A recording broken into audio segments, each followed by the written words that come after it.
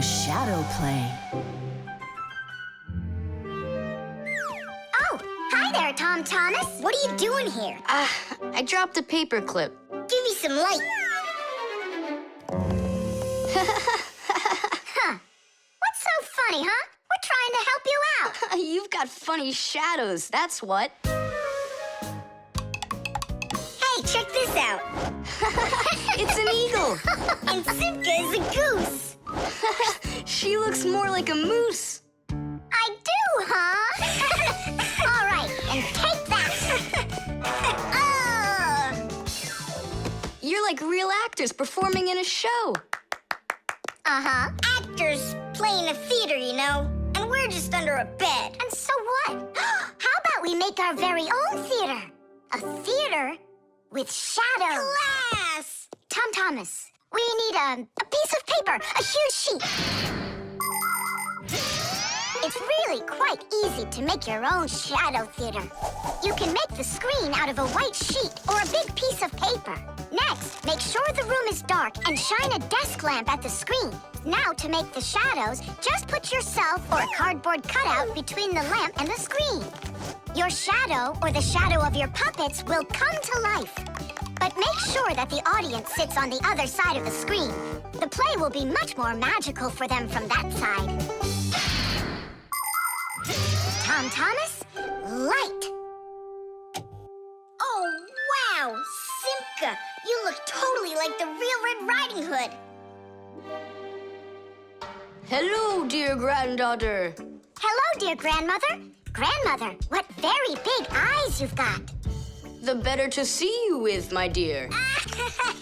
Nolik, come on, we're rehearsing. The wolf's voice is funny. Grandmother, I never noticed what very big teeth you've got. They're so much better to eat you with, my dear. Yum, yum, yum, yum. Let them out, wolf. Or I'll get them out, myself. Ha ha! You'll stop me with that little stick? Hey, that's not in the fairy tale. But in the fairy tale, it's a normal hunter. And what do you think I am? Look for yourself. You're way too small to be the hunter. Fine, then go do your play without me. Well, I guess I'll have to make the hunter out of paper then. That's all. Take a break. I'm really thirsty. She was so salty, that grandma. Nolik, don't be upset. The wolf is huge and I'm so little. Then let's make you bigger. You see? Now you're bigger. Yeah, you're right. And if we go back here, then I'm even bigger. Now you know. If you go back here near the lamp, your shadow will get bigger on the screen. Class! There are just so many different kinds of theaters in the world. In the dramatic theater, the actors speak the lines of the playwright. At the opera, the actors don't speak their lines. They sing them, accompanied by an orchestra. And here at the ballet, the performers don't speak or sing their parts. Here, the story is told with dance. There are also theaters where the performers are animals. In an animal theater, you can watch performances by cats and dogs, or goats and pigeons, or even bears and seals. There are also theaters where the stories are told by puppets. To tell the truth, the puppets are brought to life with the help of people. Yes, there are so many different kinds of theater. My favorite is the shadow theater. I think it's the most beautiful and mysterious theater of them all. Hello, dear grandmother. Grandmother, what very big eyes you've got. The better to see you with, my dear. And grandmother, what great big sharp teeth you've got. Oh, the better to eat you up with, my dear. Ooh, just wait. Aha, wolf, I've got you. The hunter looks so strong. You're a hunter? Then where's your gun? Why do I need a gun? You're so tiny I could use a fly swatter. But I'd rather do it like this. Like what? With my bare hands. Way to go!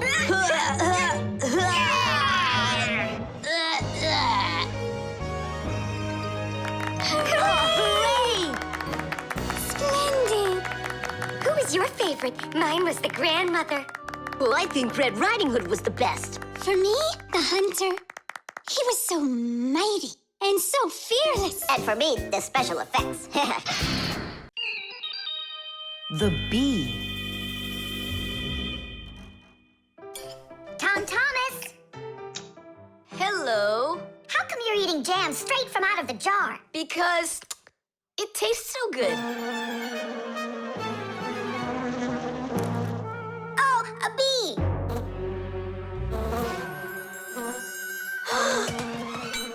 Shoo, get out of here. Leave it alone. It's just a plain old bee. Well, I was bitten by one of those plain old bees once. Ugh. Tom Thomas, don't do it! Go away, you pest! Flies are pests. Bees are very helpful and useful. How can a bee ever help us out? Bees are hard workers. They are constantly collecting nectar from flowers. Flying from flower to flower, bees transport pollen on their bellies. Thanks to this process of pollination, flowers produce fruit and seeds. In other words, bees help plants reproduce. The bees use the nectar they collect to make that delicious sweet honey loved by kids of all ages. And bee honey is not only delicious, it's also nutritious. So I'm still afraid of it. What if it bites me? Bees don't bite, by the way. They sting ya. Ah! Ah!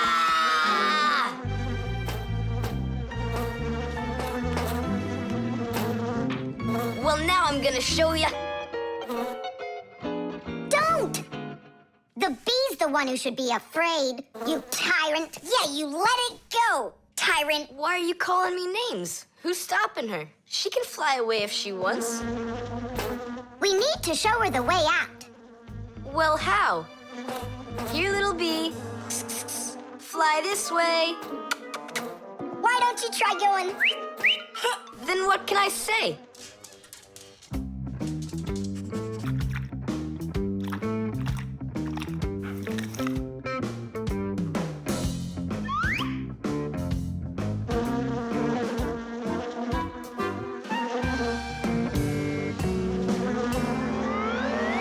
Chusaka, don't move. It'll sting you. It doesn't want to sting. Both of you like to eat sweets. You like eating jam, and so does the bee. Why don't you carry Chusaka to the window?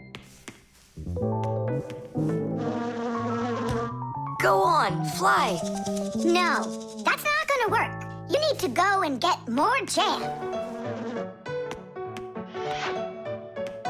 Here, little bee.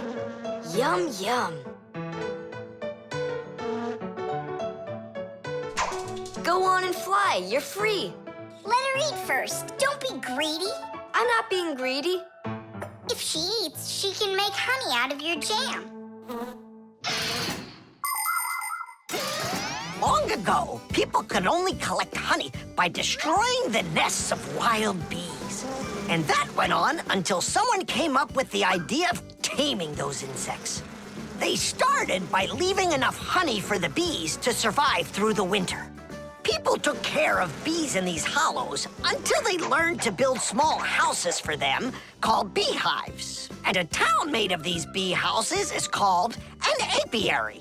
Bees live and work together in the beehives making honey, while beekeepers take care of the bees and collect the honey. Bees are real team players. They tell each other where the best flowers grow. Do you know how they do it? One of the bees does a dance, and then the rest of the bees watch the dance and learn where they need to fly. You poor thing.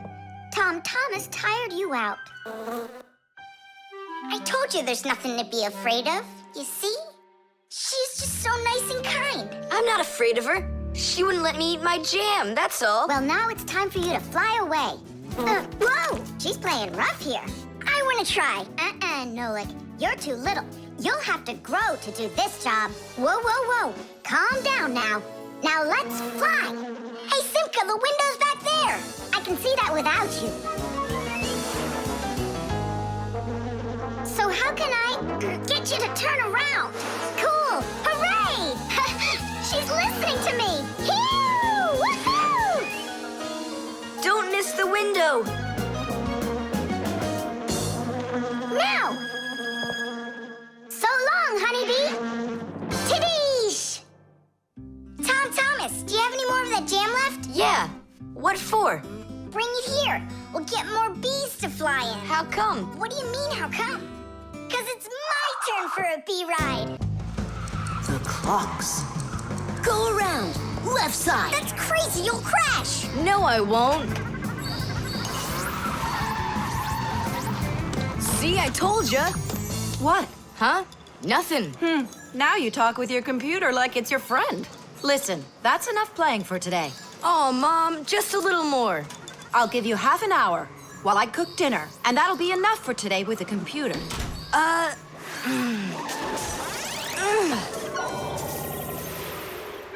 This stinks. I'll never get through all of these levels in half an hour. No way. Hey, but what if we could stretch out the half hour? How? We could take the hands on the clock and move them back a little. Mom will catch us. Fine, then let's slow down the speed of the clocks. Yeah, But how? You gotta know things like that.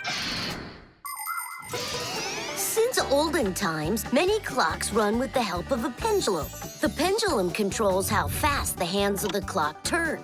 If you make it longer, the pendulum will start to swing slower, and the clock's hands will slow down. If you make the pendulum shorter, the clock will tick faster.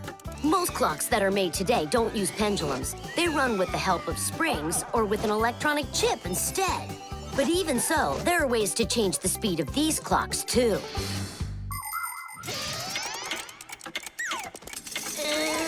Push it! Wow, you did it! It's amazing how much slower it is. That'll give you lots of time to play. But now you gotta slow down the clocks in the kitchen. Yeah, and every other clock you got.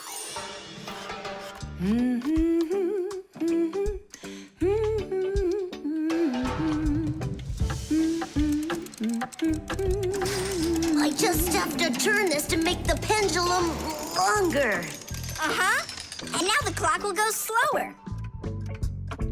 Taddeesh! Fire! Now that clock over there. Let's go do it. That's it! We slowed down every clock, and your mom didn't see a thing. That's great. Yeah. Wow, Tom Thomas, you're cool!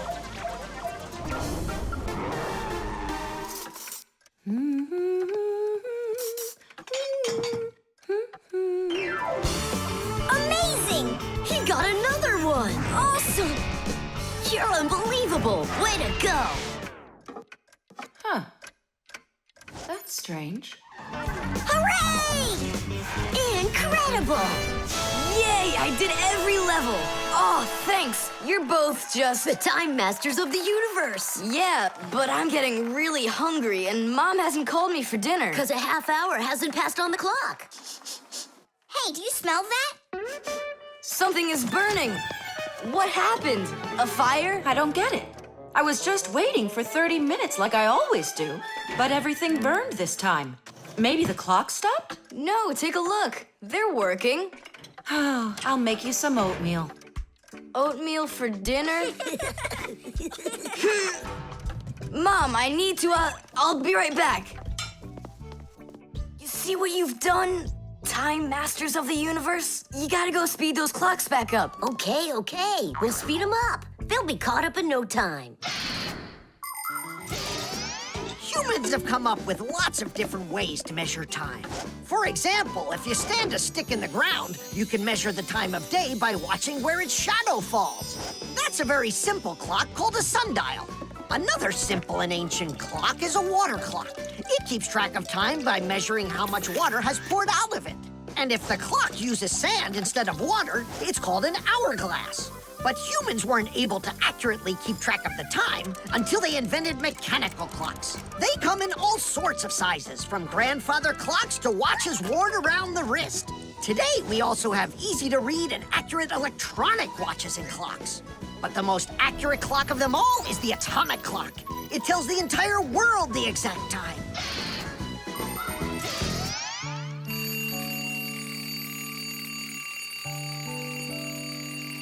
Tom Thomas, why is your alarm clock ringing in the middle of the night, huh? Really? Is it still night out? Look, Tom Thomas. But the clock says that it's morning. Interesting. Yesterday, Fire and I sped up all the clocks, so that's the reason the alarm went off. Sped him up? Are you crazy? Tom Thomas asked us. So what do we have to do now? Don't you know? Get to school, it's time. I'm joking. Go back to sleep. Don't worry, I'll get all the clocks working right again. Can I go and fix them with you? Ha! Fix them? You boys are the ones that always make the problems. The stain.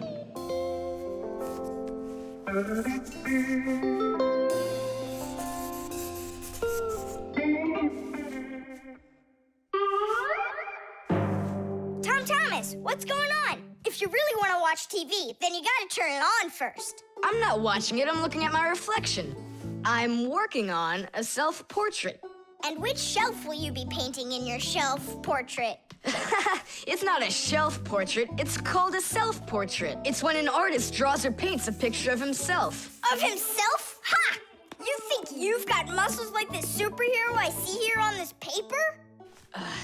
How can I see exactly what my muscles look like? And anyway, let the artist do his work. Tom Thomas, your shirt! There's a spot! Oh no! Wipe it off, quickly! It's even worse, so now what? What we really need is Marcia. Ordinary dirt can be cleaned off with a brush or washed off with water. But there are stains that are not that easy to get rid of. Stains from fruit need to be soaked in hot water first. Blood stains, on the other hand, should never be washed in hot water. You can clean stains from paint or rust as well. Only for those, you'll need to use a special stain remover. But stain removers should only be used with the help of a parent or other adult that knows how to use them safely. Hey, I know a great way to do it. What do you use to get rid of pencil marks? An eraser. Only this shirt isn't paper. And so what? Let's try it. What's the harm? Now I've got 3 colors to get off. New idea. We should paint over it with this correction pen. With whiteout? Yeah! That was a bad idea. Now I got it. You have to use some water.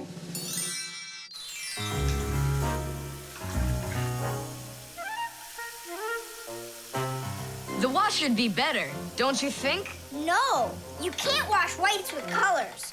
And you've got a white shirt with colors all over it. Then how about if we try some more water? How much more can you use?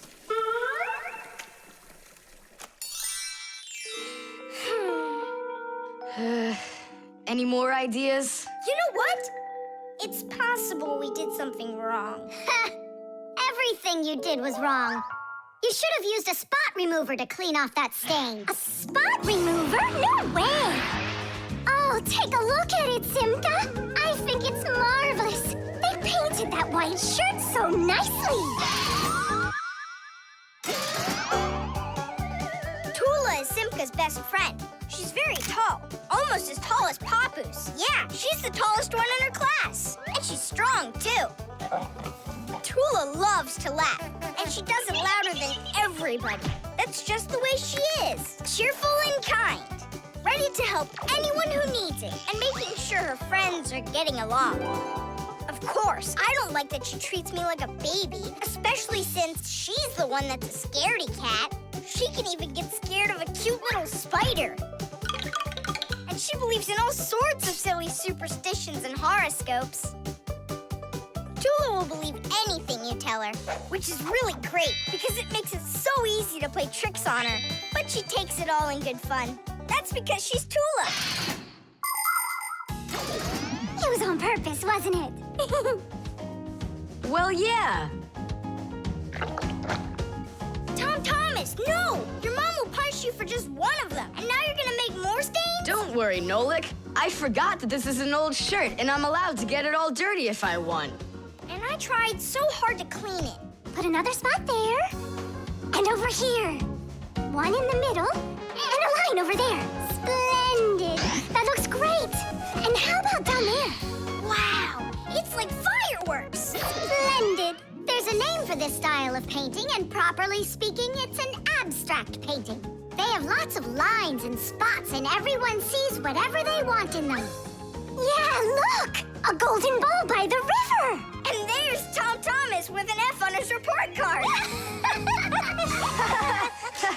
Tom Thomas, what did you do to your room? And your shirt? You know what they call it?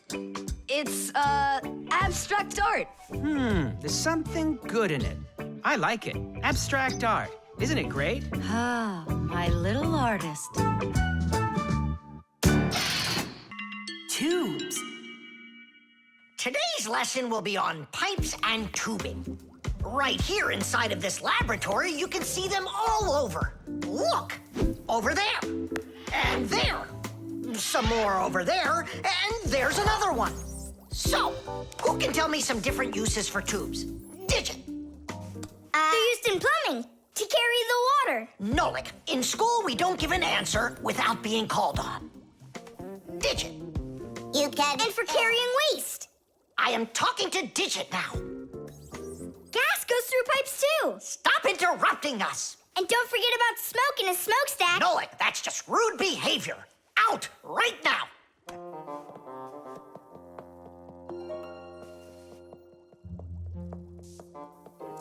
All right. And a shower hose, that's also a tube, right? I told you to get out. Yikes! And a vacuum cleaner's got one too. And those spyglasses that pirates use when they're sailing. Hey, what do you say we all go and sneak out of here? Great idea. Let him call out to himself. Shh. And a trumpet's a tube that you blow through.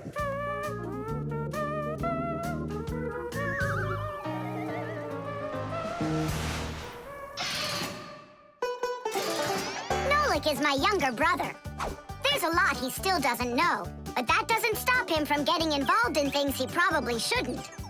Unfortunately, that can get him into trouble. So, every once in a while, me or my parents have to rescue him. No, I wouldn't call Nolik a pest. He's just a bit curious. That's why he broke the #1 Fixie rule, hide from humans. Nolik's the one who first became friends with Tom Thomas. Well, I was there too, but Nolik started it. Actually, first it was Grampus. Many years ago, he befriended Professor Eugenius. And after that, the professor let us have our school in his laboratory. So it turns out that Nolik is just like his grandfather.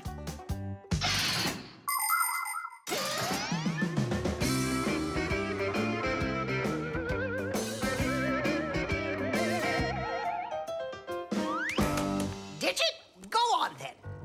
Tubes are, Wow! Just look at all the tubes in here. There's rubber ones and glass ones that are curvy. Oh yeah! Pens! Parts of them are tubes too. He stopped talking. He ran out of ideas. And those tube slides at the water park. The barrel of a rifle and the shell of a bullet. Those are tubes. Oh, there's a tube with a serious crack. And it's also dripping and hissing. It's dripping? Where? How can I show you when you kicked me out of class? What's going on? Take a look. That tube up there is leaking. That's acid dripping out. Is that dangerous? It's awful. Any second now, it'll explode. Where did Professor Eugenius go? He went to eat a sandwich. So what do we do? It's a disaster. Don't panic. Fire, Verda. Go to that hose and shut off that valve. Simka, go get a pack-a-mat. We'll fix this pipe ourselves. It's very important to be sure that a pipe won't leak. But making pipes that won't leak isn't so easy. Pipes can be made by rolling up a sheet of metal and sealing it up. Unfortunately, the seam can break, and that's why people have figured out how to make pipes without seams. They do it by stretching out hot metal on special machines. And PVC pipes are squeezed out of hot plastic like pasta. When the plastic is cooled down, it hardens into a pipe. We fixed it just in time. Nolik, way to go there. Hey, Simka, where is he? Don't know. Heh, he finally left. Here I am. Nolik, I want to thank you for being alert, and I'd like you to join our class. Tadish! Only don't forget, in my class, students cannot answer unless they're called on. Now then, pipes and tubing. Digit, please continue.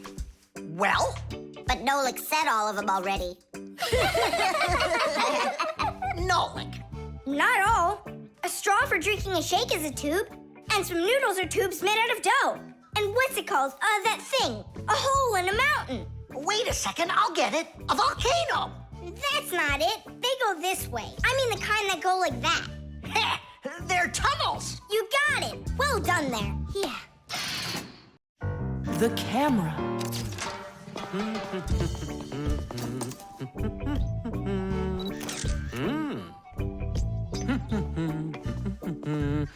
Stop right there and let me see how pretty you look today. Well, just don't tell that to the elevator. Bye-bye. Check it out, Nolik. Class, huh? You're not gonna get in trouble for doing that? No. My dad gave me permission to take a few pictures with his camera. No, I mean the picture. You're sure that your mom and dad will like that you took it without asking for permission? But look, what a good picture. You know what, Tom Thomas? You're like a regular paparazzi or something. Paparazzi? They're the ones that take one photo and get millions, aren't they? You're right. And don't care about anyone except their photo paparazzis. Did you ever wonder how a photo camera works? Let's say you want to take a picture of nature. The light that's outside goes into the camera's lens. That's the glass eye on the front of the camera. The lens takes the light from the scene outside the camera and turns it into a tiny picture that's inside the camera. Then the picture is recorded onto a special electronic sensor called a matrix that's sensitive to light. Click, and there's your photo. What a great idea. Now I know. I'm going to be a paparazzi. Hey, what about your promise? What promise? To never take a picture of us. We're a secret. Stop. Hey, relax. I'll delete them all later. Tom Thomas, stop this right now. I won't until I get a photo of you. Nolik, let's run. You can't run from me.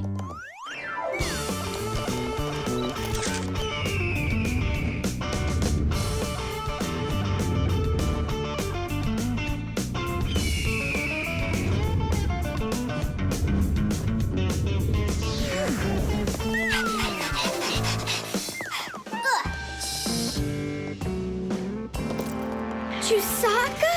Aha! I've gotcha. The story of the century. The monster and its prey.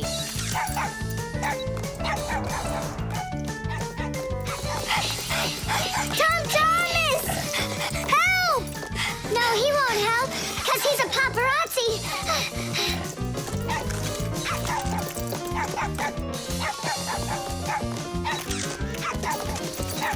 Yes! I got it! That's my best photo yet! What's all this noise about? Awesome shot!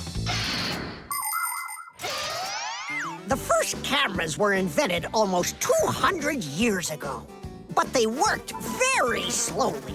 If you wanted to have your portrait taken, you'd have to sit still for a whole hour. After film was invented, cameras got much faster, and it became possible to take about 10 pictures a minute. On a piece of film, everything appears to be backwards. Black parts of the picture are white, and the white is black. It doesn't look normal until the picture is transferred from the film to a piece of photographic paper. Now people shoot pictures with digital cameras that work without any film at all. You can look at what you shot instantly on a screen to see if you like it. And if you don't like it, you can try shooting another one. And today, you don't even need a separate camera to take pictures. Almost every mobile phone has one.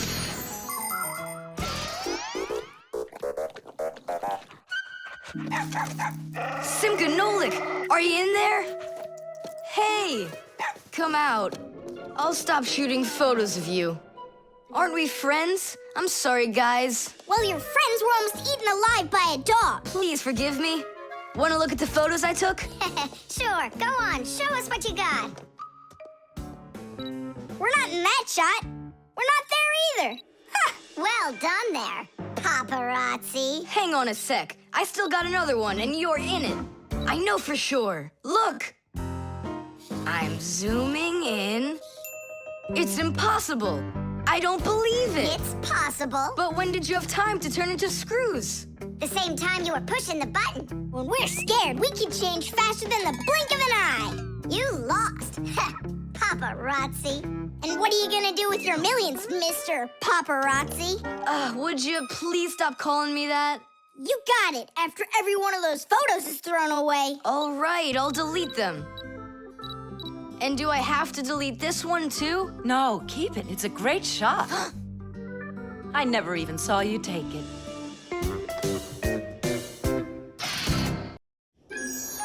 Invisible ink.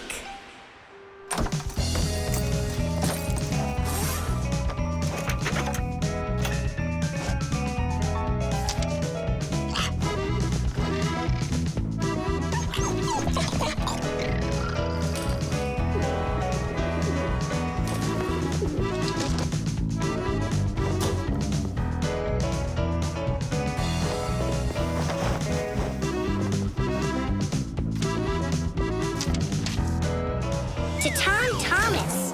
What is it? A note? Who's it from? It's from no one. Ah, is this no one a girl? Hey, tell us, what did she write to you? I don't know. Well, then let's take a look at it. No way. It's a secret. Even from your friends? Mm-hmm. Come on, we're not just your friends. We're secret friends. And you won't tell anyone? Nobody. We promise. Are you gonna open that thing or not? There's nothing there. Is this a joke or something? Maybe she didn't feel like writing you anything. Then why would she put a note in there? Wait a second. And what if she wrote that letter with a special kind of invisible ink? Wow, I've never heard of it. If you want to keep what's written in a letter secret, you can write it with a special liquid called invisible ink or security ink. You can make invisible ink yourself by mixing lemon juice, milk, or baking soda with water. Then just dip a stick or a brush in it and write on a plain piece of paper, like this. You can't see anything, right? To make the invisible ink visible again, the paper needs to be warmed up with something like an iron. But that's a secret. Well, Simka, you might be right. Only what about the iron? I can't use it. But your mom can, and right now she's doing the ironing. Yeah? Well, that changes everything. Hold on! If that really is a secret letter, then no one should be allowed to see it. Even your mother. What can I do then? Ah, I know what.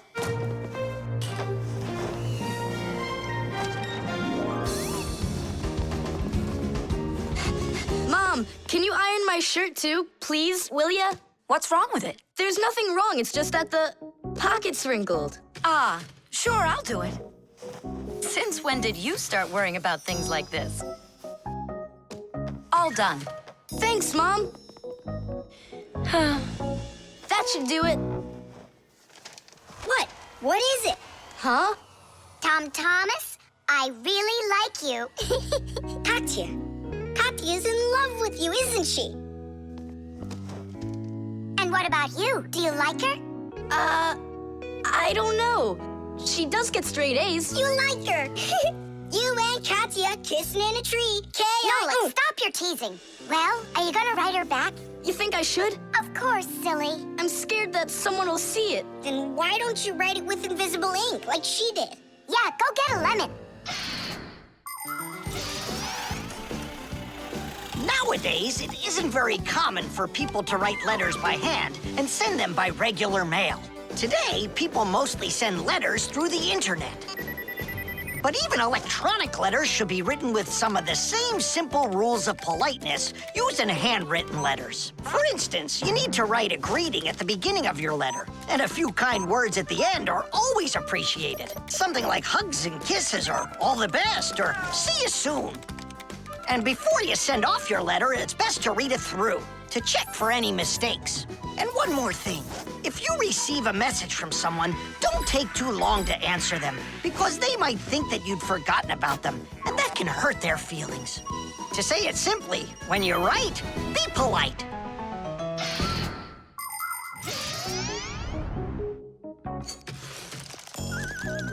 Go on, write. And what should I write? Come on, tell the truth. Just write this. Forgive me, Katya. Only there's another girl I really like. My one and only Simka. Nolik! If you don't like it, then why don't you think it up? Tom Thomas, just go ahead and write how you feel deep down in your heart for Katya. Katya, I like you too. Like that? Is that all I have to write? Would that be okay? It's lovely.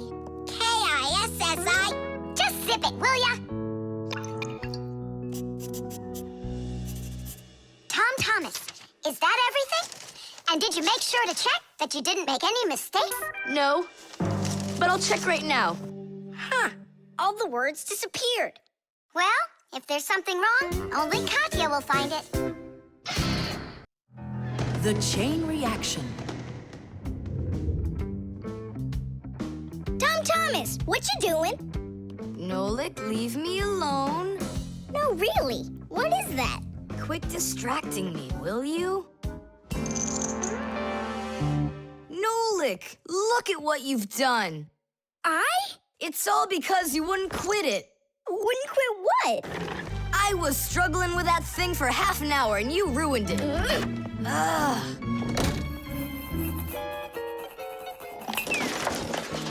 Whoa! Ah!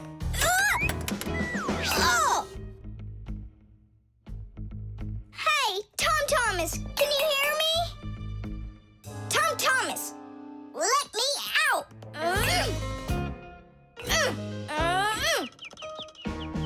Nolik, is that you banging? Yeah, And how did you end up in there?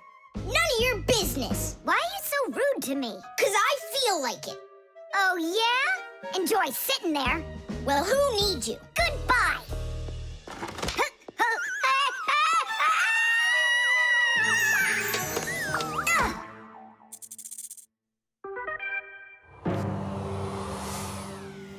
Oh, Simka, what happened to you? Did you bang yourself? And so what? Does it hurt? Leave me alone, Tula. You always have to be fussing over everybody. Come on, why are you so angry, huh? Nolik was rude to me. That means you have to be rude to me? Forgive me, Tula. And where's Nolik right now? There. Let's go see him. Nolik, it's Tula. Are you all right? I'm fine. Why were you so rude with your sister? 'Cause Tom Thomas was rude with me. I get it. It's a chain reaction. A what? Setting a log on fire isn't easy. But it's easy to light a match. Use the match to light kindling, the kindling to light a twig, and the twig to light the log. Have you ever seen a fire grow? It's an example of a typical chain reaction. So be extra careful with fire, because just one match or little piece of smoldering coal can lead to a huge disaster. Yes, they can make a whole forest burst into flame and burn down to the ground. And all because of a simple chain reaction. I don't get you. What chain reaction? What do you mean, Nolik? Tom Thomas was rude to you, then you were rude to Simka, then Simka was rude with me. So there it is, a chain reaction. Yeah, and the rudeness was like a little spark. It just spread and spread and spread like a forest fire. Will you forgive me, Simka? Yeah, all right. I've got an idea. Why don't we try starting our very own chain reaction the other way around? What do you mean? Well, instead of spreading angry and rude feelings, we could spread happiness. But how? It's simple.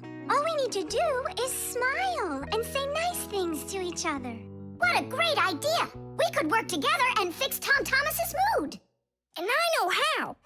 Come help me pick up this domino, will you?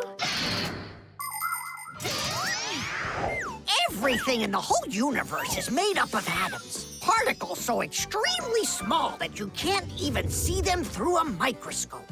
But when a tiny atom splits, it makes a tiny explosion. And that explosion can start another explosion, and another explosion, and another. And now you've got a chain reaction. And that's how a lot of tiny explosions work together to make the gigantic explosion of an atomic bomb, the deadliest weapon known to man. But atomic energy can also be used for peaceful purposes. For example, nuclear power plants use this energy to produce electricity and hot water. And nuclear-powered icebreakers can break through the thick Arctic ice so ships can sail on their way. There, all done. Nolik, bring him in. And now we're gonna teach Tom Thomas how a chain reaction can work to make you feel really good. He's coming. On your marks, now. What's going on? No, really? Tom Thomas, watch this.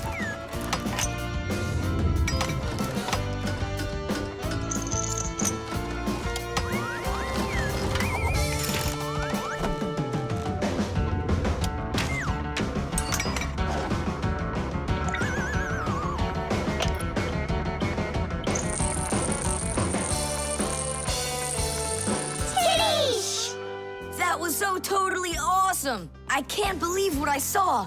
How did you do that? It was just A chain reaction. What? A chain reaction. The airbag.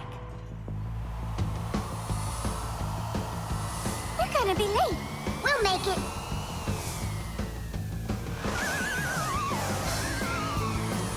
Whoa! Oh, wow. Hey, slow down there. I'm a super duper racer.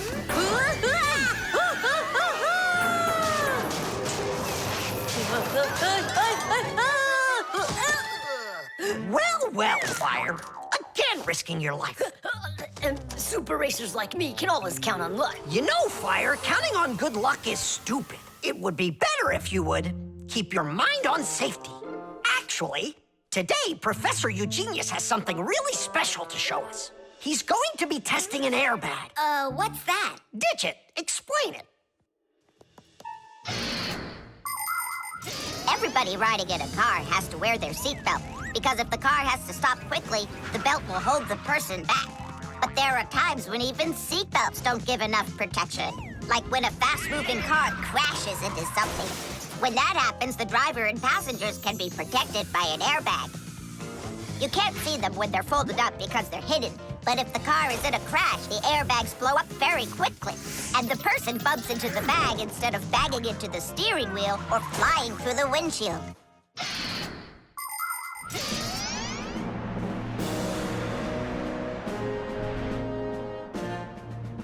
Here I come. And once again, when something dangerous must be tested, Professor Eugenius tests it on himself.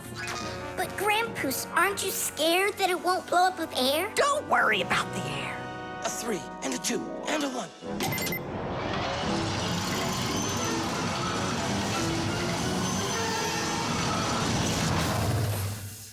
The airbag filled up in an instant. Did you notice? Yeah, but how does it do it? There is a chemical inside of there that quickly burns and instantly turns into a gas the moment the crash takes place. The gas fills the airbag, and there you go. Did I explain that right, Professor?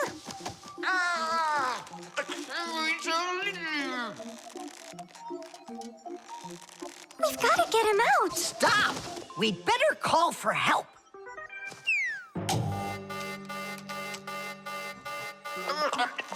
Professor, do you need some help?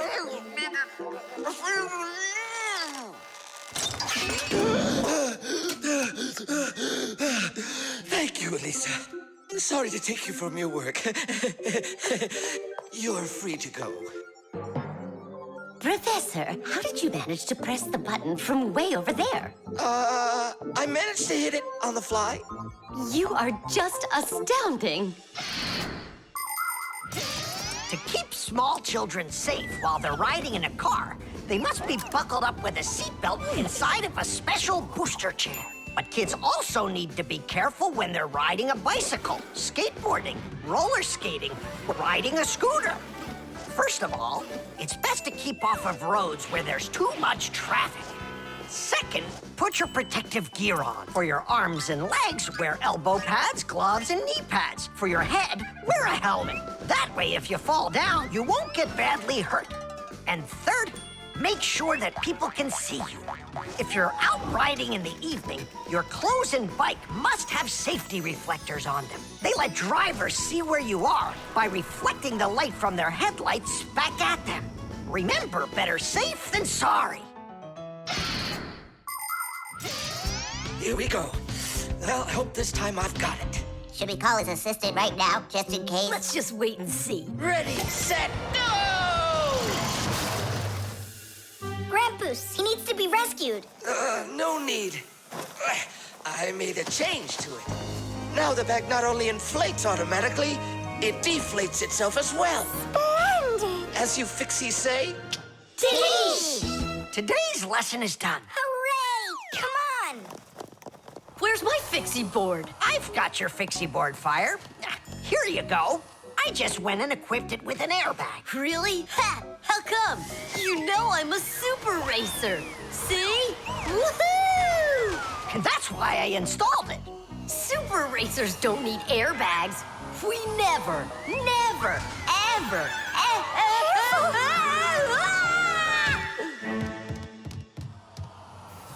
Oh, wow! Is that airbag cool or what? It's a very original design he used there.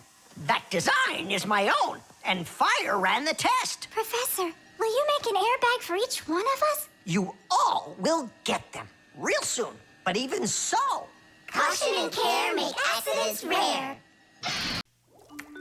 The key card. Whoopah! well, Professor Eugenius, your kennel's back in action. Tidish! ah, why thank you. I've been longing for a cup of tea. Yes. There's no tea left in here. Then I'll go ask Lisa if she has some.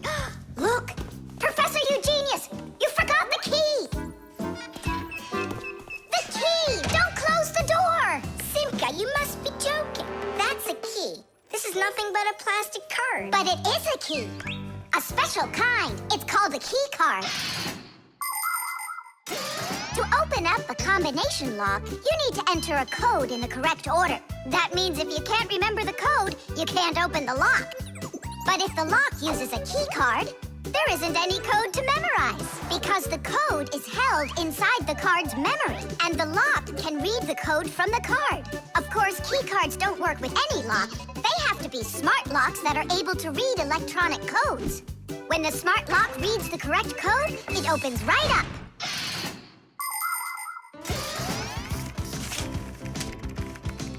Lisa, do we have any tea here? Of course, Professor Eugenius. Wonderful. I'll take one bag then. Oh, I left my key inside the lab. Can I borrow yours? Just don't forget to give it back. Of course I'll give it back. Come on, Elisa. I got myself a tea bag. Professor Eugenius, the water's boiling. Fantastic. Ta-ra-ta-ta-ta-ta-ta. Ch-ch-chai. Wait a second. Oh no. I was supposed to give something back to Elisa. Why don't you go and ask her? Right. I'll be right back. Professor Eugenius! That's card number 2 now. Elisa, I promised you something, didn't I? Yes, the key. You said you'd return it. Yeah, sure. Let me get it. Just a sec. Oh, I locked it in the lab. It's terrible. How will you ever get back into the laboratory now? You see, there is one way, but it's a secret. Would you mind leaving for a couple of minutes? Colleague, Professor, can you do me a little favor? The key. I think I left it on the table. Yeah, right. It's true. So how do we solve this? I need to think about it. What's there to think about? We just have to go and push it under the door. You think you can do it? Yeah! It's time to get to work. Hey, what's going on? Oh, were you just calling for me? Yeah, no, Lisa, not for you. It's so heavy. Do you know where Digit ran off to? Ow! Digit's off somewhere thinking. He's always doing that when it's time to work. Hard to port. Hard to starboard. Way to go, Nolik. Then who were you talking to? Actually... Oh, what's that? Where? What? What was that? Come on, let's try again. Look, do you see that? It's telekinesis. It's the power to transport things with your mind. You are just astounding. Was that done with your mind, too? The door? Yeah, sure. You are a genius. Professor Eugenius is a very talented scientist and a dear old friend of the Fixies. He always helps the Fixies, and the Fixies are happy to help him too. Professor Eugenius let the Fixies set up their school right here at his laboratory. It's hard to imagine a better place for a Fixie school. People from all over the city bring all sorts of things to the laboratory to be tested, from computers, phones, and furniture to food and toys. Professor Eugenius uses his expertise to check the quality of all these different things. To help him carry out his experiment, his laboratory is filled with a variety of tools and machines. Yes, Professor Eugenius is a very smart man, but he can be absent-minded. Lucky for him, he's got us Fixies around. Thanks for everything. Sliding the keycard under the door? That was Simka's awesome idea. But the door opened wide while the card was still on the floor. That's strange. There's nothing strange about it. I'm the one who opened it. How? I climbed in the lock, that's all. Figured out how it worked, and Tadish. Very clever. That's a real Tadish. I guess that thinking before you go and fix something ought to be what we all study next. The antenna. Wow, is this cool or what? Hello there, little Fixies. Did you come to see what I'm working on? Professor Eugenius, tell us what you're planning on doing with this huge thing. Well, I hope to use this fantastic device to make contact with aliens. Since ancient times, people have wondered, is there life on other planets? What might aliens from outer space look like? And what kind of spaceships do they travel in? There are some people who say that they've seen alien spaceships and that they look like flying saucers. There are even some people who say they've actually made contact with aliens. But personally, I'm sure it's just their fantasy. And science hasn't been able to prove any of these stories either. The one story that makes me laugh harder than all of the rest comes from a guy who claims that he saw aliens with his own eyes. Can you believe it?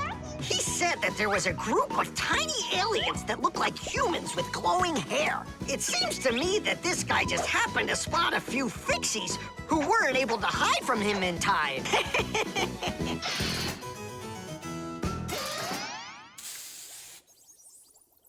It's ready. If I could talk. And now what? If the aliens are out there flying by the Earth, they'll see this plate, get hungry, and come for food? Aliens don't need a plate like this, silly, when they've got plates that fly, flying saucers. You're both silly. This thing isn't a plate at all. It's an antenna. Antenna? Antennas help people receive radio signals. They come in all sorts of shapes and sizes, like this, or this, to pick up a signal that's very weak.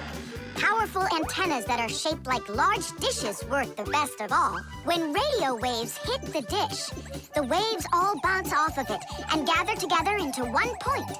This makes the signal stronger and clearer.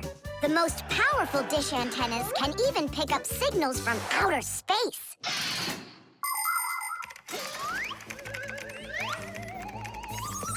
Nolik, stop! You'll burn yourself. Don't treat me like a baby boy, okay? Interesting. I wonder what's inside of there. Do you know? Why don't we go and take a look? I was only trying to help him out. No need, Nolik. The soldering iron is way too hot, and I'm practically all done here. Ta-ta. Then let's start looking for those aliens in outer space. Just 1 second, Nolik. There. now,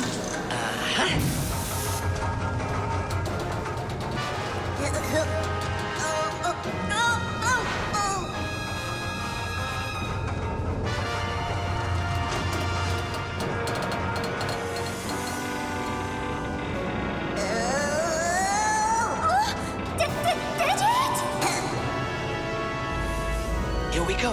Nolik, Simka, let's see if we can pick up signals from outer space. What do you think? Is it night right now, where the aliens live? What if they're sleeping? Quit bothering the professor with your nonsense. Let us out right now. Can't you hear us? Please let us out! I'm afraid there's no way they can hear us from this far away. I can't hear any signals. It just sounds like static. Be patient, you guys, and keep listening. Digit, we all know how clever you are. Can't you think of a way out of here? I think I got it, Tula. You stay there. Yeah. I'll use a special code I know to send a signal that we're in trouble. Wait a second. Do you hear that? Could it be a signal from the alien? Hooray! This is sensational. It means that somewhere in the cosmos are intelligent forms of life.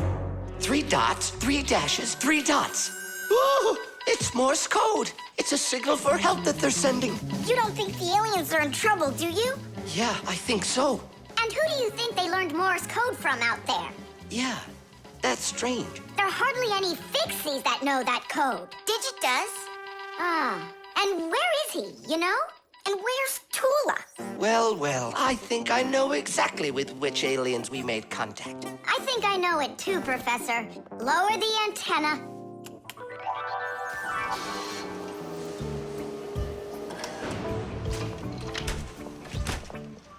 Greetings to you, oh extraterrestrial visitors. Hi there. It's good to be back. What a shame. I was really hoping that we'd find intelligent life forms out there. It's all right.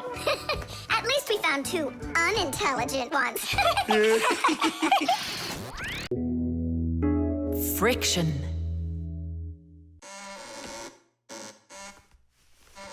Oh, Tom Thomas, that door of yours squeaks terribly. Yeah, and it's not easy to open either. Well, that's because the hinges are rubbing. That's why your door is not working right. How can I fix it? Just reduce the amount of friction. How? With some oil on the hinges. I can do it for you because I've got a pack-a-mat. All right. Simka, can I help you? Sure you can. Wear the pack-a-mat, all right? Friction is the force that tries to stop something from sliding or rubbing smoothly against something else. Rubbing can make things wear out quickly if there's a lot of friction. If you want less friction, you need to put something on the parts that rub against each other, like oil. There are special kinds of grease used to keep clocks and wheels turning smoothly. And for skis, a special kind of wax can be used to make them go even faster. That's it. Now the top hinge. It's all done. Go ahead and check how it's working. It's not squeaking. I told ya. You guys are the best. I gotta go. Go where? I'm gonna go sledding. Maybe you'll take me with you? Sorry, Nolik. You don't have a sled to ride on. I'll see you later. Simka, should I grease the saucer? What for? It'll slide down the hill just the way it is. Ah, okay then. Wait here for me, Nolik. I'll be back real soon with a surprise for you. Yeah, oil slippery. I know what I'll do.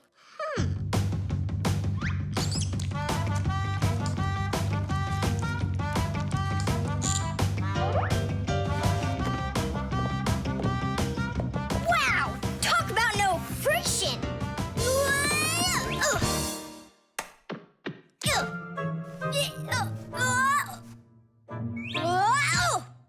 Hey, anyone? Help! Help! Simka! Nolik, are you all right? Just stay where you are. I'll be right there.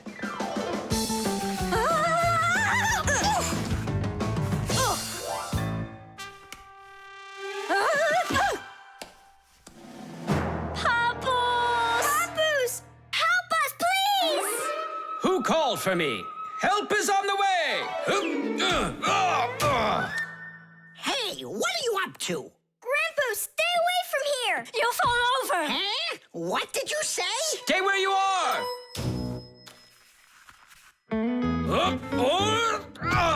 What happened here? I poured some oil on the table Why'd you do that? to reduce friction. That's brilliant. Nobody move. I know exactly what to do.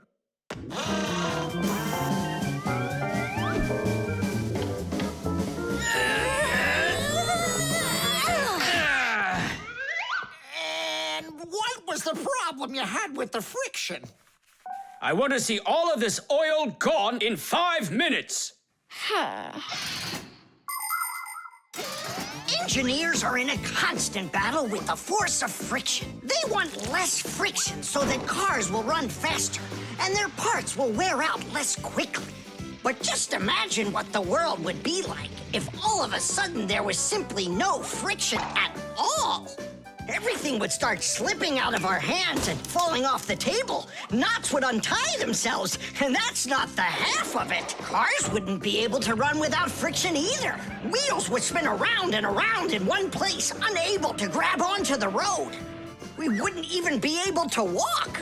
Because when we walk, we move forward by pushing off the ground with our feet. And how can we do that without friction? We can't. So now I think you can see why it's not so bad to have a little bit of friction in our lives. Whew. We cleaned it. But it's still so stinky. Nolik, I completely forgot. I promised you a surprise. Look, What is it? I made you your very own saucer for sledding. Oh, that's great. Only, what good is this thing without snow? Nolik, hey, look what I've got for you. Snow? Yeah. Is it real snow? Really? Yep, now you've got your very own hill to sled on. This is great! What an awesome surprise! And you don't need oil to make it go quickly. Yeehaw! The Pack-A-Mat. Simka, can I have the Pack-A-Mat? I'd like to practice with it a little before the exam. Take it!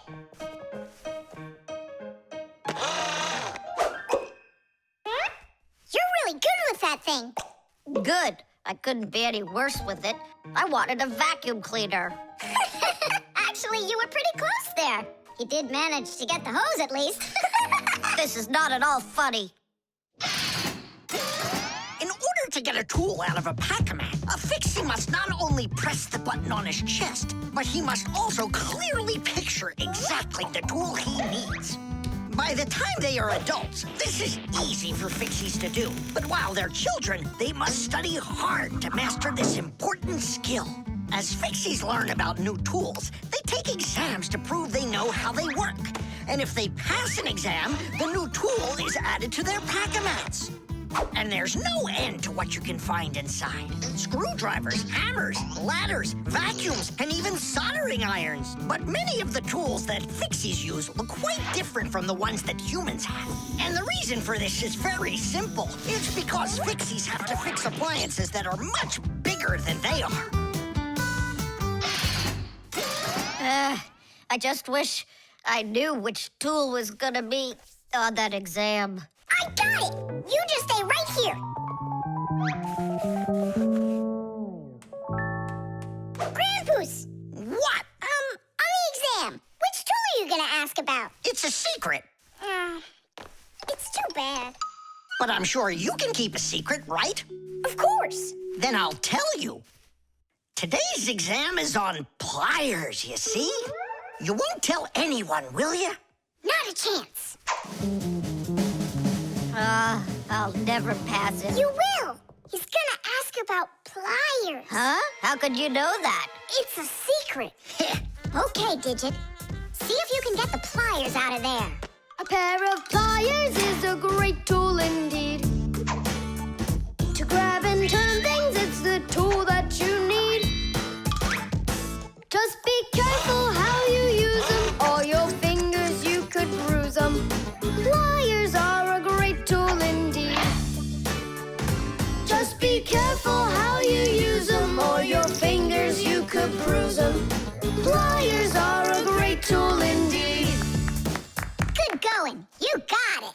a lot, Nolik. It's not really me you should be thanking. Grandpa's, thanks a lot. For what? The secret What secret? about the pliers. Oh, that! You know, I picked a new topic. I decided that a hammer will be the tool. A hammer? Only it's a secret. I remember. The topic got changed. It's a hammer. You sure about that? Totally. All right. I'll try to do it. A hammer is a great tool indeed. To pound in nails, it is the tool that you need. Just be careful how you use it, or your finger you could bruise it. A hammer is a great tool indeed.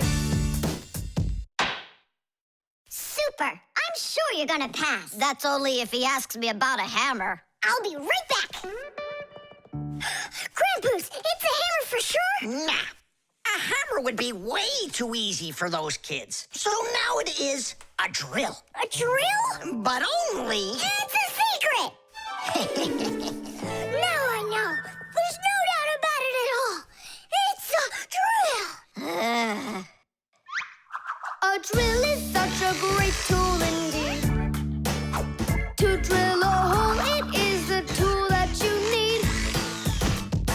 Just be careful how you use it, or your finger you could lose it. A drill is such a great tool indeed. And if it's not a drill, right. Hammers, wrenches, drills, screwdrivers, vices, mallets, saws, and pliers. All of these are super duper great tools, yes indeed. That's all. That's enough of this. I'll just go and take the exam. Yeah.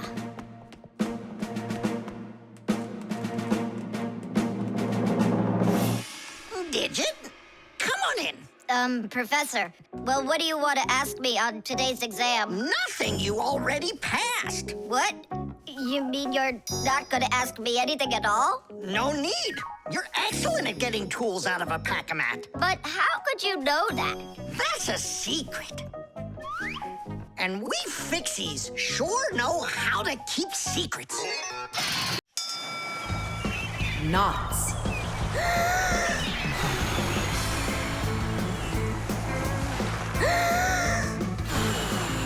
Nolik, there are pirates off the starboard side. Battery, fire! Hey, I'm not a pirate. Why'd you hit me? That's it. I'm tired of playing the wind. Where are my pirates? This looks great. Can I board your ship? And what are your skills? Tons, like protecting the ship and yelling hooray when we win. And how about good sea knots? Can you tie them? Of course I can tie them. Then tie up our treasure. And make sure it's good and tight. Pirates, prepare to attack! I got it. Whoa! That's done. Good enough. Hooray! It's good and tight. Now can you survive a storm? Without a doubt.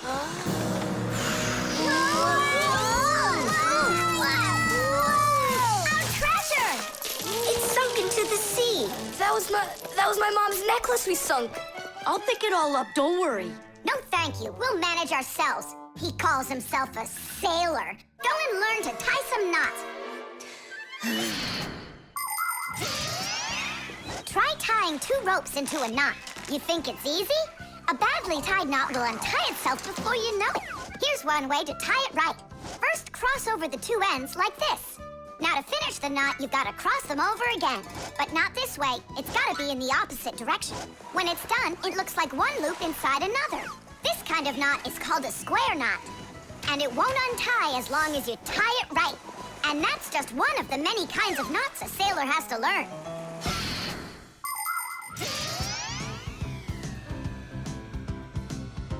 Oh!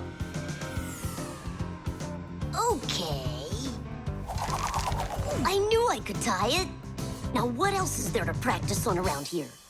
I found some more of our treasure. Here's another one.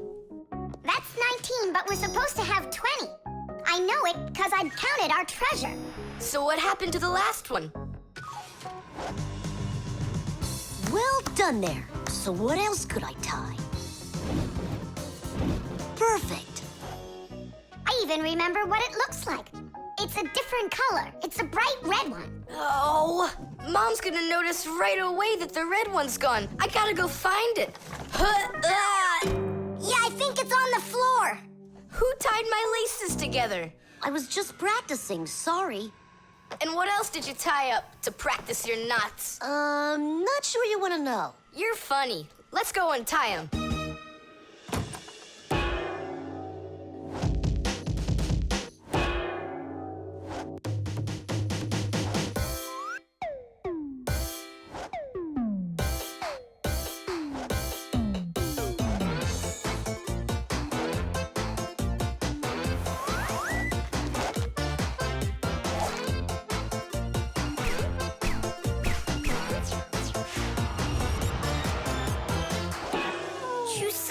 Don't look at me that way. I'm scared. She's just staring at her own whiskers, Nolik. And what have you done to her whiskers? Well, I tied them with the square knot. Fire, you're just a blockhead. And why don't you tell us what else you've done?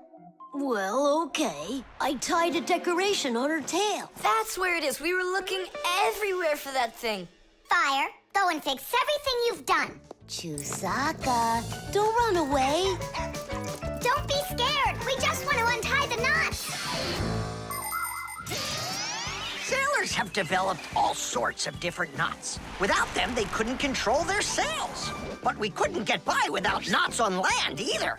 Mountain climbers use tightly knotted ropes to help them climb and keep them safe. Fishermen tie hooks to their fishing line using special knots. You can't even pitch a camping tent properly without making a knot. When people sew, they tie knots in the thread to hold it in place. And doctors use knots when they stitch and bandage a wound. And a tie wouldn't be a tie if you didn't tie a knot in it. Sneakers won't fall off your feet. And the laces won't drag on the ground if they're tied with a proper knot. But sometimes things can get knotted up by accident. And that's one time when you don't need to know how to tie knots, but how to untie them. All aboard! Like that. Now the only thing left to do is tie a knot. Should I tie it? Are you sure it won't untie? You're joking. Why don't you go ask Chusaka if I can tie a knot like a sailor? The doorbell. Nolik! Nolik, what are you doing here? Just whistling a tune. Are you gonna whistle that tune the whole time Tom Thomas is away? He just left with his parents for a week. And we've got guests coming, remember? What guests? I invited everybody. The class? Yes, class.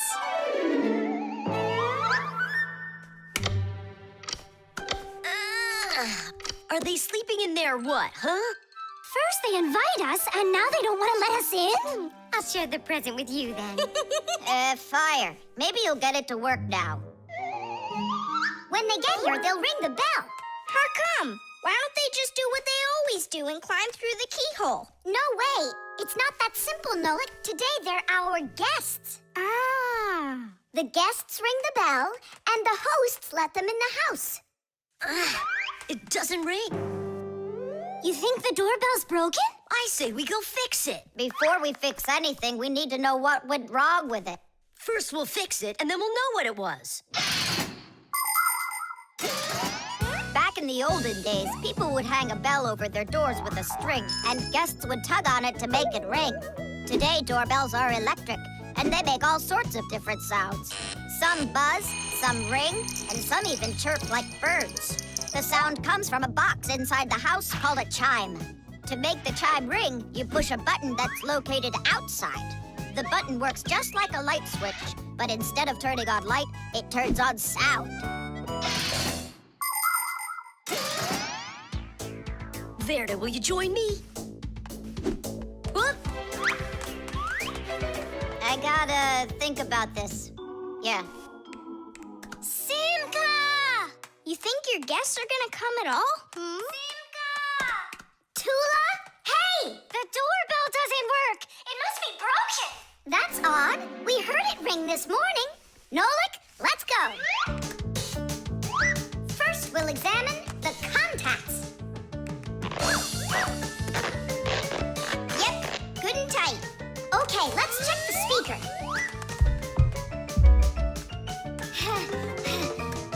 The speaker's fine. Maybe the electronics are the problem. And what if we disconnect these wires and switch them? What'll that do? We'll know soon enough.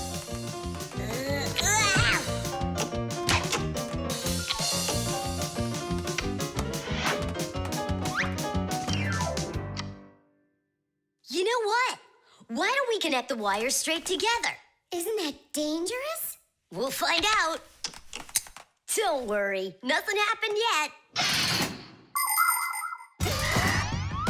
Fire. He's the engine of our class. He's the fastest, the nimblest, and the bravest. Fire never sits still for a second, and he's always looking for adventure. New ideas just burn in his head, and that's why his name is Fire. But not all of his ideas are very good, so he's constantly getting bumps and bruises. He just can't help getting carried away. If he's burning with an idea, he can even forget about his classes at school. Grampus punishes him for that. But it doesn't seem to bother Fire, because some new plan will pop into his head the very next second. To be honest, Fire's my favorite out of all the boys in our class. It's sure never boring when he's around. Hey, you down there. I figured out why it's not working. So what's the reason? There's no electricity in the whole house. So that's why the bell isn't working. And what? We can't visit like real guests do until the electricity comes back? And when will it work again? Don't know. It could possibly take hours, guys. Oh, it's working again! Ah! Enough ringing! Hey, Fire, quit fooling around! He's not fooling around! It's not me, see? Then who's ringing it? I don't know! Well, I know. The doorbell's ringing because Fire connected the wires together. True, but I'll fix that right now. Ha! Your guests sure are noisy. Yeah, thank goodness the humans aren't home right now. Hello? Hello there, dear guests. Let yourself into our home through the keyhole. So, should we go in? Go where? Go inside. Nah, that's not how guests act. So what do we do? Real guests always ring the bell. Okay, hold me tight. Hup. The suction cup.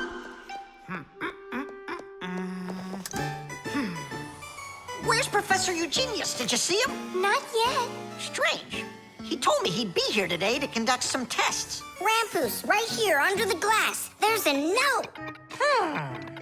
Dear friends, That means the note's for us. That's because Professor Eugenius can always count on us. I'm off for a conference today. So what should we do? While I'm away, please keep an eye on each of my tests. There's the wristwatch. And where is it? It's right there.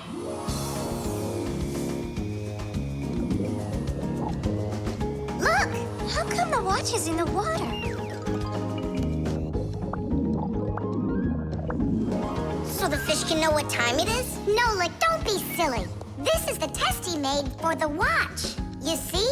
It says water resistant right there on the back.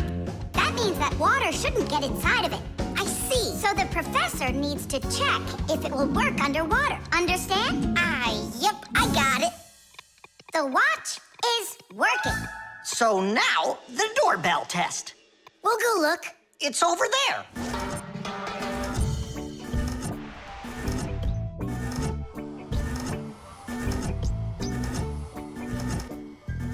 What's that thing doing? It tests the button to see how fast it wears out. To check the quality of appliances, toys, sporting goods, or just about anything, they need to undergo serious testing. Take, for instance, telephones. They need to be tested with both heat and cold because they have to work in places as hot as Africa and as cold as the Arctic. Computers are tested to make sure they can be shaken and rocked, too. That way you can be sure they'll work on a desk at home, or outside in the park, or while you're taking a ride. Different kinds of products need different kinds of durability tests. For example, athletic shoes and car tires are rubbed and squeezed over and over to see how long they are going to last. Yes, testing's very important.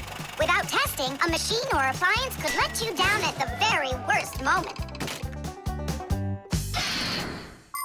If guests come to visit once a week, and once every month a hooligan comes, pushes the doorbell and runs, then I figure this doorbell will last right around 400 years. That's long. The doorbell is still working. That's very good. And also, What? I don't know. We need to turn the note over to read the end. But how? Oh, raise the glass, that's all. Hup, hup, hup.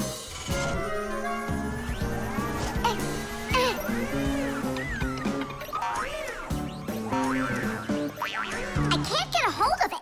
We should find a suction cup. A suction cup?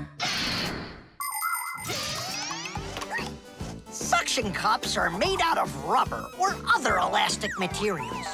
When a suction cup is pressed against a smooth surface, the air inside is squeezed out. The air outside wants to get back in, and so it pushes down on the cup. The rubber edge of the cup won't let the air leak in, so the outside air keeps pressing down, and the cup keeps on sticking. And that's how a suction cup sticks to a surface by using the power of air. Wait a minute. I know where there's a really big suction cup that we could use.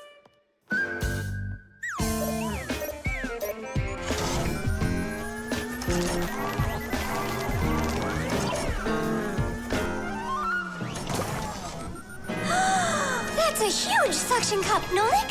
Stiddies, stiddies, stiddies! Well done, Nolik. Only we need to hurry before air gets under this suction cup and it unsticks. My suction cup will never unstick. Well, let's see what it says here. Simka, you'd better hurry. And make sure nothing gets broken here in the laboratory while I'm away. Huh, and what could get broken around here? Ah, the glass, look out!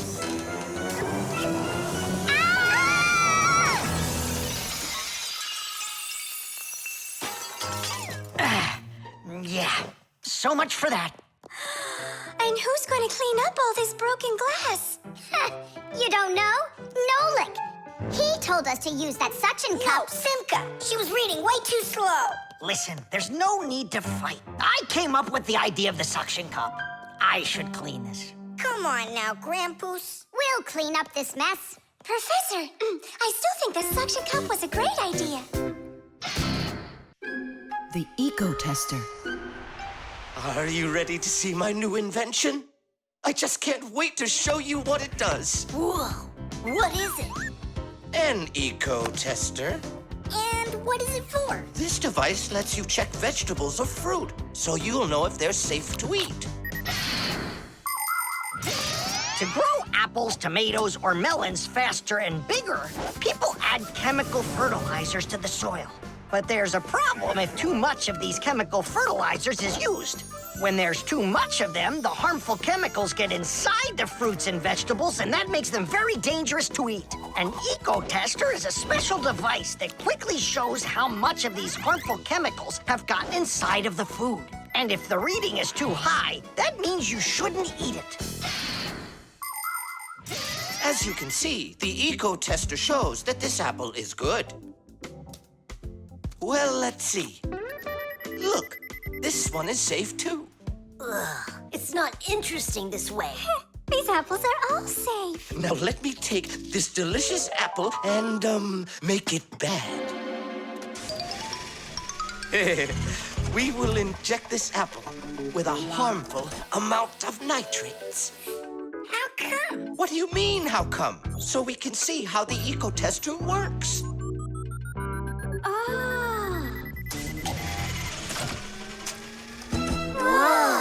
Aha! So you see, the eco-tester clearly shows this apple is poisonous and can't be eaten. Is it only for apples or for any kind of fruit? Any fruit or vegetable. I can get a watermelon to show you. Could it really be true that watermelons can have nitrates too? Of course they can have nitrates. Humans often act without any concern for nature. The waste from factories, airplanes, cars, and cities causes tremendous damage to nature. Species of plants and animals disappear. Air, water, and soil become polluted. And many other kinds of ecological problems appear. And humans shouldn't think that ecological problems are just nature's problems. Because when humans harm nature, they are also harming themselves. People breathe in the dirty air, drink polluted water, and eat food grown in soil contaminated with chemicals. If humans don't want to drink milk filled with poisons, and they want to eat ecologically clean fruits and veggies, then they must learn to treat nature as their friend. Hey, why don't we test these apples ourselves? Nolik, help me out.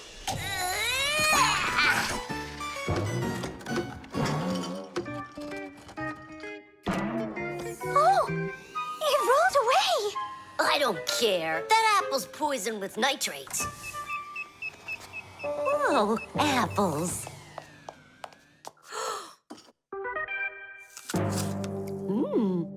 Lisa, don't eat that! Lisa, stop!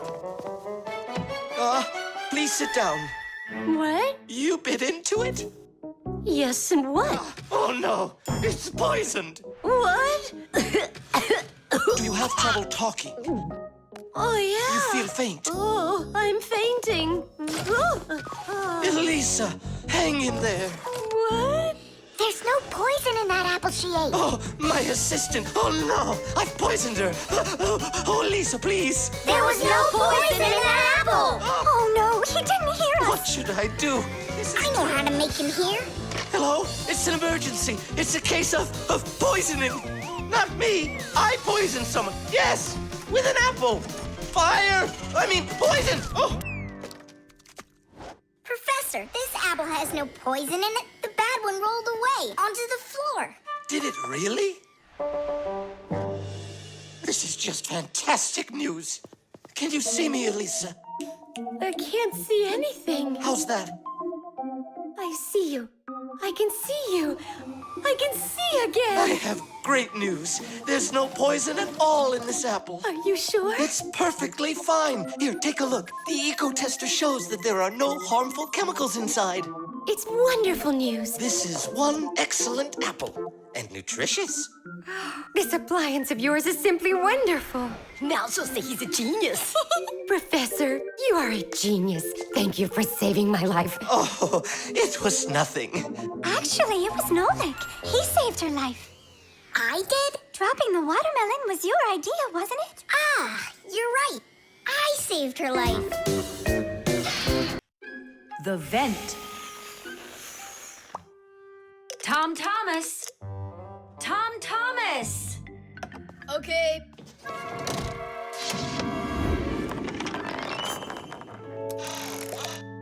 Simka, Tula, check it out. It's pretty, isn't it? Oh, splendid. It's nothing but a trinket. It's completely useless. Useless? Look how well it matches my hair clip. Useful things are the kinds of things you truly need. For instance, like this rope ladder I've got. It's splendid. And where do you plan on climbing with this thing? Now this mirror here is both useful and pretty. Oh, how splendid. Tula, you say everything is splendid. Well, here's something super splendid that I bet you don't have. Oh, what is it? It's a mechanical super claw. It must be just perfect for scratching your back. Now look what I have. A photograph of Vector. And he signed it for me, too. Are you sure that's Vector? You've got a photo of the bravest Fixie on the face of the entire planet? Yeah, and the most beautiful. Is it him for sure? No way. Let me take a look. You'll smudge it. You've been fooled. No. Yes. Jealous? You are. My photo! Oh, no! What was that? A draft. This is completely your fault. It's not my fault. It's your fault for bragging so much. Please, girls, stop fighting. Let's go find it.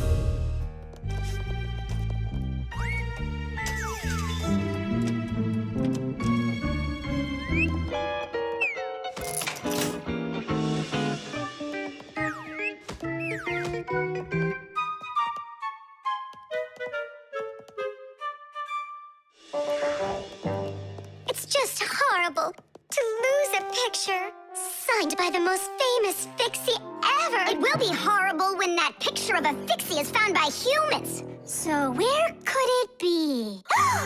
I know how we can find it. Exactly. We'll blow a bubble and watch which way it goes as it floats away.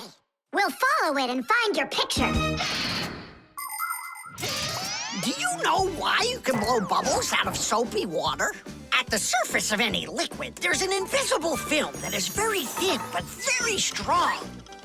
If you want to see it for yourself, fill up a glass with water all the way to the very top. Now you need to take a coin and carefully drop it into the water sideways. Then drop in another coin, and another, and another. You'll see that the water doesn't pour out, but rises up and forms a hump. That's because the water at the top sticks together. Why? Because of a force called surface tension. Thanks to surface tension, water can form drops. It also helps us blow soap bubbles, because when we add soap into the water, the film gets even stronger, but still not strong enough to stop the bubbles from bursting. Okay, it's ready. Now we need to blow. Do it together. And... I don't think this way's gonna work.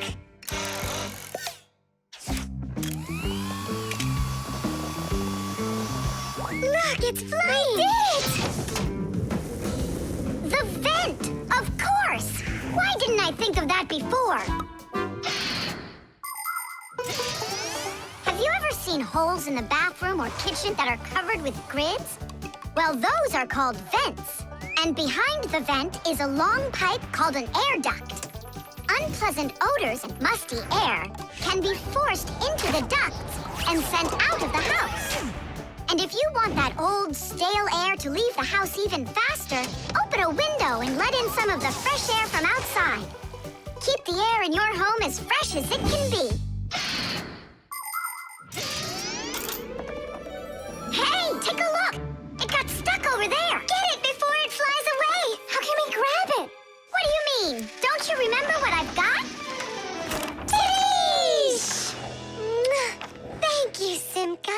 What would we ever have done without your mechanical claw and your fantastic ladder? Then here you go, a present for you. Oh, thanks, it's just great. And I want to give you this. Oh, gee, it's just splendid. Simka, are you here? Huh, what you got there, Simka? A little mirror. It's pretty, don't you think? Oh, you girls. You're all the same. The catapult.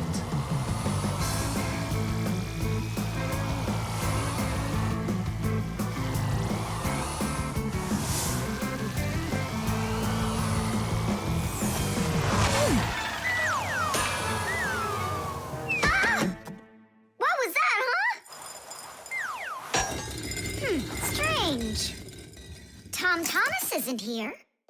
There's no way these toy soldiers could have shot it themselves. Now that was a good shot. It wasn't real long, and not high either. And off target. It was pretty awful. It was good, but awful. I got it. So what do we do? We need to raise it up a little higher. Hey, Fire, Nolik! Why in the world would you shoot at a Fixie? Fixies, they're supposed to be in school right now. Actually, I'm on my way to school. How about you, Fire? Why aren't you in class? Because there it's totally boring. But here, look at what a cool shooter we found. Ha! What did you call it? You've got no idea what this is. It's called a catapult, guys. A cat with gold eyes? It isn't a cat with gold eyes. It's a catapult, guys. Catapults are ancient propulsion machines. They were used to shoot stones, heavy arrows, or barrels with burning tar. The main part of a catapult is a special piece of rope. It is twisted very, very tightly like a spring. The rope is then wrapped around a big spoon. And then, if you pull the spoon back, put a stone in it, and let it go, the catapult fires a shot. Ooh, and the stone flies far, far away. Uh-huh. All right, so here we go. Ha! Came up short. What do you mean short? What are you aiming at? You'll see. The spoon needs to go further back. Just a little. Guys, you're gonna break the glass. Nolik, now push. All right. Yes, right on target. Now let's fly out into space. Wait, what space? What kind of flying? Who's gonna fly? I'm gonna fly. Right out the window. Right up to the moon. First fixin' out of the world, Nolik. Are you ready for your flight into space? Yes, sir. Nolik, get out of the spoon now. I'll be the first Fixie on the moon. Yeah. Nolik, enough of this. What kind of joke is this? It's not a joke at all. He's gonna fly into space. And how come it's not you? Because he's lighter. Hold on. Humans didn't go straight into space themselves. They sent dogs out there first. Nah, Chusaka's not gonna fit in here. Simka, why don't you go and let us finish? Fine, I will go. But only after Nolik finds himself a helmet. You're right about that. I'll go find a helmet.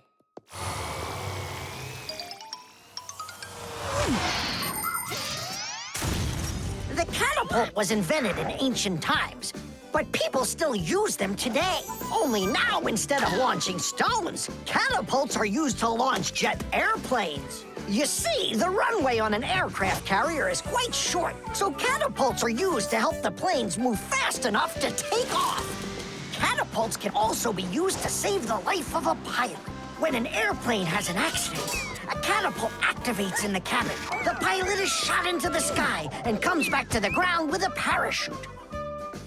A plain old slingshot is also a kind of catapult. It's just a very little one. But be careful with this toy. It can be dangerous to others and to you too. As for us Fixies, the only time that we use catapults is on a peaceful mission. Habus, hurry! Our Nolik's getting shot to the moon with a catapult. What? And if I meet new Fixies up there, what should I say to them? Hi there. And you can ask them to launch you back. So, Let's do it! Fire! Launch it! Stop! Don't! Simka! Nolik! I'm not getting out!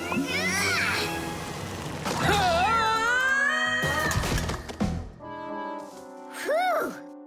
We're alive. hooray! He flew all the way. Who flew away? To the moon? Nope, just a bit short. It's not our fault. You're just heavier than Nolik, and that's why you came up short. Papoose, maybe we can try one more time. What? Ugh. 20, The armor. 23, 24, 25. Ready or not, here we come. I heard him. He ran into the hallway. You check the kitchen, Nolik, and I'll check the living room.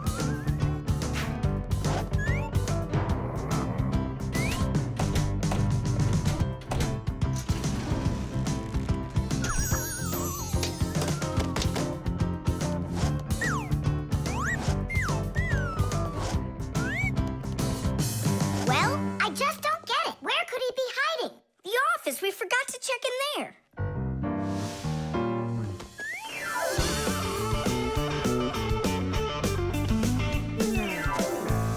There's nowhere in here for him to hide. Inside the shark.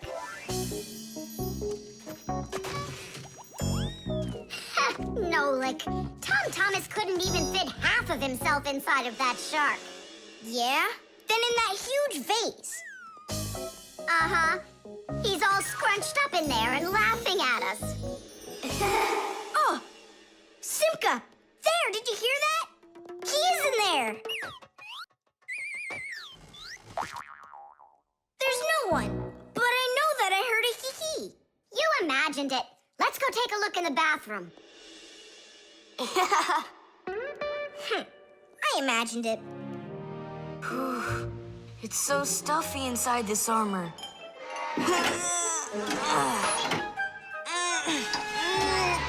The arms got stuck.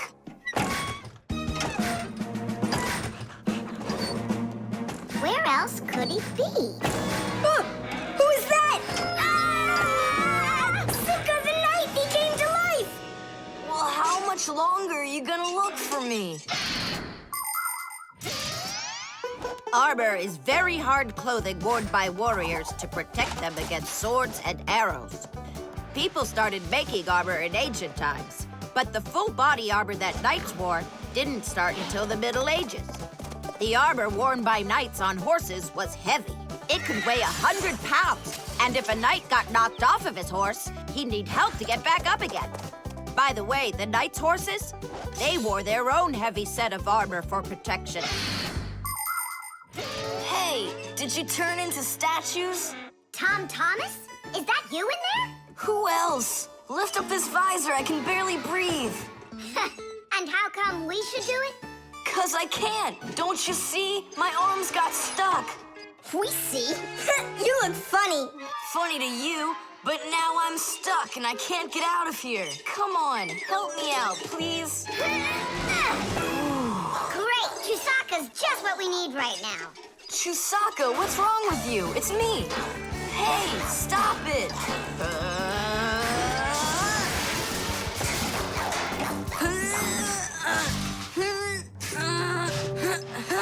Help, I can't get up. Come on, let's undo the latches, Nolik, quickly.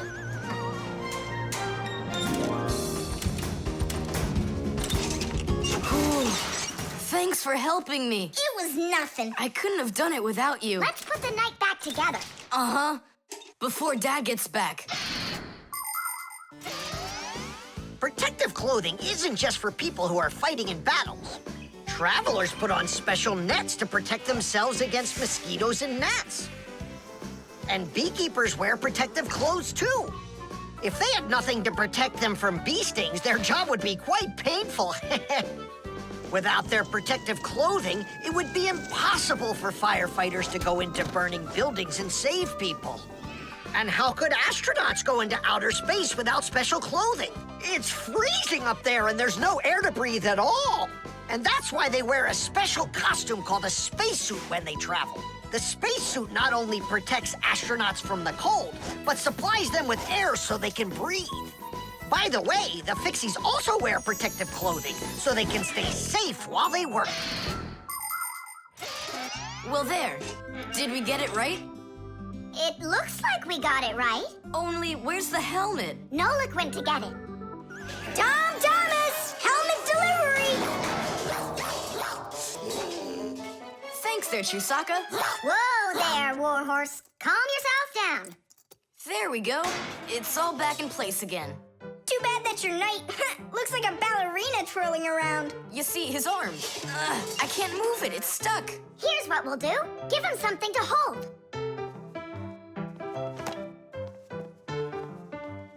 Well, how's that look? Perfect. Now we can paddle into battle. GPS.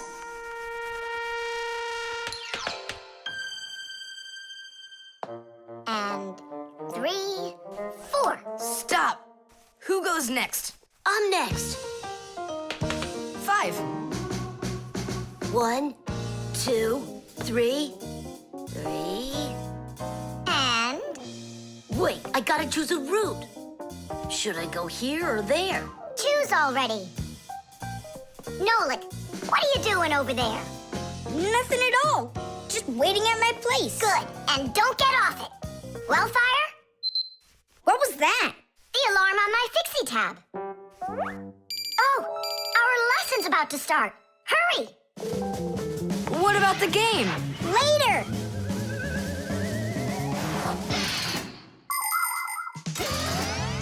As soon as young Fixies enter their first year of Fixie school, everyone gets their own Fixie tab. It's a little computer that can do anything at all. Well, almost anything at all. Studying with a Fixie tab is fantastic. You can read it just like a book and write in it just like writing in a notebook. You can use a Fixie tab to listen to music, watch movies, find your way around, and talk, text, and send letters to your friends.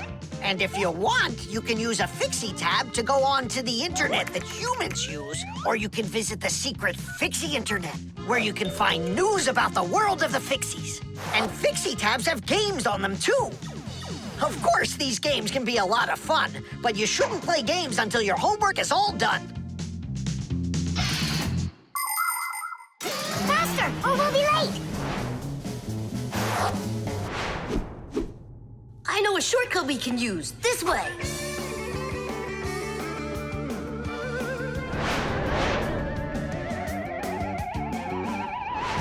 Now which way do we go?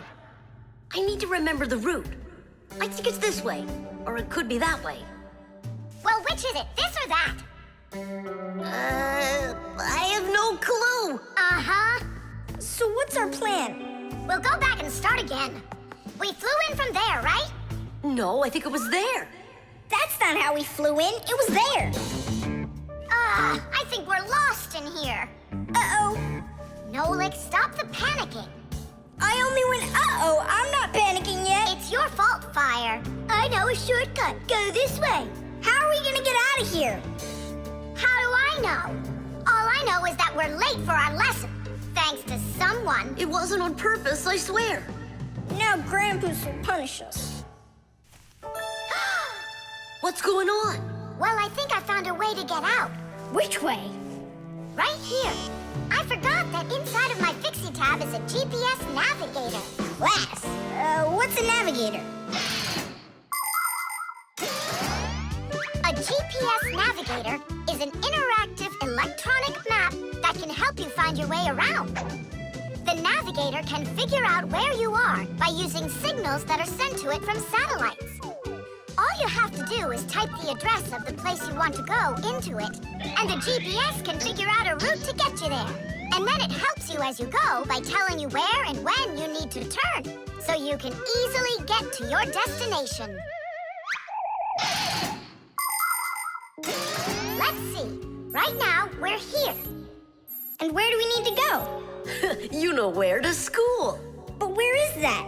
Are you joking? In the laboratory of Professor Eugenius. Can you be quiet? Where do you want to go? The laboratory of Professor Eugenius. Please wait while I chart out the route. Ha! It did it! The navigator says to go there.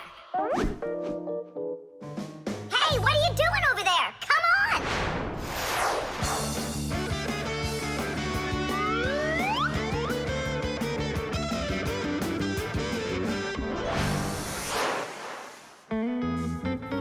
And if you happen to go off route, the navigator will give you a different way to... Well, you finally made it. Unfortunately, you missed an important lesson today. We got lost.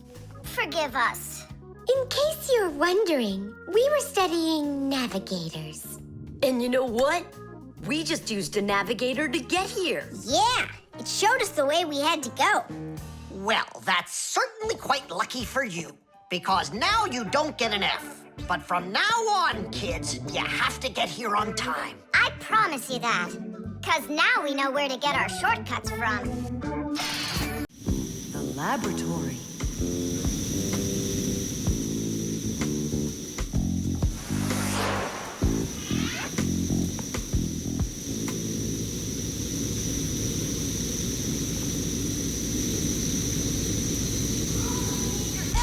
You've got to get to the school right away. What did he say? That we've got to get to the school. How come? Did you hear why? I didn't, did you? I wonder if Simka didn't go to school today. Or if Nolik got into some kind of mischief? Oh, I'm worried this is something serious. La la la la la la. And that's 5, 6. I like this hairstyle. 7, 8. Hi there. Hello, Verda. Where's Grampus? I'm not positive, but go and look in the chemistry area over there. Over in chemistry? Tell us, was Nolik doing anything wrong today? Nolik? He's always fooling around. Right. So we're not here for anything Nolik did. Maybe something awful happened to him. Like what? Well, how about anything? This isn't just a school for Fixies. This is a laboratory. The laboratory where Professor Eugenius works is always humming. In the mechanical zone, Professor Eugenius tests all sorts of different devices to see how well they are made. In the chemistry zone, he conducts experiments on the quality and safety of food. In the electrical zone, he repairs electrical devices and checks their safety. Unfortunately, the professor can be absent-minded, and that can cause things in his laboratory to bubble, spark, or even explode.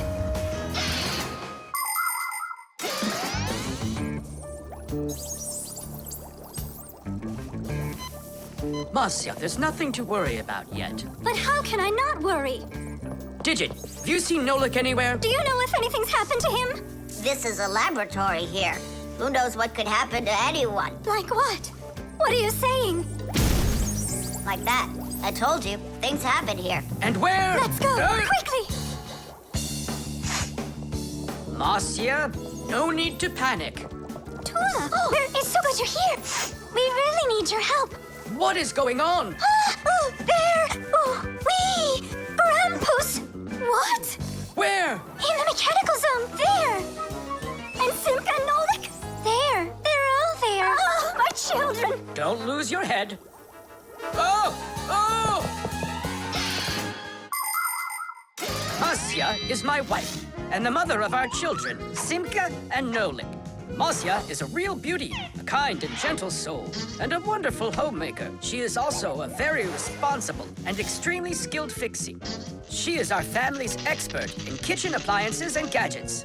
Marcia works from morning till night, fixing and cleaning anything that is in need of her expert care, because she just loves when everything is clean and tidy. But most important for Marcia are her children. She takes loving care of Simka and Nolik and tries to protect them from harm. Marcia worries about them so much that sometimes her imagination gets carried away with what might have happened to them. Although our little Nolik can get himself into situations that even Marcia could never have dreamed of.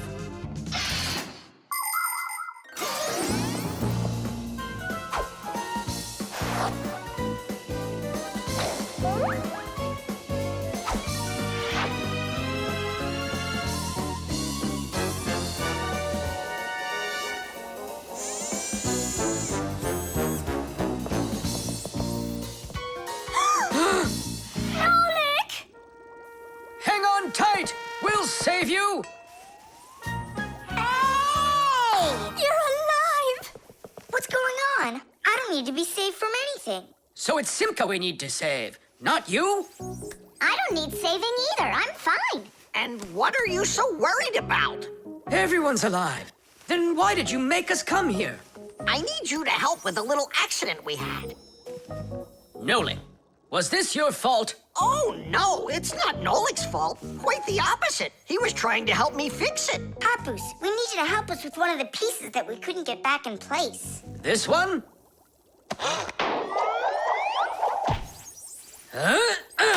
Tadeish! Oh, a perfect repair. Huh, that was really the only reason we had to rush here? Why not? There was just no way we could let this wait, so I sent for you. But Fire said... Why fire? Why is it always fire? How come you had to scare us so badly? I'm not the one who scared you. You did that all by yourselves. The instructions.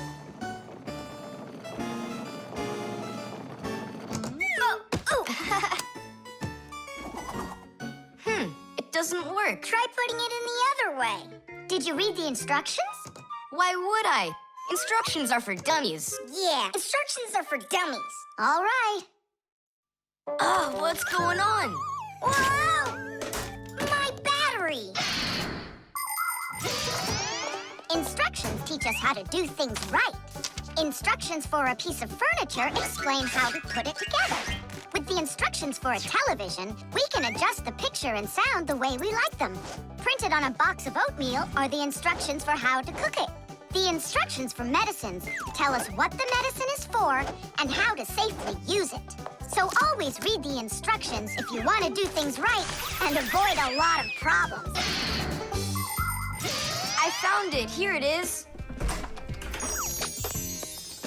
Here you go, Tom Thomas. Whoa. We got your new chair, but it has to be assembled, and I'm afraid it'll be a little bit difficult for you. No, it won't. Don't worry, Dad. I'll do it. Finish before dinner, and we'll get ice cream tonight. A creamsicle. 2, okay? First, assemble the chair. Tom Thomas, can I help you put the chair together? Come on. Hey, first you two need to read the instructions. Simka, stop being such a bore. What, like I haven't seen a chair? Or like I haven't seen a chair?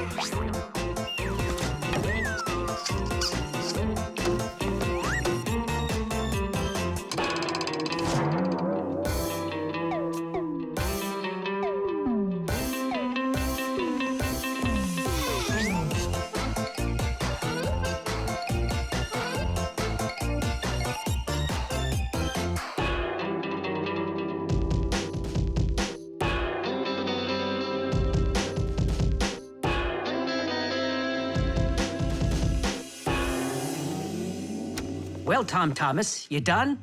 Dinner's ready. Let's go. Oh, Dad, no. I need another 2 minutes. Simka, help me. How? What does it say I have to do in the instructions? Ah, I thought you could do it without him. All right, I'll help you. Let's see. Take this part over here and that one over there. Nolik, get a screw.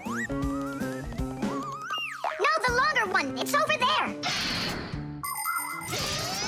The very first stools and benches appear as far back as ancient Egypt. The pharaoh's stool was special because it had a back. It is thought that the pharaoh's stool was actually the first chair. For a long time, a chair was considered a luxury. Rich noblemen would bring their own chairs to parties. And the more important the man, the higher the back of his chair. It wasn't until the 19th century that chairs became part of every house. Today, there are just so many different kinds of chairs. There are wooden chairs, plastic chairs, metal chairs, chairs with legs, chairs with wheels, folding chairs, baby chairs, just all sorts of chairs. Well, how could people sit down at the table with no chairs? Ooh, I think we'll make it. Screw it in, quickly. Nolik, we need one more screw. But there aren't any. There is. You gotta find it. I already looked everywhere. Tom Thomas, time's up. Nolik, you have to help. How? Just for a minute, that's all. Turn into a screw. If it's only a minute, I'll do it for you.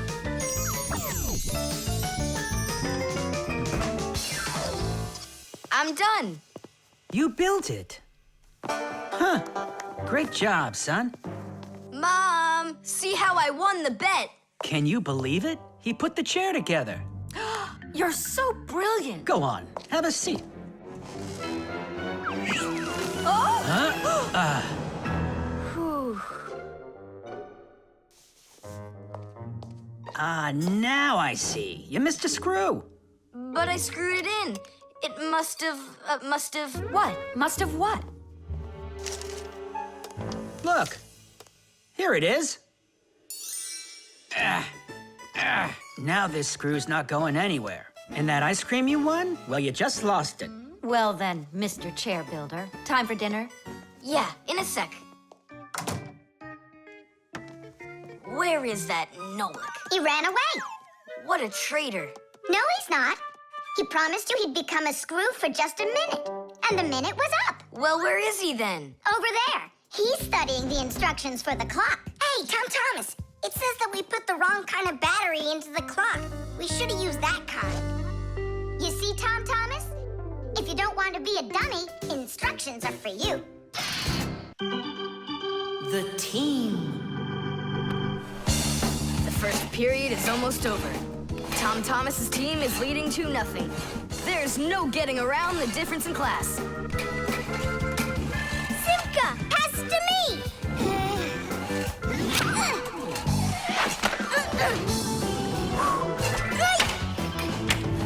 Simka, over here!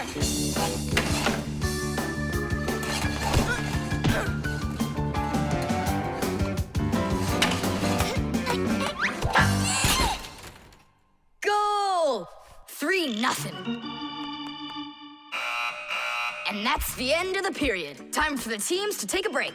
This isn't a fair game. There's 6 of these guys and only 2 of us. Go ahead and call your classmates. I'll still outscore you. You sure about that? Uh-huh. Well, Tom Thomas, you asked for it. Young Fixies take classes and study just like human kids. But Fixie schools are quite a bit different than schools for people. To begin with, there are no more than 10 students in a room. In Simka's class, for instance, there are 6, and the children don't study in one place. On one day, the lesson could be inside a refrigerator, the next day in a computer, and the day after that in a vacuum cleaner. This is the best way for Fixies to learn all about them and put their new knowledge to the test. But the most important thing is that they have to learn to work as a team and help each other. Stronger Fixies helping weaker ones, and older Fixies helping younger ones. This is a must for Fixies, because appliances are so very big that if we didn't work as a team, we little Fixies could never get by. As the second period is about to begin, our full team comes to the ice. Huh? Introducing the engine of our class, Fire! My motor's roaring. And now the brains of our class, Digit! Okay, what's the score? Now here is the spirit of our class, Tula! Could I be our goalie? And here she is, the face of our class, Verda! And oh, what a cute one. So you want to quit, Tom Thomas? I'm not afraid of you.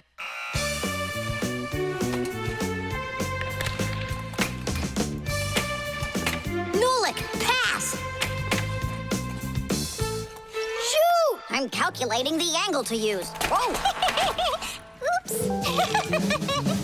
Pass it quick! Quit sleeping!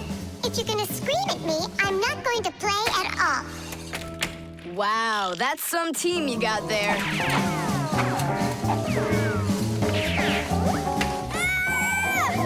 6-0. It's a blowout. Now the intermission before the final period. We're missing something here. I can tell you what. You mean confidence? Calculations? Elegance? I know speed. What's missing here's teamwork. Simka, you're right. It's one for all and all for one. Then here's what we're gonna do. We got it!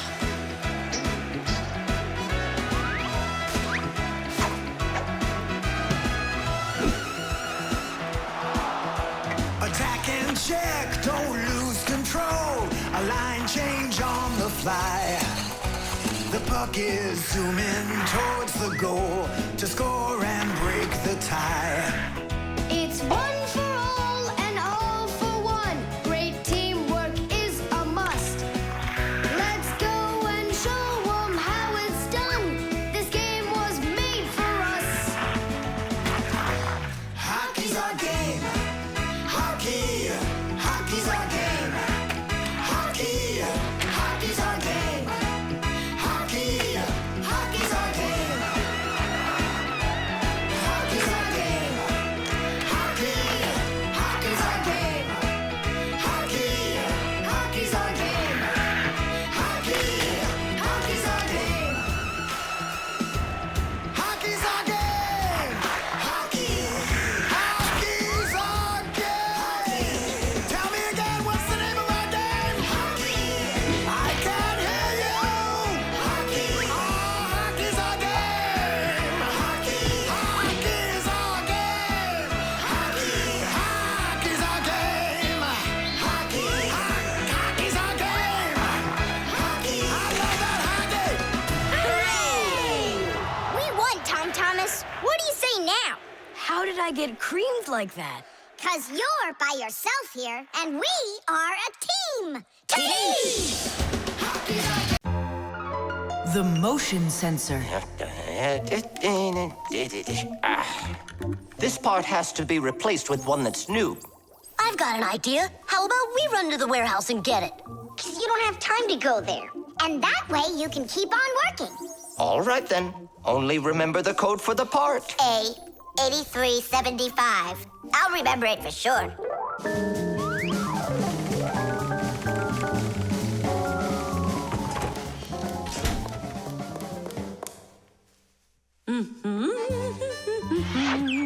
is Lisa always there at the wrong time? Do we have to wait till she goes away? What for? We'll sneak out behind her. Did you find the part? It's here. Are we ready? Yeah, we're ready. Let's do it.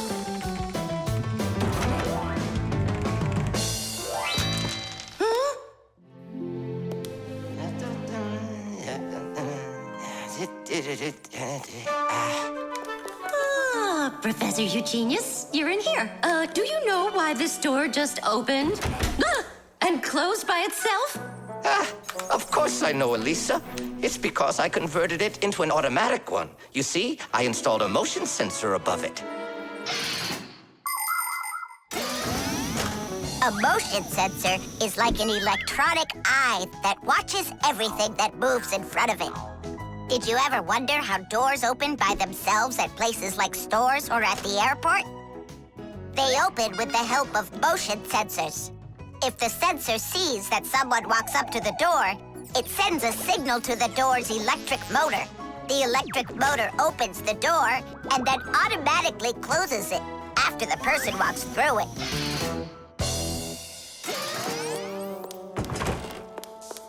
That man is just astounding. Only a bit untidy. The door is automatic now? Then why didn't it open for us on the way here?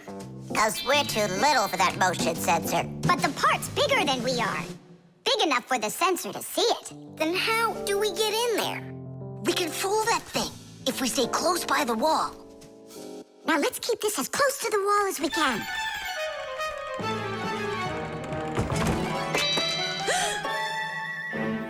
This door is a little too automatic. And these parts are here again. Didn't I put them away?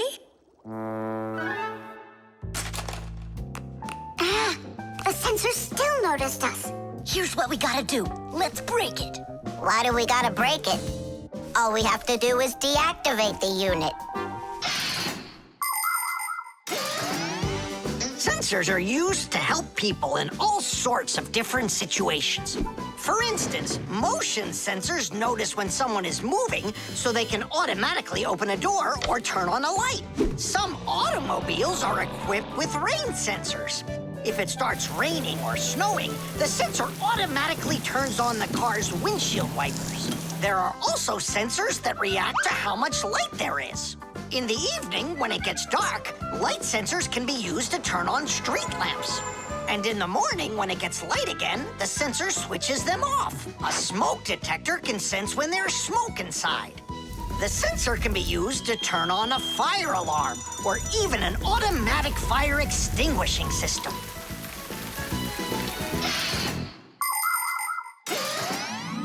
I turned it off. That should do the trick. Great job. Let's go.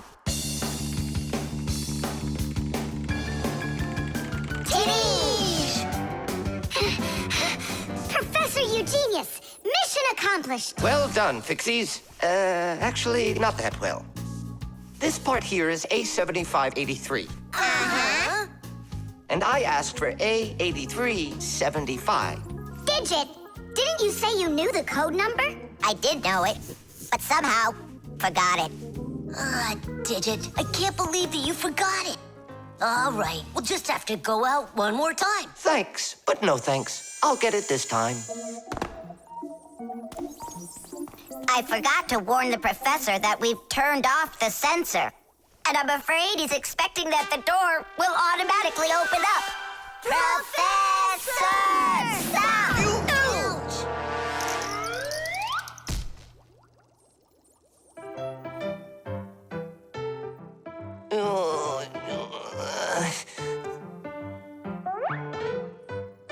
Forgive us, we didn't mean it. The baby monitor.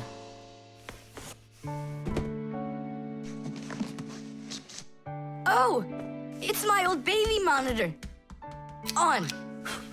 Check, check. Checking. 1, 2, 3. Checking. It's working. Why don't we give it to the Johnsons? They just had a baby the other day. This is mine, and I'm planning on using it. Aren't you a little too big for it? No, I'm not big at all. Well, I didn't realize that you're still a little boy. And a greedy one at that. They're never gonna notice this. Hey, Fixies, are you here? We're here now. Why did you call us? I gotta show you how I turned into a mind reader. I find that just a little hard to believe. Okay, then I'll show you. I'll leave you alone, and then you'll hide this button wherever you want. Then I'll come back and find it. You got it. So where's a good hiding place? Well, we gotta think of one. Right here, under the keyboard. Great! Go on, Nolik. Come on in. We're ready for you. And now, I'm going to read your thoughts. Here I go. You hid the button here. Look! Ta-da! He really does read minds. Oh, that was a lucky guess. Bet you can't do it again. Well, I bet you I can. We're gonna have to be sneakier. Verda, she's the most beautiful girl in our class. She knows it, too, and doesn't hesitate to use it. She can even be a bit sneaky, like when she needs help with her homework. Then Digit suddenly becomes her best friend. But if she doesn't want to carry her pack-a-mat, she'll say, "Fire, please help me. You're just such a strong Fixie." But all us boys like her just the same. Digit does, and Nolik does, and I guess I do, too. Although, I really like Simka more. Or maybe Verda. Or both of them. I haven't decided yet. Verda can be difficult and even bossy sometimes. But one thing I know for sure, Verda's a good friend. A friend that'll always come help. Well, that is if she's able to pry herself away from the mirror. I think that we should throw it down into this pencil cup. But then we concentrate on another place. That is good, but it won't work, Fixies. Come on in.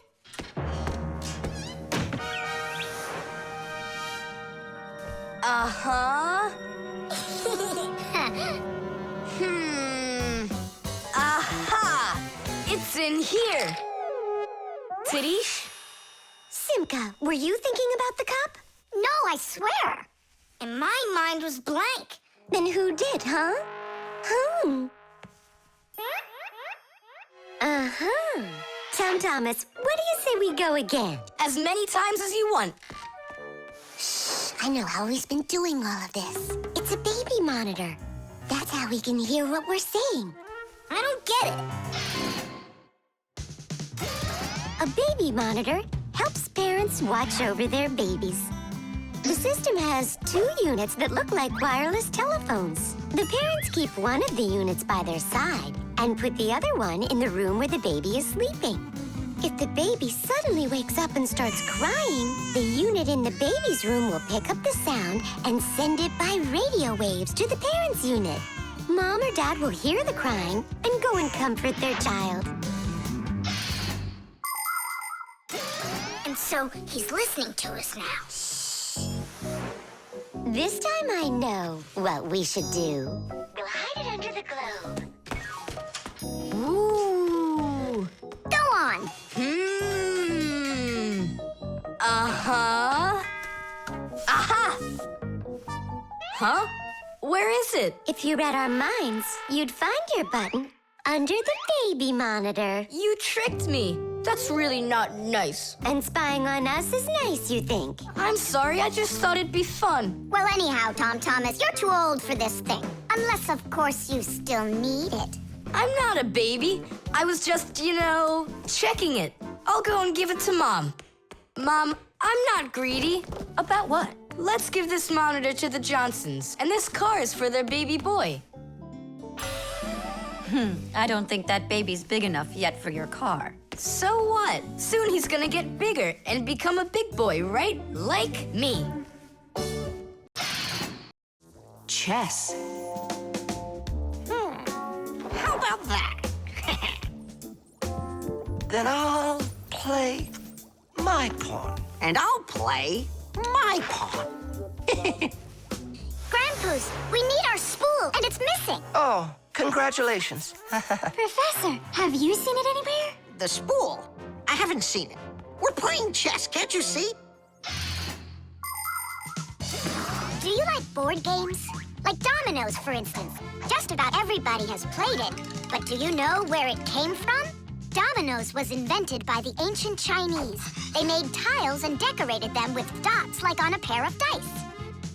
And this is a game that looks a lot like checkers, but it's a lot more challenging. It's called backgammon. Backgammon originated in Persia, and from there it spread all over the world. But the most challenging game of them all is the game of chess. Chess was invented in India, and today the game of chess is loved in every country. It's played by adults, by children, and even by computers. Chess is a real sport. But the most important thing for playing chess is not the power in your arms, but the power in your brain. Hey, look, I found it. Hey, what's going on? That's our spool. Please let us take it back. There's something we have to do with it. But we're using it. Can't you wait? It's a replacement for the missing pawn. Oh, Nolik can work for a while as the pawn's replacement. Yeah. I could do it. All right, you can take it. And you stand right over here. 1, 2, 3, up we go! Class. So how do we play? You're going to play for the whites. And now I'm going to capture your knight. And we're gonna knock over yours. Take that. Whoa, whoa, whoa, young man. Slow down. It goes back here.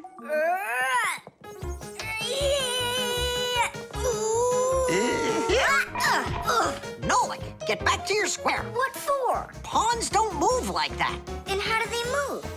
Only one square per move and only forward.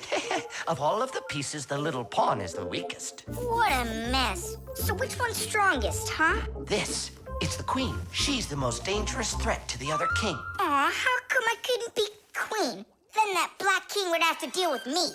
Oh, yes. In chess, each player has a black or white army with 8 pawns, 2 knights, 2 bishops, 2 castles, and a queen. All of them work together for their king, trying to protect him while attacking the enemy's king. If the king finds himself in a position where he can be captured, the attacking player says check. And if the king finds himself with nowhere to run from the attack, it's called checkmate. Whoever checkmates the other player's king first is the winner. I'll move my queen. Yeah. And me, my queen. Then I'll just capture your queen. Aha! Really? Then I'll just capture yours. Grandpa's, should I go now? Not yet.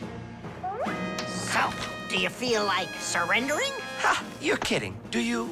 Nolik, forward. Hooray! We'll step aside.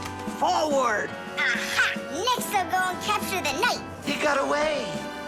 All right, pawn, and once more, go forward. Grandpa's, where do I go now? Don't you see the edge? Don't go anywhere. Now you're the queen. What? The rules of chess say that if a pawn makes it all the way to the other side, he can become anything that was captured earlier. Hooray! Then I'll be the queen, and I'll be the strongest piece in the whole game. Hey, queen, get back here. In case you don't know, this isn't over yet. We capture the pawn with the queen. Queen, this is your new place. Check. Check. Huh, yeah? Now come to here.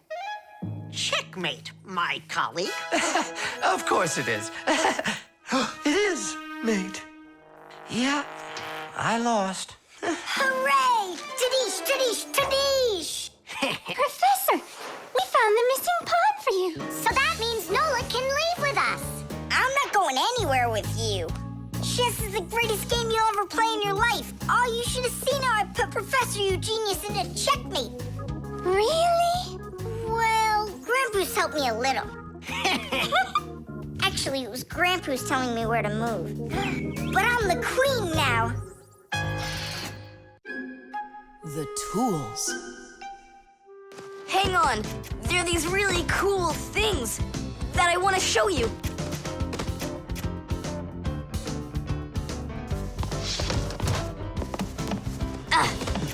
Whoa!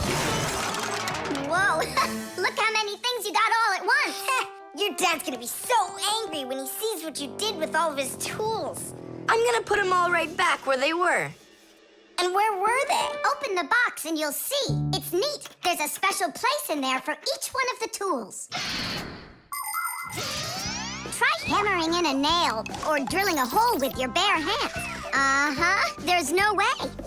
But with the help of the proper tools, it's a piece of cake. But of course, that's only if you know how to use them. Tools need proper care. If the head of a hammer is loose or a drill is dull, then you shouldn't work with them. It's dangerous. And when you're done working, put the tools back in their places, or you'll be tearing your house apart trying to find them the next time you need them. Huh. The pincers go here, and the wrench goes over there. This drill bit's too long for this spot. Let's see if it fits in this one. Huh. Any idea what this tool is for? For splitting wood or carving stone that chisels what you want to own. Wow, Simka, you're a real poet. Now try to answer this little poem. When you have a thing to measure, this round tool is quite a treasure. This tool, right? I know what it's called. It's a measuring tape. Let me measure you, Nolik. Wow, you've grown. You've almost reached 1 centimeter. Class! I also have a rhyming riddle for you. What bangs a nail into the wall to make sure pictures never fall? A hammer! I was first, and the hammer goes right here. And now I have one for you to guess. If you need to screw in screws, here's the tool that you should use. A screwdriver! I was first, again. You got it right. All right, Tom Thomas, we'd better hurry. We still have a lot of tools here to get sorted out. Humans, just like Fixies, use hundreds of different tools to do their work. Picking the right one depends on the task at hand. For instance, if you need to hammer in a nail, use a hammer. But you don't use a hammer for a screw. For that, there's a special tool called a screwdriver. A wrench is the tool for tightening nuts and bolts. A vise is used to hold a part in place, and a drill to drill a hole. If you need to cut a piece of wood, you should choose a saw. You could use a handsaw, for example, or a hacksaw. Different kinds of pliers can be used for snipping, gripping, or bending. If you need to smooth something down, you use a file. If you learn how to work with tools properly, you can build just about anything. Looks like we did it, just in time. Oh, and how about this? Do you know what kind of tool that is? I don't know. There's no place for it in here. Just throw it out. Come on, and what if my parents use it? Looks like we did something wrong here. My dad came home. Tom Thomas! I'm in here. Hi there. Reading. Way to go, son. Huh? Oh. I don't get it. Where is it? What? I put a piece of metal under the table leg so it wouldn't shake, but it disappeared. So that's where the tools place is. Did you take it? What? I didn't. It must be somewhere under the table. And you look under the sofa. All right.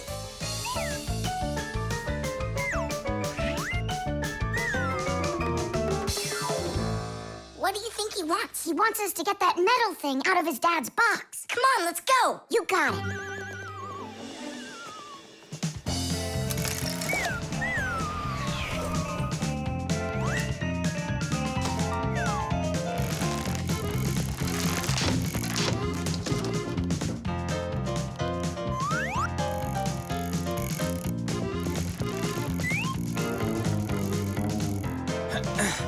Any luck?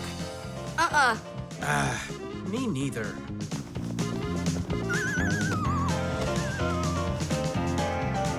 I found it, Dad. It was under the table, just like I told you. Huh. You were right. It's strange. How could I have missed it? Maybe you're just, tired from working too much. Maybe. Tadish. What? It's a new word, Tadish. Tadish? I do like the sound of it. The video call.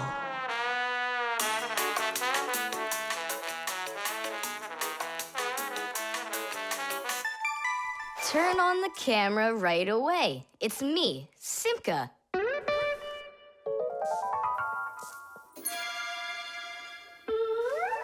Just as I expected. Nolik, why aren't you in school? School? It started? No, but you'll be late if you don't hurry. I'm on my way. Simka, is that really your Fixie school? Well, actually, it's the laboratory where Professor Eugenius works at. He lets us have our school here. Who's that, Simka? Look. Is that the professor? Where? Oh, come on, Tom Thomas. That's the manipulator. Who? Not who, what? It's a mechanical arm. For real? Oh, please show me some of the other things you've got. But how can I show you? Come on, with the camera. Computers and tablets are able to connect with one another through the internet. That's why you can talk to another person on your computer like you're talking on the phone. And if the computer has a video camera, then it's possible to send not only sound through the internet, but video as well. That's why it's called a video call. With video calls, it's possible to talk to your friends, to see them, and to show them all the things you can see yourself. All right, take a look. Over here we have chemistry equipment. And over here... Hey, Tom Thomas. It's good to see you. Wow, you flew there so fast. Nola, get out of the way. You're blocking the view of the lab. I am not blocking the view. Stop it! Go away! You go away. Tom Thomas, what are you watching? Is it time to turn into screws? Too late. He already spotted us. It's just a cartoon about these funny little guys. Can I watch with you? Nah, it's boring, Dad, and I've already seen it. Next, that blue guy, he starts jumping. Watch. Now what? I say run. Start jumping. Make it cartoony. Now that redheaded character will sing. Watch. La la la la la la la la la. Then she starts dancing. La la la la la la la. These guys really are funny. And here are the super fast moves. That was funny. I gotta get going. That's all. You can rest. My dad went out. I'll get you, Tom Thomas. What are you doing over there, huh? Watching a movie. But why on my computer? Sorry, Professor. Yeah, will you forgive us? So how is it any good? Uh-huh. It's a super funny one. Really? Yeah. You see that boy there? He's gonna start waving his arms around like a maniac. He also crows like a chicken. Cock-a-doodle-doo! And now the boy's gonna go in and chew paper.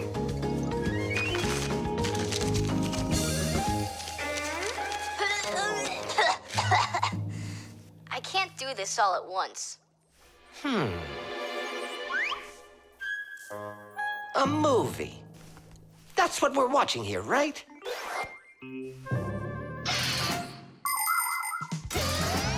People have always been interested in seeing what's going on outside of where they are. And with the invention of video transmission, it's now possible to see what's going on almost anywhere.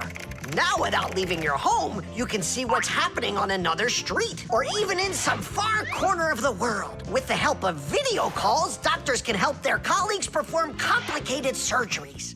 Teachers can give lessons by video, and scientists can take part in video conferences.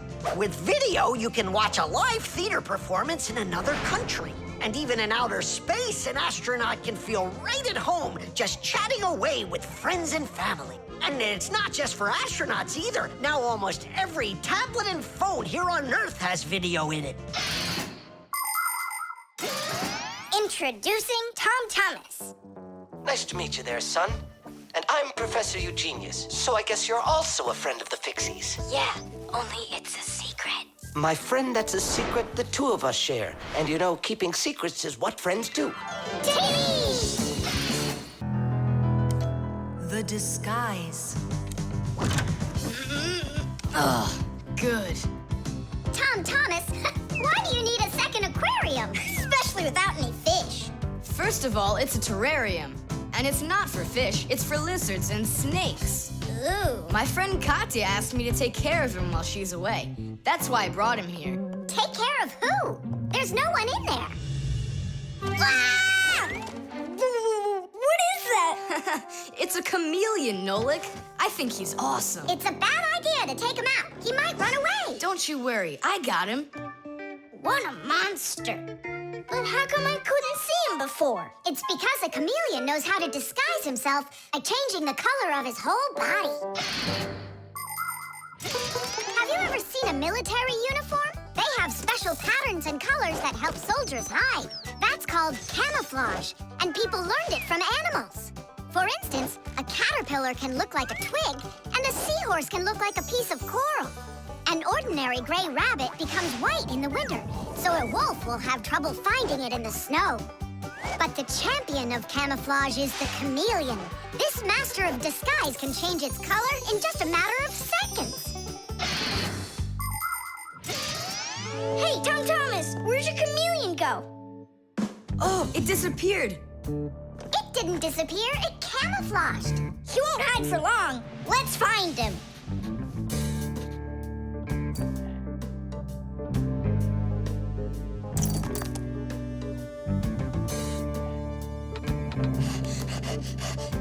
Chusaka, have you seen the chameleon?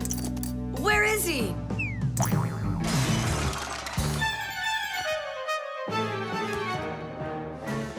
Do you see him?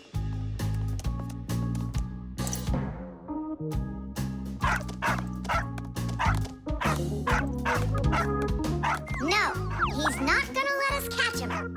We're gonna have to trick him into coming to us. Uh-huh. We can set a trap with something that he likes. What do they like, I wonder? What else? They're food. And what do chameleons eat? Well, like flies or caterpillars, roaches. Where's the fly gonna come from? Well, what if... What? Oh, Simka, just you wait. I'm gonna get you. Hey, we've gotta help Katya. You don't see the caterpillar complaining. Quiet. Nolik, you start buzzing. Buzzing? Yeah, like a fly. Yeah, and flap your wings, too.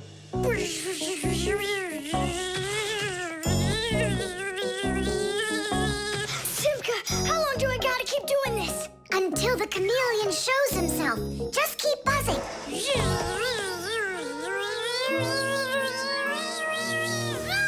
Tom Thomas, there he is. Grab him.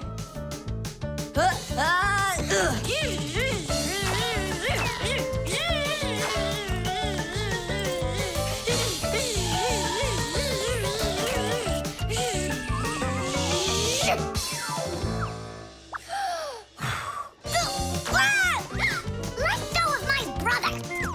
Tom Thomas, quickly. I've got a hold of him.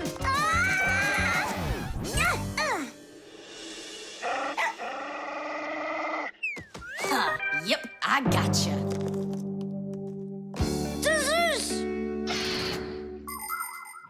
In the army, they use camouflage all the time. They use nets that look like bushes, paint their tanks in colors that make them blend into their surroundings, and even fly in special planes that can't be seen by radar. They do everything they can to disguise their location.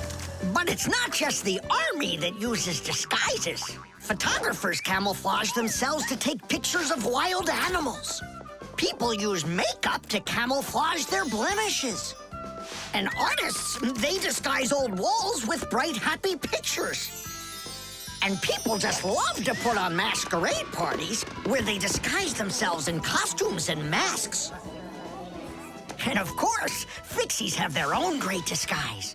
Remember? Well, what is it? Now he won't run away. So, Mr. Master of Disguise, what are you gonna say now? If only I could disguise myself that well. Nolik, what are you talking about? You know how to disguise yourself 100 times better than him. Ah, you're right. Hey, chameleon, look and learn. Here's a real disguise.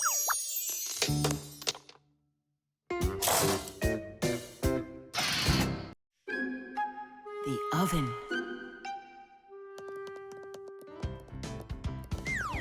Now here he is, our death-defying acrobat.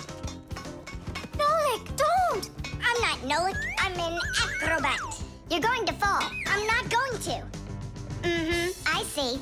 Every single time with him, it's the same old story. He gets himself into trouble, and I've got to get him out of it. No, I'm falling. Whoa! Hold on! I'm just joking. Nolik, you're a knucklehead. Simka, Tula, we're down here. Look who's in trouble this time, huh? This isn't funny at all.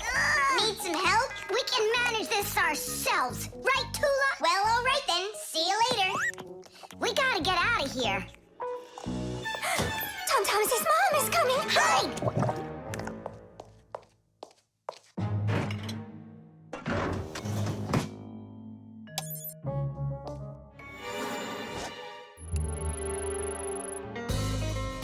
Hi, Tom Thomas.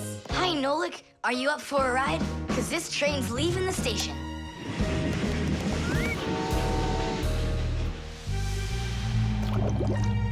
Nice place. It's the oven. It's beautiful in here and not hot at all. Splendid. It isn't hot right now because it only started warming up.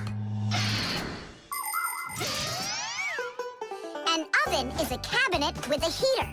It can get so hot inside that it'll roast whatever's in there. As a matter of fact, that's what ovens are for. People roast meat inside of them and bake things too. Some ovens burn gas for heat and others use electricity. They have special electric coils that get red hot and heat everything that's inside the oven. So be careful around ovens. A hot oven can burn you very badly.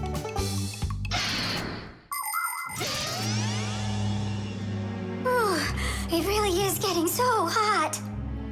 We gotta get out of this oven right away! Simka, we're about to get roasted in here.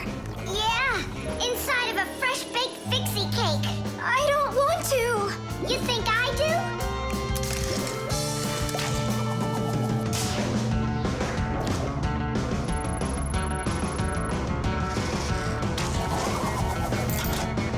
Here, grab on tight. This way.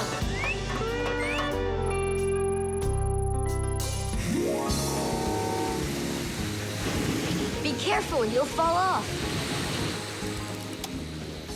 You're just like Simka. She told me the same thing, and then she was the one who fell. Right into the batter. Together with Tula. What? They both fell in the dough? Oh, yeah. And they're probably still stuck in there, too. Tom Thomas, the cake's fresh out of the oven. Do you want to try some? Where could they be, huh? I don't know. Maybe they're inside the cake. They could have turned into screws. We gotta find them. Hey, what are you doing? Eat. Stop playing. Hey, watch out. You could break your teeth. The first ovens in ancient homes were nothing more than simple fire pits where people cooked on hot coals. Later on, the stove was invented. Every house had a stove made out of stone, clay, or cast iron. People would burn wood or coal in them. These stoves produced enough heat to make soup or bake a cake. And then in the 19th century, the gas stove was invented. Gas stoves are much more practical than wood-burning stoves. 1 second and the gas is burning. A few more minutes and the water's boiling. They're very convenient, but they can also be dangerous because if the pipes aren't in good condition, there can be an explosion. Today, there are also stoves and ovens that run with electricity. They use electric heating elements for frying, boiling, or baking foods without fire at all.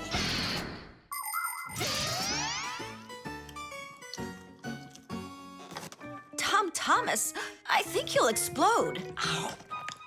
But it's so incredibly good. I just can't stop eating it. Keep chewing, Thomas. That's as much as I can chew. Hey, what are you guys up to? Up to? We're trying to save you.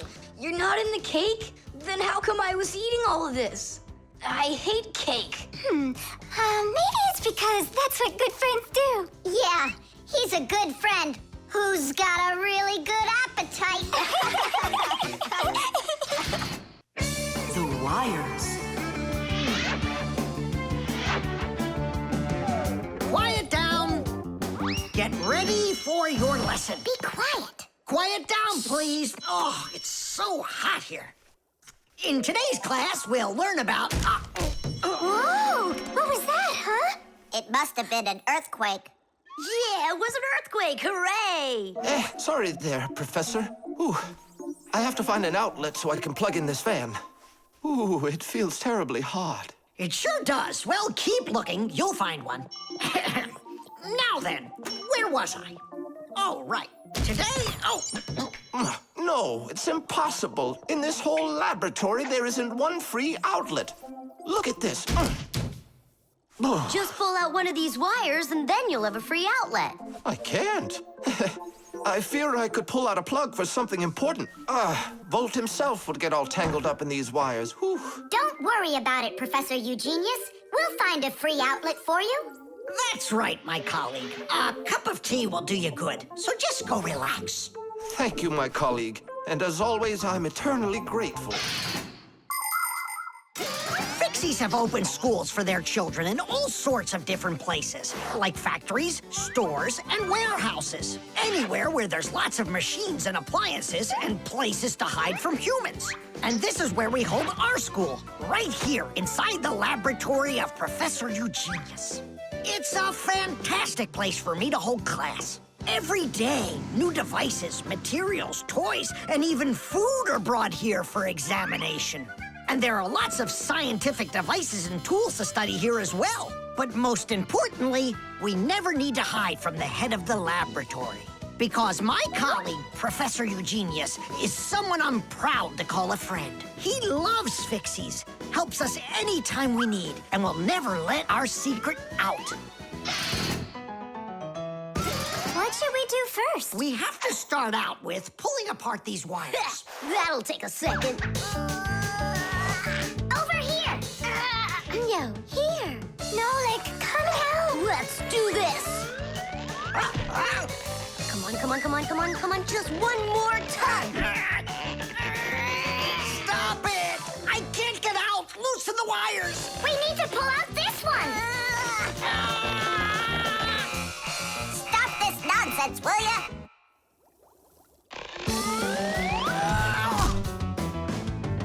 Thank you, Digit. Tidish. Well, the way I see it, in order to get the knot out that's over here, we need to expand the loop that's over there. And then push that wire through it. And then do it again from the other end. That's it. Very good, girls. Hey! Now pull it hard. Perfect.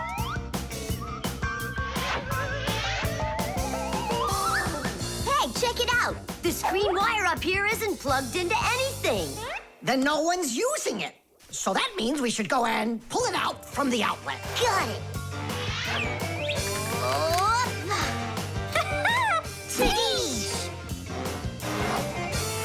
Verda, here's another wire that isn't plugged in. I found another wire no one's using.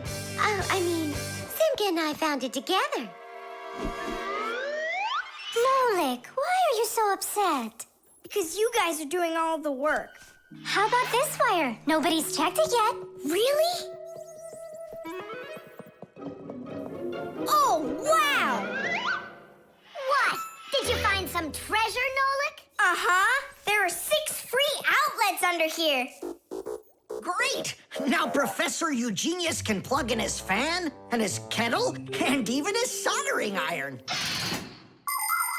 To get electricity to a device that doesn't use batteries, you need to plug a pair of wires into an outlet. But it's important not to let the wires touch one another, or the electricity can burn them out. That's why wires are covered in plastic or rubber, so the electricity won't pass from one wire to the other, or to us when we touch them. So always be very careful with wires. And never, ever touch a bare wire. You could get killed by the electric shock. Oh, what would I do without my wonderful friends? Thank you. Sorry. I wanted to... I should go. Go ahead. That's a great idea. And we'll start our class. What were we talking about? All about wires. Well, it looks like our class is over. Time to go play. The globe. Ready? Set? Go!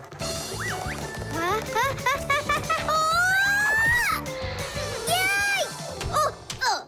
Again, I couldn't do it. I told you. There's just no way to hold on when the globe is turning that fast. But I know I can do it. Give me that piece of rope there, would you? Now you can't throw me off. Spin it. Go on. Whoa!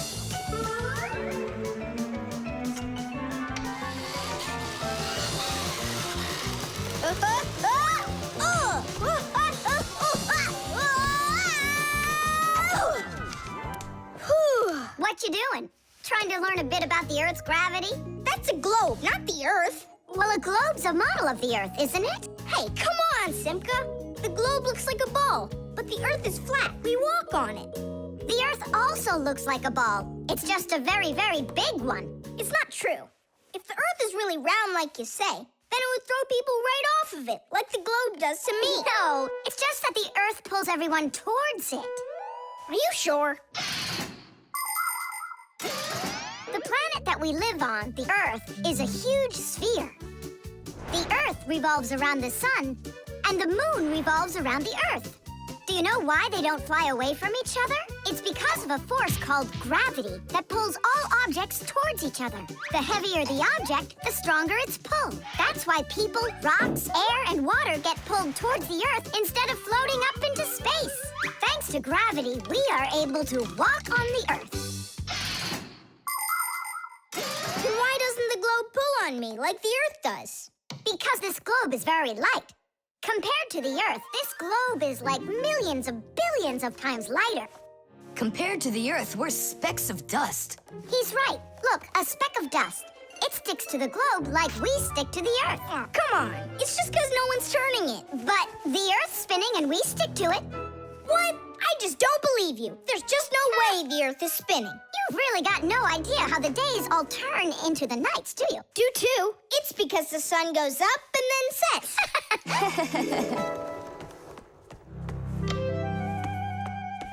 Watch this. Our sun's here, and you're over there. On Earth. Is it dark, Nolik? It's dark. Then it's nighttime on your side. And here, it's day. All right. Now we'll turn the Earth. Hooray! Now it's daytime for me. And night for me over here. Ah, my side got dark again. And for me, it's a new day. All right, fine. You guys were right. I believe you. The Earth is spinning. The Earth goes round and round like a tilted spinning top. And as it spins, the sun shines its light on whichever half of the Earth is facing it. And as the Earth makes one full turn, we watch how the night becomes day and the day becomes night again. It takes 24 hours for the Earth to make one full turn. But that's not all. The Earth is also traveling in space around the sun. It takes the Earth 1 year to make a full circle. As it goes along its way, the top and bottom of the Earth take turns being closer to the sun. That's because the Earth is tilted. When the top half is closer to the sun, it's summer there, while at the very same time on the bottom half, it is winter. And when it is winter on the top half, it is summer on the bottom.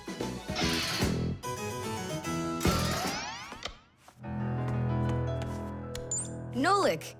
Nolik, where are you? I'm not sure. Somewhere in Kazakhstan. The force of gravity is super strong around here. So go on, spin it. You're gonna fall off, Nolik. Don't worry, just do it. Go ahead and tilt it if you feel like it.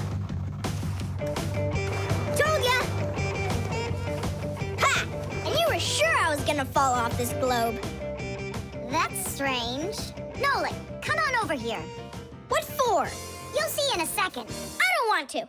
You really don't want or you can't. Tom Thomas, take a look. I get it. He stuck himself to the globe, didn't he? Yeah, with the chewing gum. Isn't it time to go? Uh-huh. And me! What about me? Hey! You gotta help me! Don't leave me! Should we help him?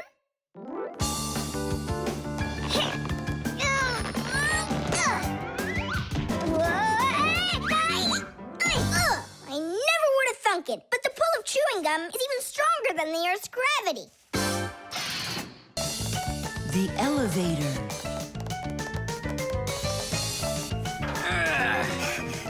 Papa's Marcia, we gotta hurry. How come? Tom Thomas is going to see the circus.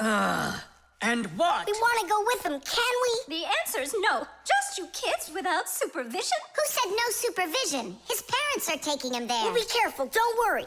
They won't even notice us. Well, if Tom Thomas's parents will be there. Hooray! We can go. Wait a second. I didn't even say yes yet. Yeah. Simka, Nolik, where are you? We gotta hurry up. Tom Thomas, it's time to go. I'll be right there. We're ready. Climb into my hood. Ha! I know who's going to the circus today. Whoa! Huh? What just happened? I think that the elevator broke down. Don't you worry. Emergency operator. We got stuck in the elevator. Understood. Please wait. We'll have the elevator fixed within the hour. That long? That means we won't get to the circus on time. Tom Thomas, we'll go get Papa's and Marcia. I'm sure they can fix it. People need elevators to help them get to the upper floors of tall buildings. When someone steps into an elevator and presses a button, the elevator's electrical engine starts up. It pulls the cable that is attached to the elevator cabin, and the elevator goes to the desired floor. The cable hangs over a wheel, and it usually has a heavy counterbalancing weight attached to the other end of it. This counterweight balances the elevator and helps the electric motor do its job.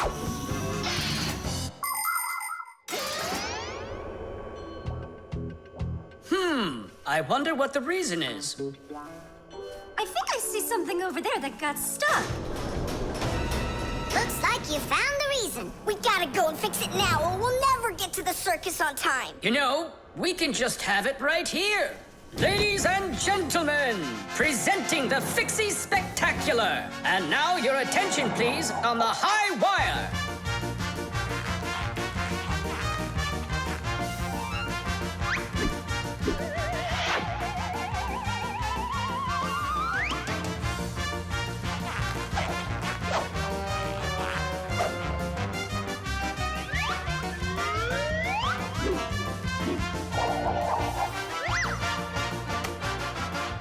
Whoa! Just don't look down! Then I'll close my eyes and I won't look anywhere at all. Ow! And now we bring you our very own aerial gymnasts.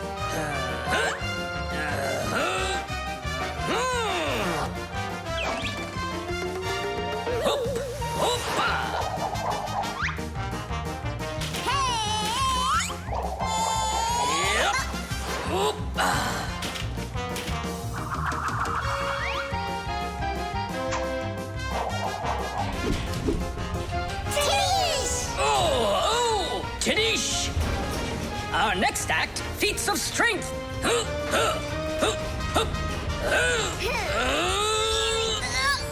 won't come out. I know how to fix it. With a death-defying circus act, point your eyes up. Marcia, where are you going? Up to the electric motor! Do you know the right way to behave yourself inside of an elevator? First of all, small children should never get into an elevator by themselves. They should only go in with their parents or other adults they know well. When getting onto an elevator, the adult should always enter first and then the child. When it's time to get out, it's the other way around. First the child leaves, and then the adult. If you are taking a dog onto an elevator, make sure its tail and leash are completely inside, so they don't get stuck in the door. And there's one more thing. If the elevator suddenly stops for some unknown reason, don't try to break out of it yourself. Press the button that calls the emergency operator and wait for help from the elevator repairmen. Or the Fixies. I reached the motor! Turn it on! Oh, they fixed it. That was quick. Now we'll make it on time. There was no need to worry. Stop! It's way too high. Tom Thomas went to the circus without us. There's no need to get that upset, Nolik. Our circus is as good as theirs. Right, Papoose? Of course it is. Thank you. Thank you, to who? What do you mean who? The elevator repairman. The chick. Ah, Professor Eugenius is making breakfast. Only the eggs will never get cooked at this temperature. What are you doing? You can't heat up these eggs to temperatures that are this hot. Why can't you? The chicks, you'll kill them. What chicks? Where? This appliance, do you even know what it is? I thought it was an egg cooker. You thought it was an egg cooker? Listen up. I do not want to see you around this thing. Not anywhere close. Got it? I won't get close to it. But Grandpa's, we don't even know what this is for. It's called an incubator. To help her chicks hatch, a mother hen sits on her eggs for a long time, keeping them warm with the heat of her body. An incubator is a device for hatching chicks that is used in place of the mother hen. It's always nice and warm inside, just like under a chicken's wing, but not too hot. An incubator can even turn the eggs so they get just the right amount of heat all over.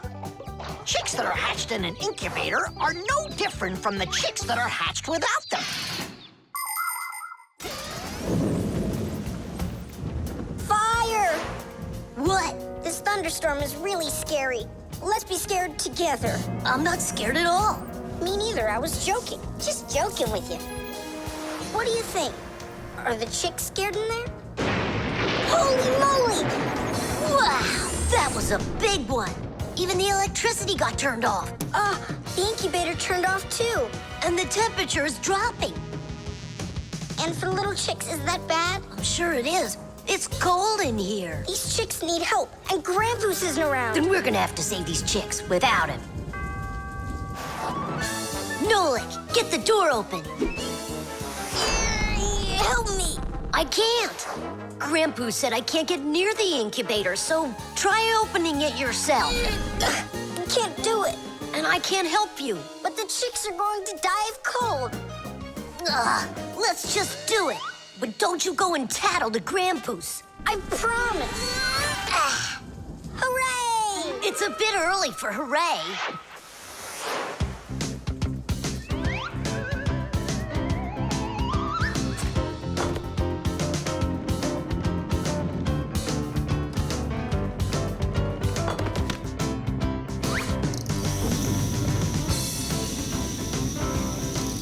Candle? Yeah, we'll warm up the chicks with the fire. Class. Time for hooray? Now, yeah. Tadoosh! Like sparrows, ducks, storks, and ostriches, all birds lay eggs and sit on them to help them hatch. And it's it's not only birds.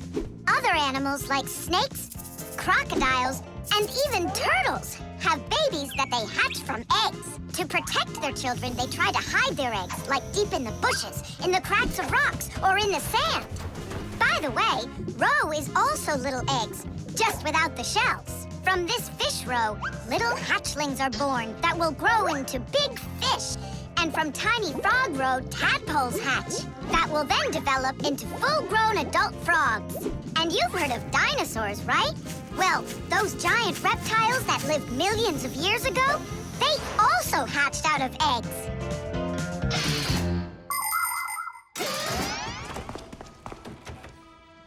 What happened to the electricity in here? It's a blackout from the thunderstorm, I guess. This is just awful. My incubator! Someone lit a candle, and the temperature is normal. So who put the candle in there? Tell us right now. Nolik, don't be a tattletale. It was me. By yourself. By myself? Of course yourself. I wasn't allowed near it. Well, yeah, he wasn't allowed near it. All by yourself. Then well done. You saved the chicks. Our hero. So, Fire, follow his example. And you, Nolik, accept our heartfelt thanks. Look inside. They're starting to hatch. All right, Fire. Come take a look. Now I'm allowing you.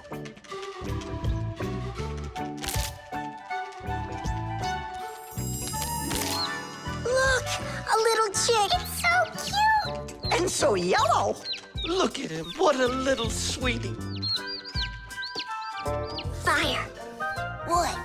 Well, I really know who saved him. Tish.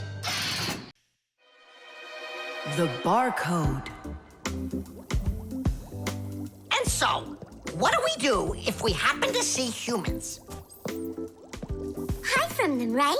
And what if you've got nowhere to hide? Then we turn ourselves into screws. That's correct. Where could it be? Where on earth could I have put it? Oh, I'm such a scatterbrain. Ah, it's Professor Eugenius. There's no need to hide from him. He's our friend. Where has it gone? Did you lose something again, Professor? Yeah, how did you guess? It's just awful.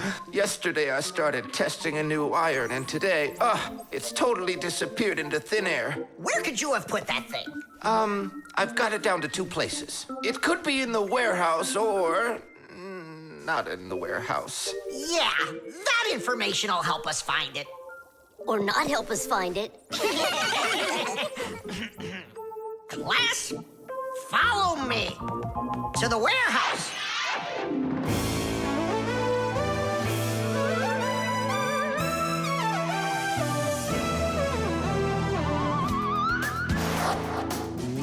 Wow, look at all these boxes.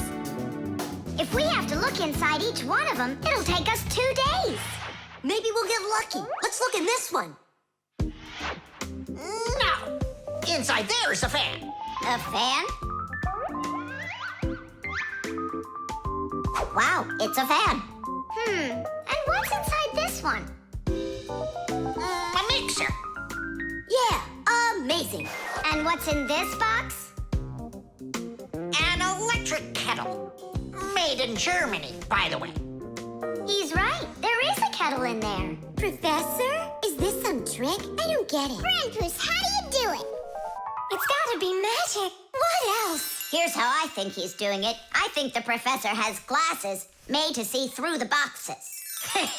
Of course not.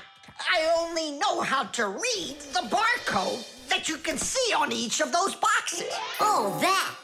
Exactly.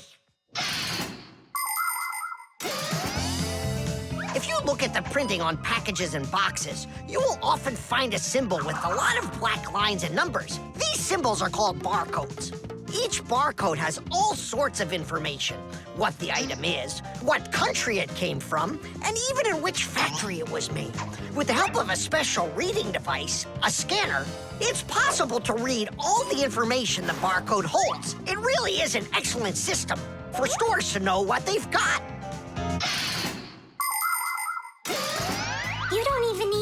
scanner to do it? I can figure out barcodes without one. I'll teach you if you want. Class. Let's see. We're looking for a box with an iron. There. Well, bring in the professor. Today, on almost everything that is sold, there is some kind of mark. For instance, this kind of mark is called a barcode. And this one, a QR code. These marks help us find out a lot of information. Suppose you walk by a building and see a QR code on it. Just point the camera on your mobile phone at it, and information about who built it and when it was built will appear on the screen. Isn't that great? It's a shame not every phone can do this yet. And that's not all. There are also marks that work without pictures. There are electronic chips that can hold information. These chips can be put inside of ID cards or travel passes, and all you need to do is press the card near a reader so it can check if you're allowed to go on through. Ah, you just made my day. You found it so quickly. What would I do without you? Huh? Is something wrong? This is not an iron. Whose sandwich is that? Mine. Yesterday I wanted to put it into the fridge, only I guess I put it into my... Oh, I just get distracted so easily. Look, we need to think this through logically. If you went and placed your sandwich into the box where the iron should have gone, then you must have put your iron in the refrigerator. Oh, here you are. Here you are, my new iron. Oh, I looked everywhere for you. Thank you, my friends, once again. There's no need to thank us at all. You're always there when we need help. You've even let us open our own school here in your laboratory. And we don't have to hide ourselves. Yeah, that's because you're so kind and you love Fixies. The prosthesis. Simka, over here. Take a look at what I found. It's a bear. Ooh. What bear did you find, Nolik? You know, it's the one Tom Thomas told us about. He was his best friend in the whole wide world. Until he became friends with you and me. What? Uh-huh. Let's try to wind him up.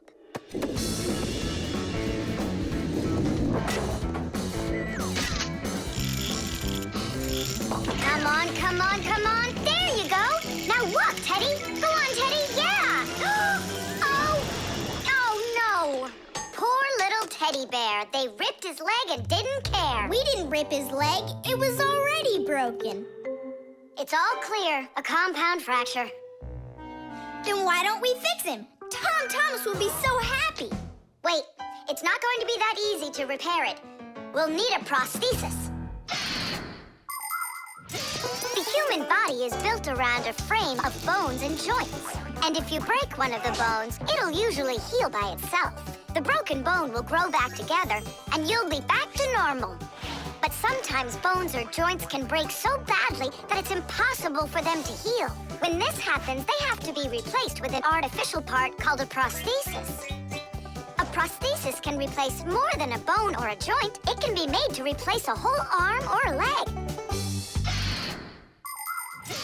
And where are we gonna get a prosthesis? I'm positive we can get it from Professor Eugenius.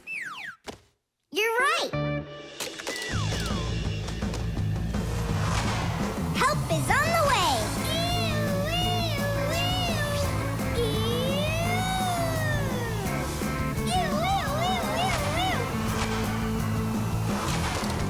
Hello, Professor Eugenius. Ah, I'm pleased to see you, dear children. How do you do? Hi there. Professor Eugenius, can you make a prosthesis? What, have you broken something? No, not us. It was the bear. He broke his leg. What bear? The teddy bear that used to be Tom Thomas's friend. Ah, now I see. Today, with the help of modern prosthetics, more is being replaced than just arms and legs. For example, if you lose a tooth, it can be replaced with an artificial one. That's also a prosthesis. And there are times when a person starts losing their vision because the lens in their eye gets foggy and can't focus. For this, there's another kind of prosthesis, a new clear artificial lens. A prosthesis can also be used to help people with poor hearing. A tiny device can be put inside of somebody's ear so they can hear what's going on. And that's not all. People have also learned how to treat a sick heart by replacing its worn-out parts with prostheses. What fantastic inventions these prostheses are. It's amazing what they can do. They help people live a full life. Professor, is it working out? We'll know soon enough.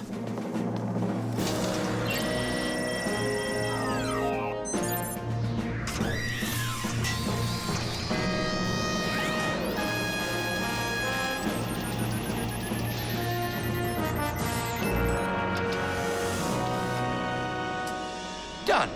Here you go. Thanks so much for your help, Professor Eugenius.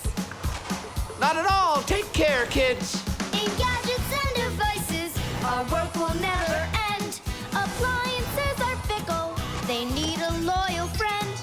At morning, noon, and midnight of every single day. When there is an emergency, you know we're on our way. 1, 2, 3. Inside we'll be all day and night. We fix things right. Well, now this old friend of Tom Thomas's will be just like new, Nolik. Simka, if Tom Thomas makes friends with the bear, then what? Will he stop being friends with us? Hi, everybody. Hi there. Oh, my teddy bear. You found him for me. And you fixed him. Ah, thanks a lot.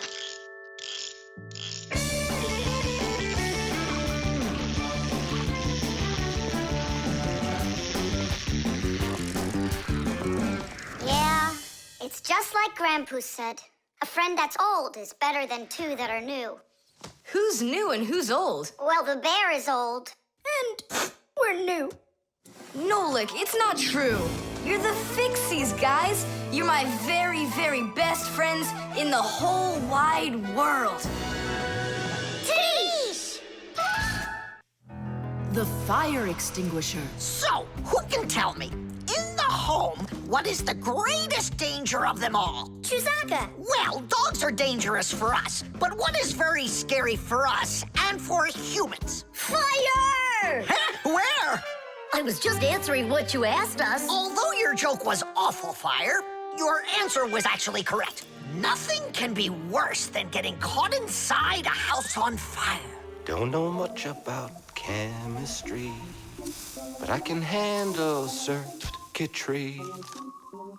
That's an interesting idea. I have to try it out. And that's why every Pac-a-mat has a fire extinguisher inside of it. And how do you turn them on? Well, I'll show you at the end of the lesson. Nolik, listen, yell fire. How come? I just want to find out how the professor turns on a fire extinguisher. Forget it, Fire. I won't do it for you. Fire! Huh? Huh? You again! I was joking. It's a stupid kind of joke, and I want you to leave right now. Actually, I should call your parents to discuss this terrible behavior. Fire is no joke at all.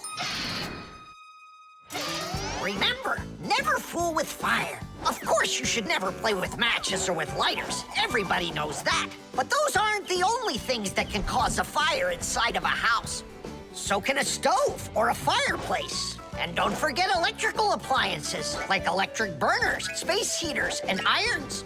If you act carelessly around any of these appliances, they can cause a fire. And we should never forget to take extra special care with sparklers, candles, and fireworks. Sparks can jump off of them and set fire to highly flammable things like paper, wood, or cloth. So, what do you do if a fire suddenly breaks out? That's right. You call the fire department by dialing the number for all emergencies, 911.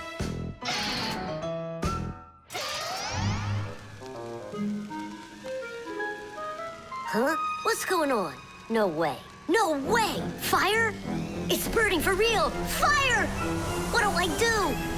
Oh, yeah! I need a fire extinguisher!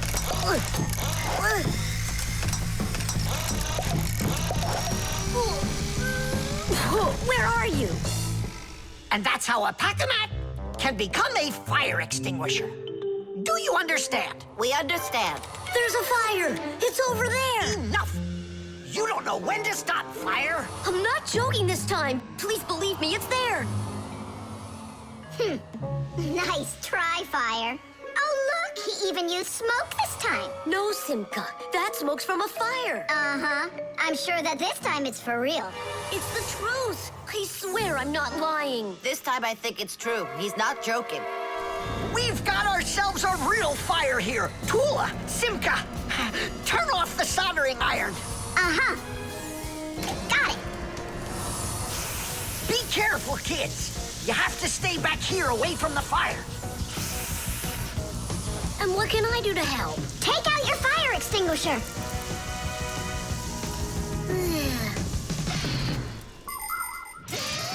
Long ago, people used to put out fires with just water or sand.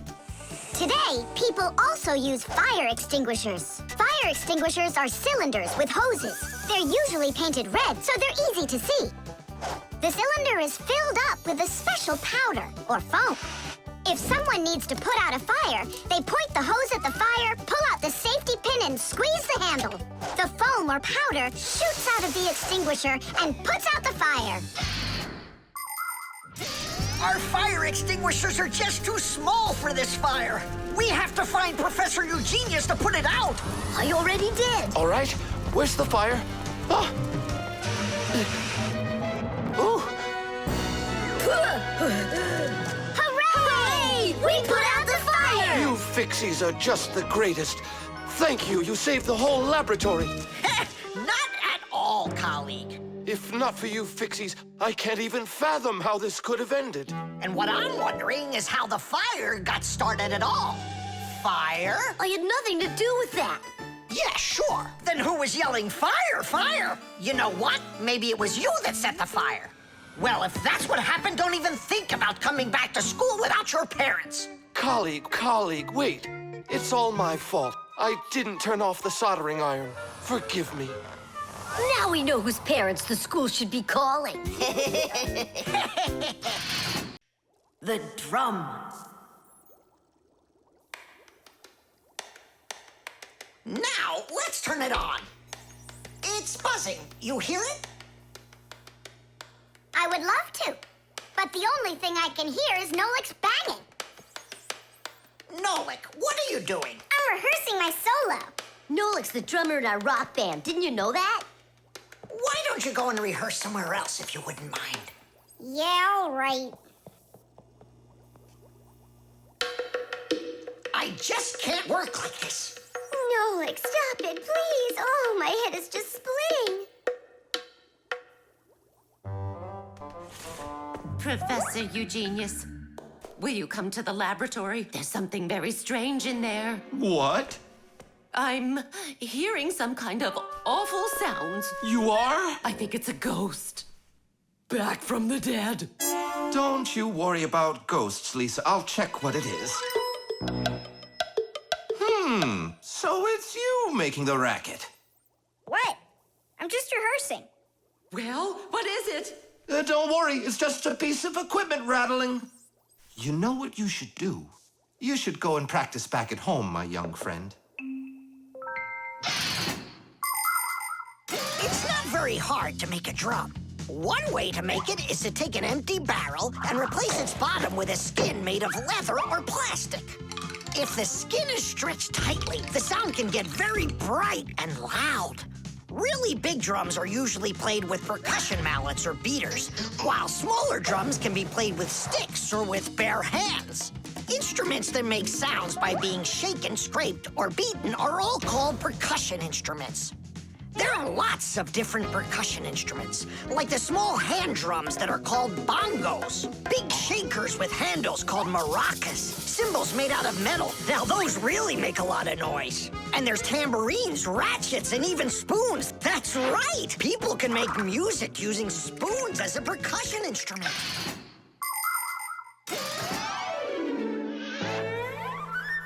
Tom Thomas, do you think I could practice my drumming here? Yeah, go ahead. I've just got some homework to do. I can do that, and better than you can, too. And what if I play like this, huh? Then I'll go like that, or like that.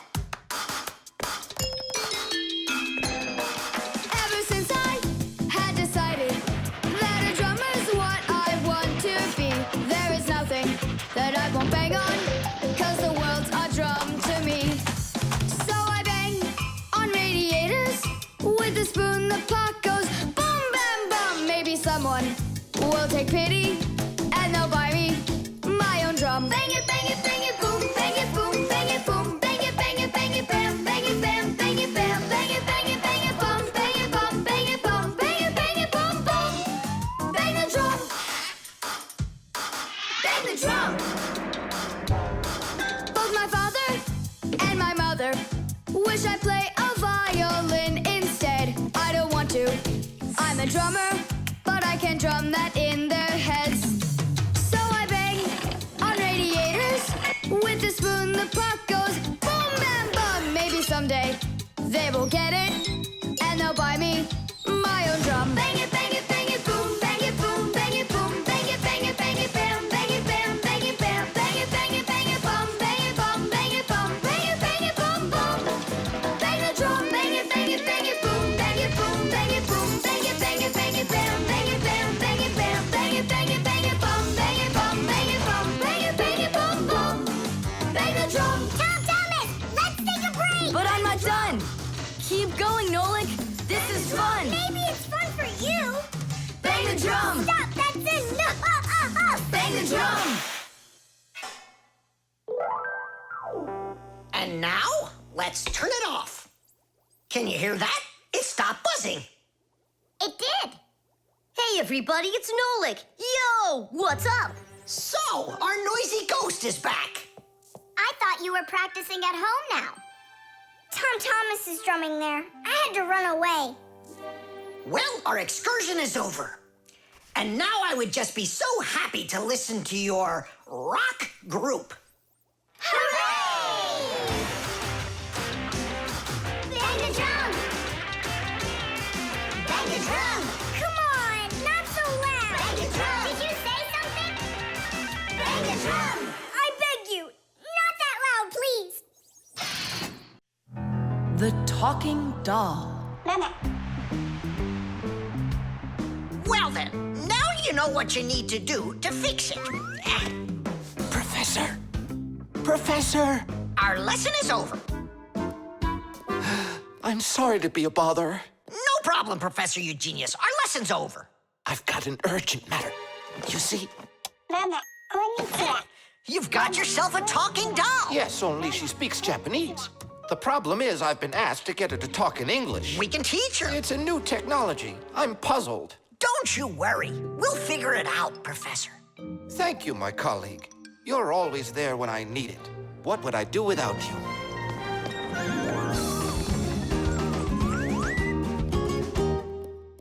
Professor, can you tell us how toys talk? Not now, children. We'll learn about the doll tomorrow. Now it's time to go home.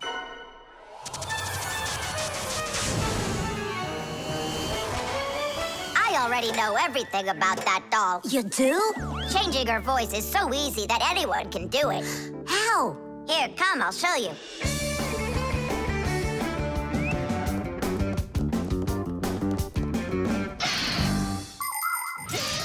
Early talking dolls used to work with a noisemaker inside. When the doll was turned over, air inside the noisemaker got pushed through a squeaker at the end of it, making a noise that sounded like the word mama. Mama. Funny. Today, the noises are recorded onto an electronic chip that's part of a little player inside of the doll. Just press a button, and the sounds start playing. So now dolls can say much more than just mommy or daddy. They can say anything at all.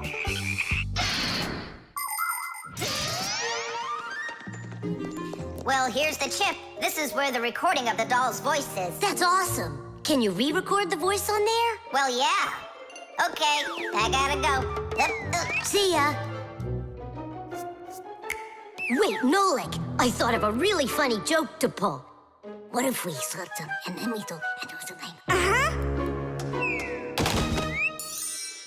Well, now, as I promised yesterday, I'm going to tell you all about talking dolls. Some start talking when you rock them, while others react to noise. And for this little lady, you need to press a button to get her to talk. Who wants to? Tula. Me? Well, okay. I can do it. Go ahead. And you'll hear her say, "Hi there, Mama." But in Japanese for now.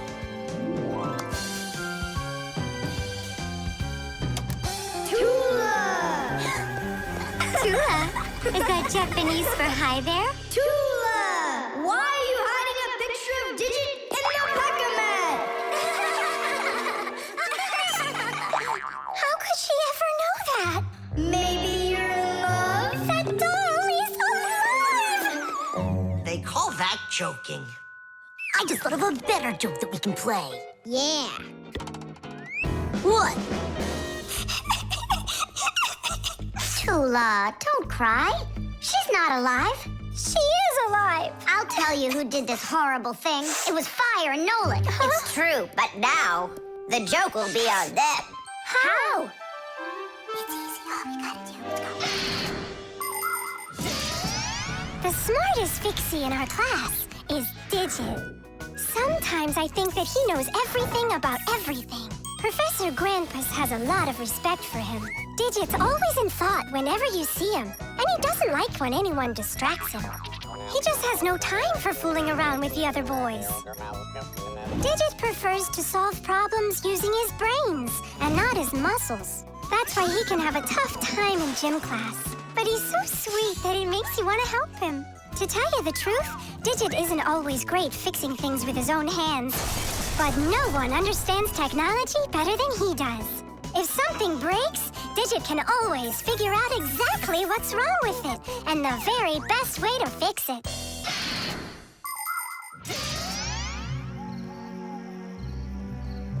We're gonna make it even funnier this time. You came back? What? You troublemakers. Now I'll show you what happens to bad boys who hurt girls' feelings. Oh, you got scared.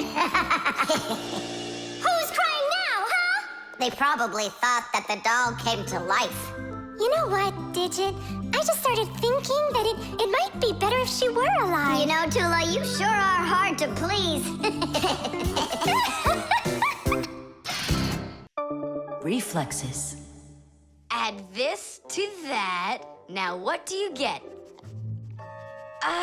3. Don't you remember? Bark, bark, bark. All you have to do is bark 3 times. That's too hard a trick for Chusaka. Maybe you could teach her to jump through a hoop. I already tried. She just sits there. Come on, Chusaka, give it a try. Try showing her this sugar. Chusaka. Alley-oop. Come on, jump. See you, Tom Thomas. It's time for us to go to school. See you later, animal tamer. Great job, Chusaka. Our lesson for today is on the subject of reflexes. I'll write it here for you. What's the lesson? Someone's late again. Ah, colleague, my glasses are gone. Are they here? They're right there on your forehead. Ooh, how about that? Forgive me for interrupting. Let's continue our class. And so... Thanks so much.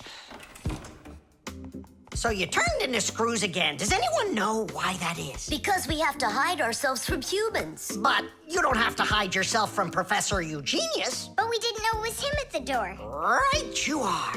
You had already transformed before you had time to think. And that's what we call a reflex. To explain it in simple words, a reflex is when our body reacts to something automatically without needing any time at all to think about it. When we touch something very hot, we instantly jerk our hand back. When we're about to fall, we swing our arms and legs to try to keep our balance. Just imagine what would happen if we started thinking how and in which direction to move them. So it's fair to say that our reflexes help to protect us. Whoa! No kidding. They protect us.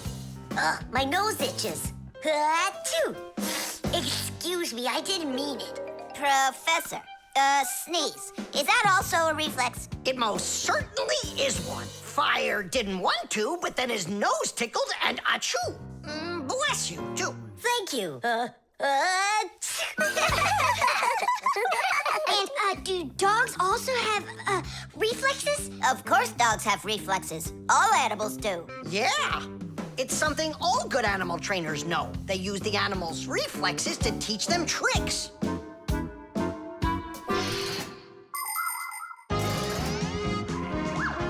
Many humans teach their pets lots of commands, like to bring a ball, to count, or even to dance. But to train a pet, you gotta know what to do. A good animal trainer always has plenty of treats handy. As soon as an animal follows a command correctly, like standing on its hind legs or jumping over a hurdle, the animal gets a treat. And then the trainer makes a unique signal right away, like clicking his fingers or blowing a whistle. After repeating this training over and over, the animal develops a reflex. Once it gets the signal, it carries out the command and then gets a treat. But the most important thing about animal training is to love your trainee and never hurt it. Otherwise, no treat will work. Tom Thomas, we just learned in Fixie school how you can train Chusaka. Yeah? With the help of reflexes. With what? Where's Chusaka? Call her. Chusaka, come here. Give her a math problem. A nice simple one. Add this to that. Now what do you get?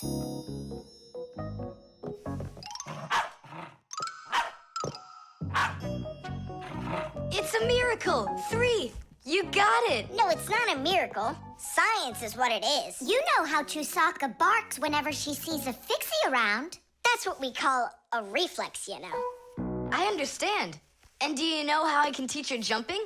Well, we didn't figure that out yet. Wait a sec, I know how. Chasing Fixies. Isn't that one of Chusaka's reflexes? Probably, although... That's great, so let's go and train the dog. Nothing's ever too much for a good friend. Chusaka.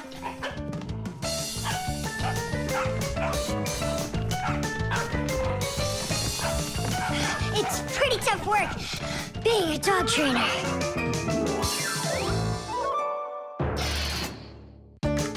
Nolik's cube. Whoop. Tom Thomas, you'll be late for school if you don't stop. School? Don't you worry. What's he breaking this time? This time, nothing. He's solving a Rubik's Cube, Nolik. Whose cube is it? The Rubik's Cube is the most popular puzzle game in the whole world. It was invented by Professor Rubik from Hungary. A cube has 6 sides on it. And on a Rubik's Cube, each of these sides has 9 squares that are all the same color. You start by mixing up the colors. To solve a Rubik's Cube, you have to turn the pieces, and you keep turning and turning them until each side is one solid color again. For instance, red or yellow or light blue. That's nothing.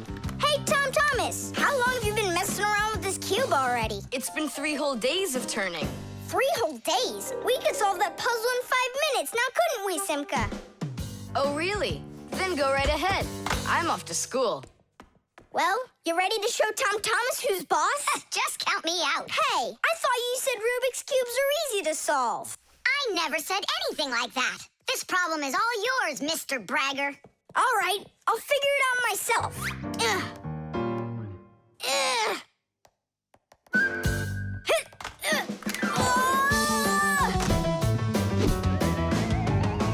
Hey, Nolik, looks like you've got a problem. Oh, hi, Fire. Now I'm good. Just solving this Rubik's Cube. Yeah? Can I do it with you? What, you can do it? Of course I can. How hard can it be? You'll see for yourself. Try getting all the red squares on one side. Piece of cake. Now hold it tight. Great, I'm with you.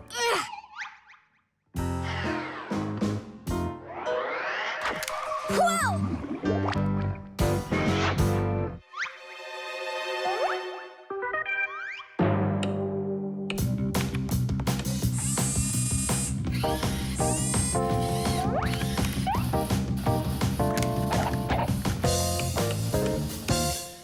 You mean like that? Class. And what about this side? What? This side's gotta be all blue. Okay, let's go fix it.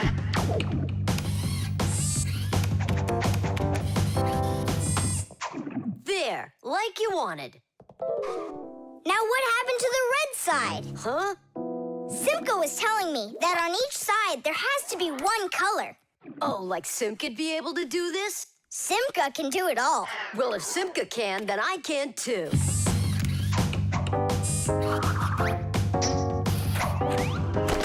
Oh! Fire! You busted the cube! I didn't bust it. I took it apart. Now let's put it together. And not just any way, but the right way. Puzzles are toys, games, or problems that force you to use your mind in a clever and creative way. Take a labyrinth, for example. In a labyrinth, the challenge is to find the one way to get through a series of tangled corridors. Another fun puzzle is a jigsaw puzzle. Here, you need to put together a picture out of many little pieces. For this, you need to not only pay attention, but be patient. And there are all sorts of puzzles for the computer. One popular computer puzzle is Tetris. In Tetris, different shapes fall down the screen, and you have to think quickly to get them to line up into rows. And solving puzzles isn't only a great activity for people, it's good for Fixies, too. That's right, puzzles are like exercises for our brain. There, all done. Nolik, you better hurry, because Tom Thomas is on his way home. Hi there, Simka. Just take a look at this. We did it. I can't believe it. How? Oh, it was a piece of cake. Simka, Nolik, I'm back. Well, I'm out of here. Ciao! Woohoo! Wow, you really solved it. It was Nolik. Nolik, you are cool. So how? You see, first you break it apart into all of the pieces, and then you put it all back together. No. That's cheating. You gotta turn the cube, not take it apart. Now I'll solve this cube, honestly. I don't think you can. Why, so sure? I glued it together.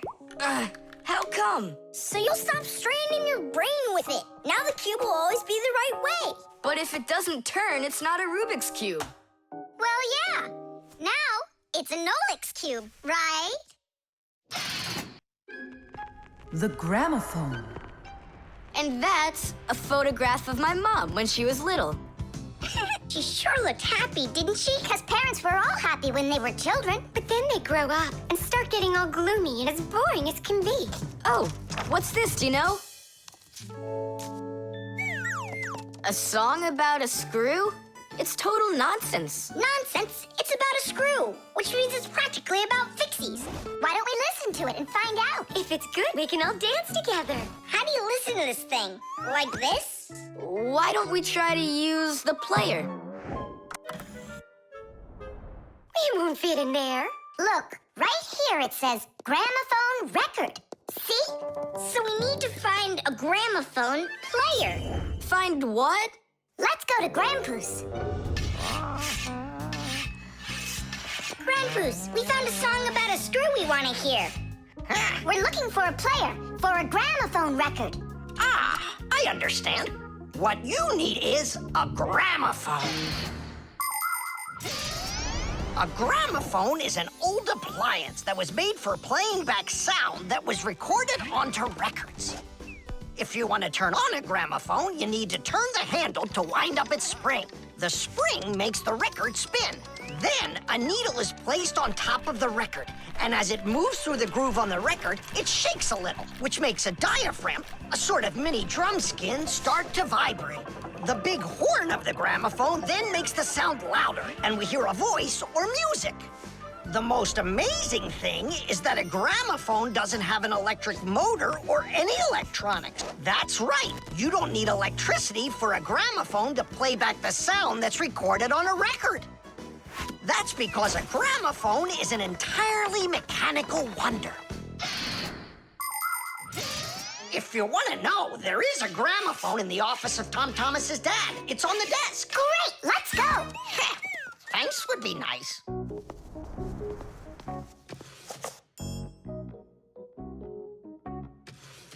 I can't find the on button. There is no on button. You need to grab that handle and turn it. Now take that thing and put it down onto the record. It's not playing. Look, there's no needle in there. And where can we get one from? We can make it. Do you have any nails around here? Is this good? That'll be great. Verda, are you ready? Totally. Better cover your eyes.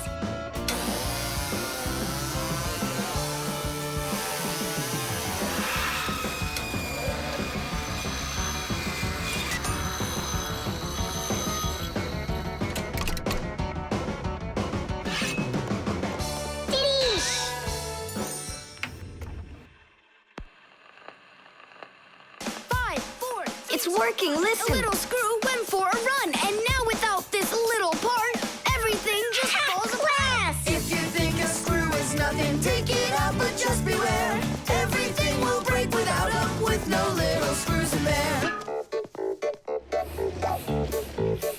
The bulldozer was a strong one until there was a thud, and then the mighty giant fell straight into the mud. 5, 4, 3, 2, 1. A little screw went for a run, and now without this little part, everything just falls apart. If you think a screw is nothing, take it out, but just beware. Everything will break without them, with no little screws in there. If you think a screw is nothing, take it out, but just beware. Everything will break without them, with no little screws in there. Tom Thomas, what's that music playing?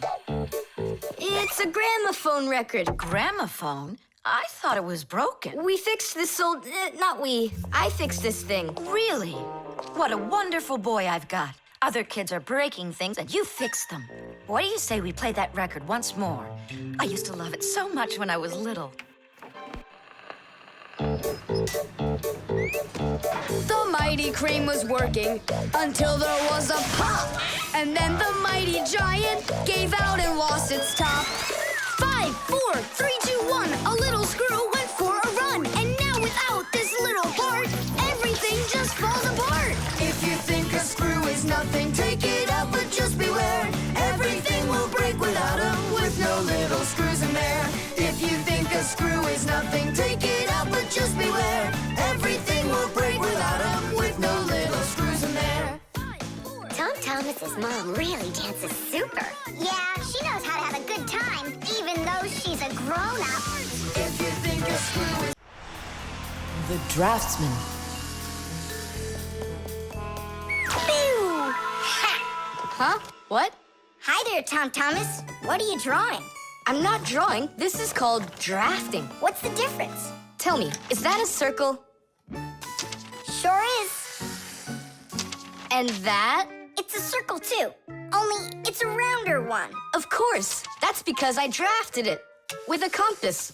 And now I've got a real target. So now I'll load my dart gun.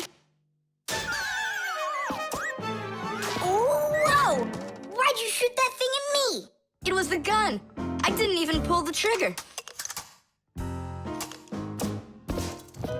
What? Did it break? Let's open it up and see. There. This little part broke. Let me go find Papoose. He can help you. He can make another one. A brand new one. Wait, I can draft a technical drawing. Will Papoose understand how to read one of those? Are you kidding? Papoose is an expert at everything.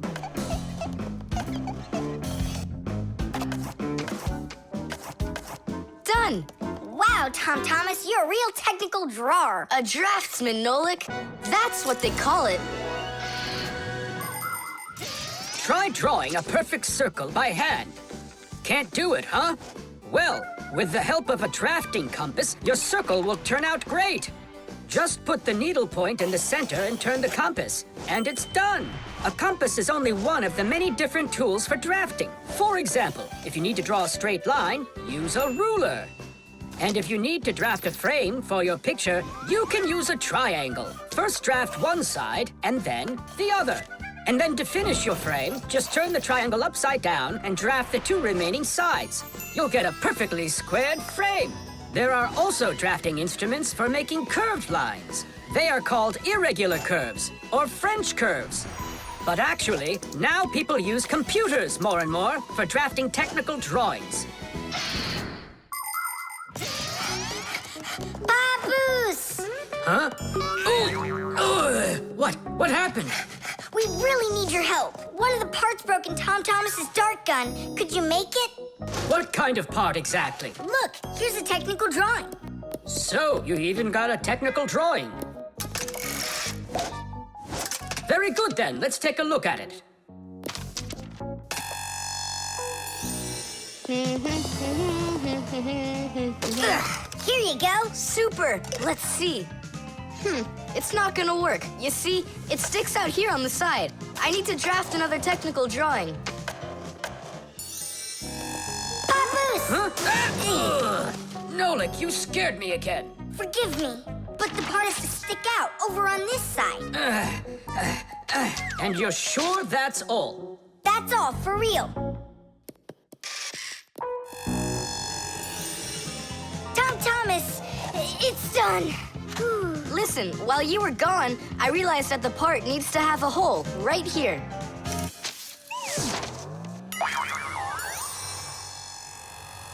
Papoose? Again? Sorry about this, but there's a hole in this thing, too. A technical drawing is a special kind of drawing. It has to precisely describe the thing that needs to be made. To do that, the drawing must be very accurately drafted and include all of the measurements. And that's not all. If the object is complex, it must be drafted from at least 3 sides, including the front, the side, and the top. You see? The object looks different from every side. So if you don't want to work over and over again, learn to draft correctly.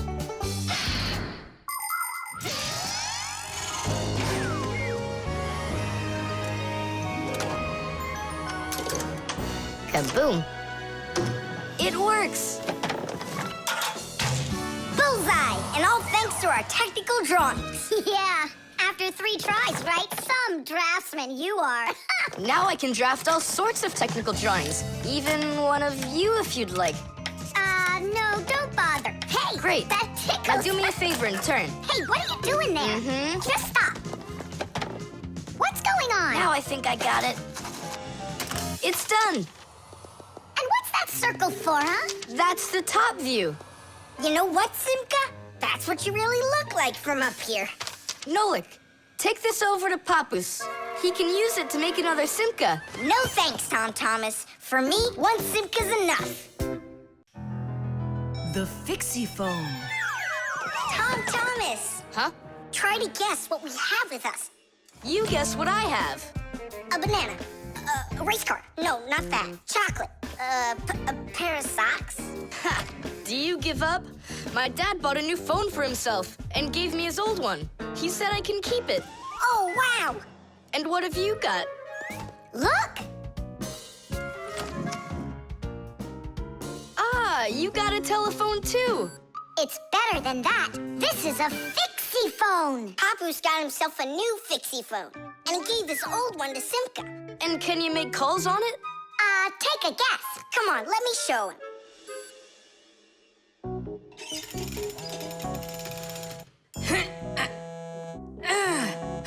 Hi there, Papoose. Hi, Nolik. Why are you calling? Just to say hi. Nolik, don't just call me if you know I'm working. All right. See that? So what? I can make calls on my phone. Calls to humans, that is. But to Fixies, you can't. A Fixie Fixie phone is a smartphone made just for Fixies. Not only can Fixies call each other with it, but they can get onto their own special Fixie internet. On a Fixie phone, you can find a camera, a flashlight, news, games, movies, and Fixie ditties. Those are the Fixies' favorite songs. Fixie kids love them, and so do their parents, because Fixie phones can easily let parents know where their kids are and whether or not they're in trouble. Over the years, humans have learned how to turn telephones into mobile phones and mobile phones into smartphones. They use them to call each other and to go onto their internet. A smartphone is almost as powerful as a computer, but they still have a long way to go to be as good as Fixie phones. Yeah, that's really cool, guys. Only this phone does the same. But can your phone do this? Take a look over here. You mean here? It's just a mouse. And now, look here. Whoa!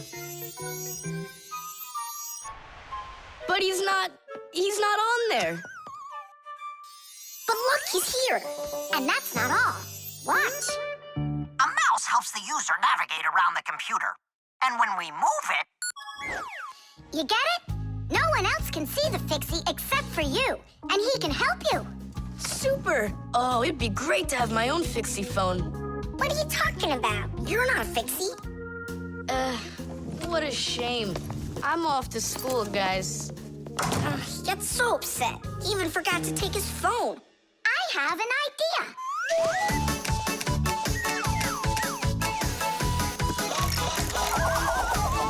My smartphone's my best friend. I love to hear it beeping, so I keep it by my side even when I'm sleeping. Bing bong all day long, bing bong all day long, bing bong all day long, even when I'm sleeping. With my phone I play alone. I don't need my brother. Soon they'll make a brand new app to replace my mother. Bing bong all day long, bing bong all day long, bing bong all day long, to replace my mother. Check my mail, send it text 1,000,000 times an hour. I forgot to plug it in, now I'm out of power. Bing bong all day long, bing bong all day long, bing bong all day long, now I'm out of power. Bing bong all day long, bing bong all day long, bing bong all day long, now I'm out of power. We finished. Titties! Look, it's a... Surprise! Wow, this is great. Now I've got my own Fixie phone. It's just like you've got. Well, pretty close. Tom Thomas! Tom Thomas, let me use your phone to call myself. I need to find my phone. Oh, wow. You've changed everything in here. Where am I? I guess I'm Papoose. Huh, what a funny name you came up with for me.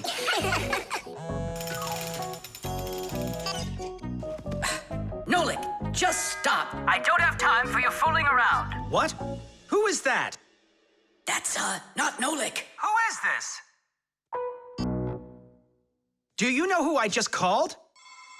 Does anyone know who this phone belongs to out here? Oh, your mother found it. I'm coming. We'll fix those numbers later. Ugh, Papoose is gonna really give it to us. Give me your phone, Tom Thomas, and I'll delete all the Fixie's numbers from it. But how can I call you up then? Why would you have to call us? We're always close by. The manipulator.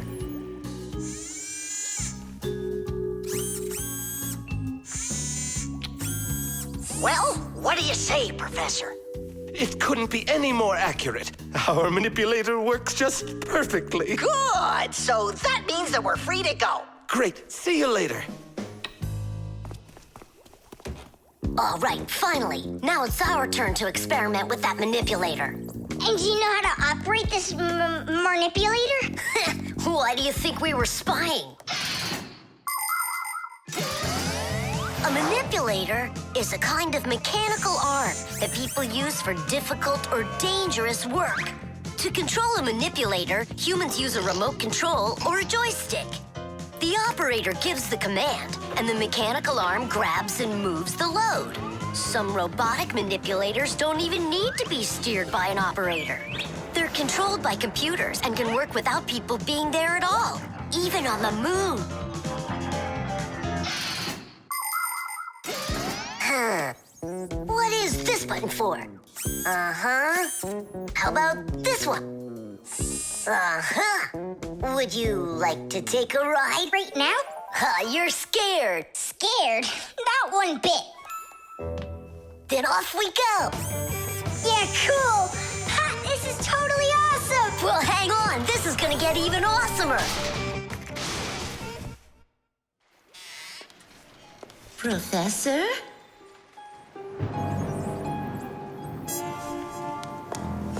Strange. What made this ladder just fall over? Ah! Am I crazy? Or is someone here? Oh, calm down. Calm down now. Poor Elisa. Yeah, you're completely overworked. Whoa! Who's here? Achoo! Hang in there, Nolik. I'll get you out of there.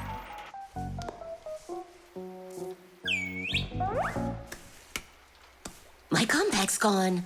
Oh dear, what's going on? Ah! Stop this nonsense right now, or I'll call the police on you. I don't believe in ghosts. I don't believe in ghosts. I don't believe in... Ah! Where are you pulling me? I'm going to faint. I'm warning you. That's all. Goodbye. Ah. Throughout the world, humans use manipulators for all sorts of work. In factories, manipulators are used to lift and move heavy loads. They can also hand out the parts needed for assembly or even attach these parts themselves.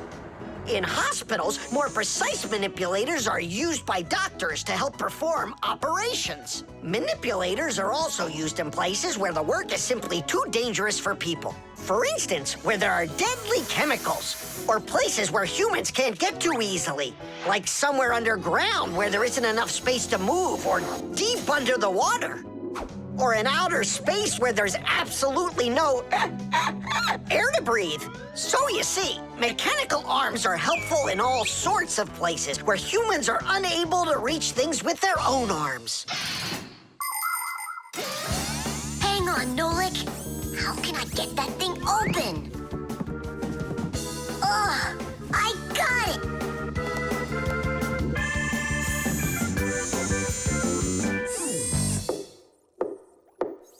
Yes? Who's there? Ah! What's going on?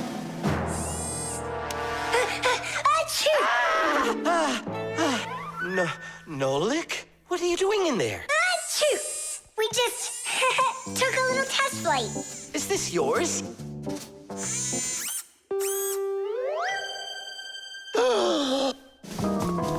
Elisa! Elisa! Professor, you genius. I was attacked by a crazy arm. The manipulator. It's your imagination. Look, it's come back. Stop, I'm telling you. Professor, you genius. It heard what you just said. Calm down, it's okay. It was a little malfunction, but I took care of it. You are just astounding. And don't think that I'm through with you. With me? With you? No, with the manipulator. Let's go, Elisa. Yeah, let's go, Professor. Great job, Fire. And why fire? Achoo! The crowbar. Everything's fine here, too. I wish something would break for a change. It's already been a week and nothing's broken in here. Stop worrying. Everything breaks at some point. Well, nothing seems to ever break inside of this house. That's because we take such good care of it. No, Marcia, it's boring with no real work to do. We should move somewhere else. When Fixies graduate from school, they must choose the place where they want to work. Some will work at factories, and some on ships, and some in theaters, and some in hospitals, too. Fixies are needed everywhere. Now, Fixie families with children like to choose places that are a bit quieter. Usually, they'll settle inside of people's houses. It's not too noisy there, like in a factory, but there's still plenty of work to do. They need to check on appliances like computers, vacuum cleaners, telephones, irons, and washing machines. And Fixies always try their best. They just love being busy with work. And so if there's nothing broken in the house, Fixie families will move to a new place where there's much more work to be done. Nolik, did you hear that? I don't want to move anywhere. But think about the kids, dear. They've got their school and friends here. Do you like this friend of theirs? A human kid playing with Fixie kids. You know as well as I that it's just not right. All right then. If nothing's broken down before the end of the day, that's all. We gotta move. Oh, no, I can't. Tom Thomas comes home the day after tomorrow, and we'd be gone by then. Pull yourself together. And I won't see him anymore at all? Nolik, I have an idea. What idea? If something happens to break down before the end of the day, then we're not moving. But what if nothing breaks? Calm down. We're gonna make sure of it. Simka, you're a genius. But how can we make sure of it? We're going to use a crowbar. A crowbar is powerful and simple. It's nothing more than a heavy metal bar with either sharp or flat ends. It can be very helpful for breaking through concrete or ice. It can also be used as a lever to root out a tree stump or move a boulder. If one end of the bar has a claw cut into it, then it's good for pulling out nails. Yes, sometimes the simplest tools are the most powerful ones. Do we have that tool? We've got our pack-a-mat, and it's got everything. Yay! In gadgets and devices, our work will never end. Appliances are fickle, they need a loyal friend. At morning, noon, and midnight of every single day. When there is an emergency, you know we're on our way. 1, 2, 3. Inside will be to fix what's wrong, till it runs strong. 1, 2, 3. Inside will be all day and night. We fix things right. How about you let me try? Go on. Nolik! What are you thinking? I'm doing like you were doing. No, you're not. Now I'm confused. First off, whatever you break's gotta look like it broke all by itself. Oh, I gotcha. And second, you gotta break it in some way that can be fixed later. Did someone say something needs fixing? Or am I hearing things? Papa's, we just found out that the television's broken down. Are you sure? Yeah. And one of the keys on the keyboard is stuck. For real? For real. And the clock's not running either. Oh ho! Masya, our life is getting back on the right track. Should we fix them? Yeah, what else? We are the Fixies. We live to keep on working, and work for us is fun. So we'll just keep on working, 'cause our work's never done. And deep inside of gadgets, if you look when it's dark, you might just see us race around like multicolored sparks. 1, 2, 3. Inside will be to fix what's wrong, till it runs strong. 1, 2, 3. Inside will be all day and night. We fix things right. Tidish! Oh, that was a lot to do. You'd almost think that somebody broke it on purpose. Well, we didn't do it. It broke by itself. Yeah, this apartment still needs a lot of work. We shouldn't move anywhere. I like it here. So do I. It's the best. See, we don't need to go anywhere. The level. Tom Thomas, I'm really sorry. The movie this weekend, I have to cancel. You do? I need to go to Africa for work. I leave tomorrow. Oh, cool. You think I could go with you? To Africa? Can you even find it on the map? Africa. Here we go. No, you're still too little. When you grow as tall as the top of Africa, then I'll take you with me.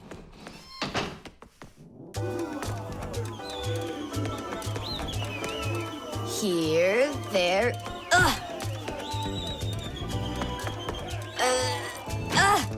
Tom Thomas, what you doing down there? I want to know if I'm as tall as the top of Africa or not. Well, do you know your height? Okay, then let's measure you and mark how tall you are. You just need to hold the book, all right?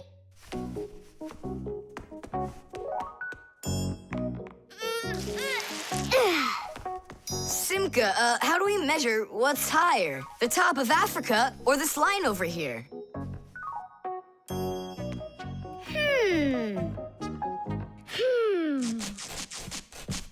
It's a tough one. We need a piece of flexible, clear tubing.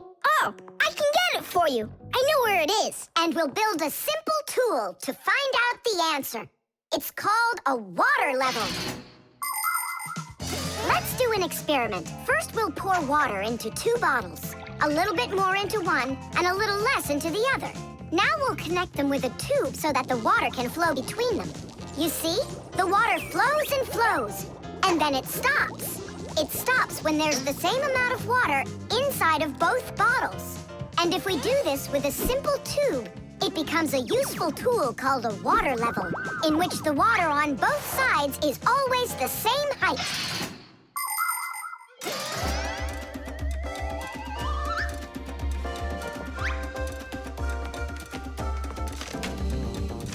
I'm gonna watch the water level on this end, all right?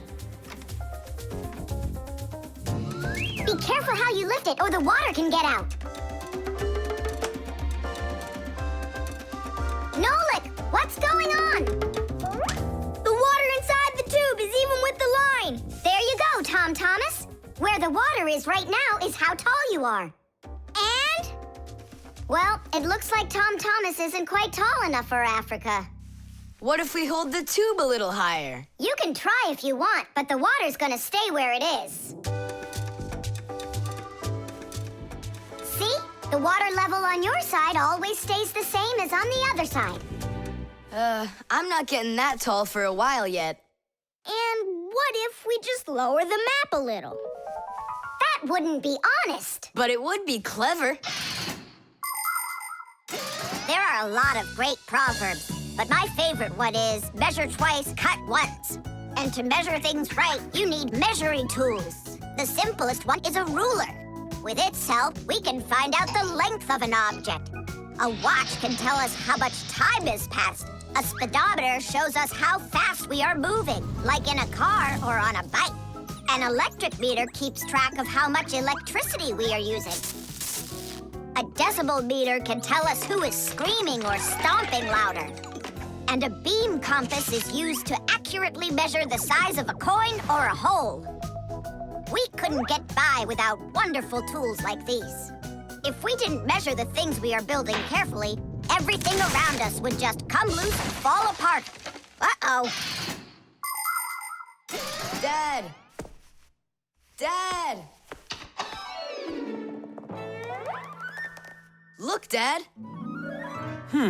That's strange. Looks like you are a little taller. Does that mean you'll take me with you? Yeah. Are you ready? Yay! But everyone who goes to Africa has to get vaccinated. You're okay with that, aren't you? I need vaccinations to go? Are you sure? Yeah, there's one against malaria, tsetse fly, crocodile bites. Altogether, there are 10 shots. 10 shots? Yeah, 10. Oh. Dad, you know, I was joking. After you left the room, I moved the map down. Okay, I see. And I was joking about all those shots you need. What? You mean you don't need to get shots? You gotta, just not 10. So how many? 9 of them. There's no vaccination anywhere to stop a crocodile from biting you. Batteries. Oh, my little lemon, just you wait. One day you'll be a strong and splendid tree. She's talking with a flower pot. Oh, You scared me. Do you like it? Like what? My seedling, don't you see?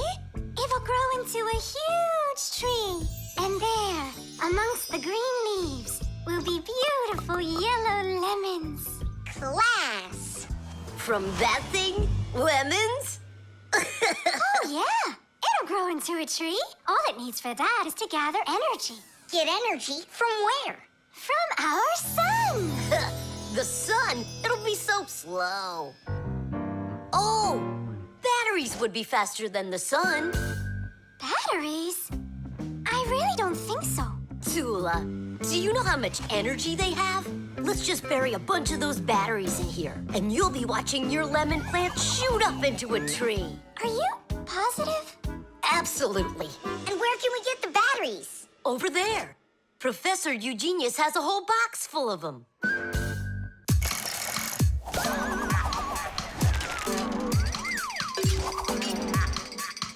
Batteries, batteries. We use them every day and need them by the ton. Batteries, batteries. They give power to appliances so they can run. Batteries, batteries, batteries, batteries, batteries, batteries. That does it. We'll be seeing the first lemons before the week's over. The first battery in the world was made in Italy more than 200 years ago. When two different kinds of metal were placed in salty water, electricity started flowing through a wire from one piece of metal to the other. Many years have passed since then, but batteries still work in pretty much the same way. Today, you can find batteries being used for electricity just about everywhere. Tiny batteries are used inside of wristwatches, while big batteries can power cars and even ships. With new batteries being produced by the millions, we have to think, how should we get rid of the old ones? You can't just throw away batteries because they'll poison our soil and water. The best way to dispose of batteries is to take them to a special collection station that sends them to factories for recycling. Yes, it's a terrible idea to bury batteries. You can kill any plants that are growing there. And this is the very reason why Professor Eugenius puts all of his used batteries in that box over there, so he can dispose of them properly. Hey, where are they? Oh, my seedling. We harmed you. What? Where are the batteries? They're in the flower pot. How come? So the lemons would grow faster. From the batteries? Who came up with that idea? It will die! Hurry! We gotta go save it! The soil's contaminated. We've got to find a new home for this seedling. But where?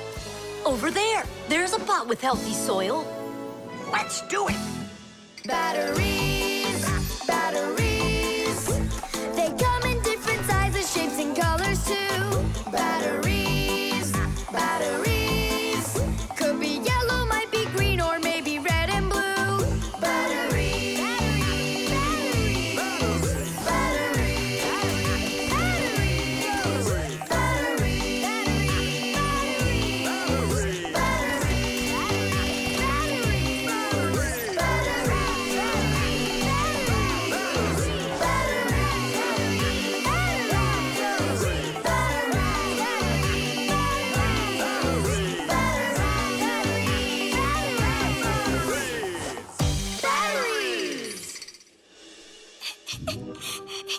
Don't cry, Tula.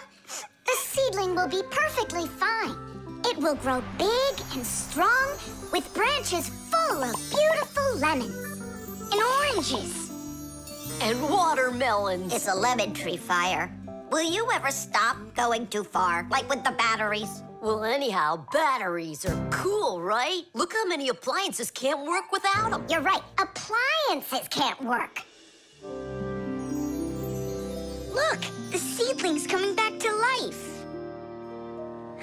It really is.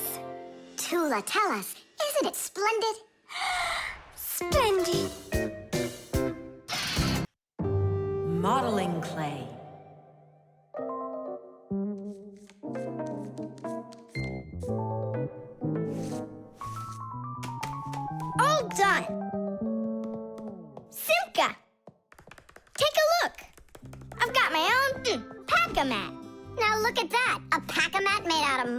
clay, but this one's my own, and it looks just like a real one. Okay, you're right. It really does, Nolik.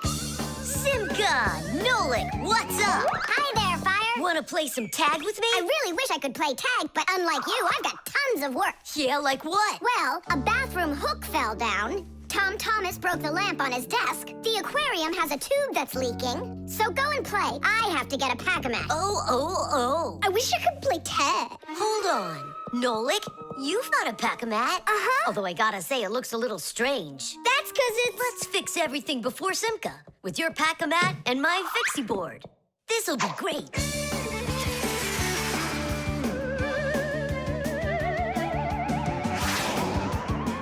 So where is that hook that fell down? All right. Nolik, get out some sticky stuff. From where? Obviously, from out of your Pac-Man. But it isn't real. I made it out of modeling clay today. Out of clay? Well, it totally looks real. Long ago, back in the Stone Age, people learned how to use clay to make their dishes and sculptures. But the modeling clay that we use nowadays was only invented about 100 years ago. Actually, modeling clay is just plain old clay with some ingredients added so it won't dry out. And dyes are mixed in to make all the different colors. There is just no end to all of the fun things you can make out of modeling clay. I got an idea. Go on, turn around. What are you doing? Grabbing glue out of your Pac-Man. All right, get up here. Will it stick? Yeah, of course it will. Let's go and fix the lamp.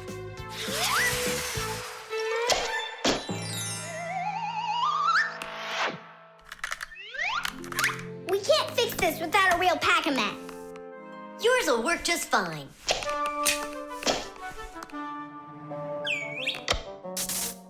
Tadish! So, what else did Simka have to fix? The aquarium. Hop on.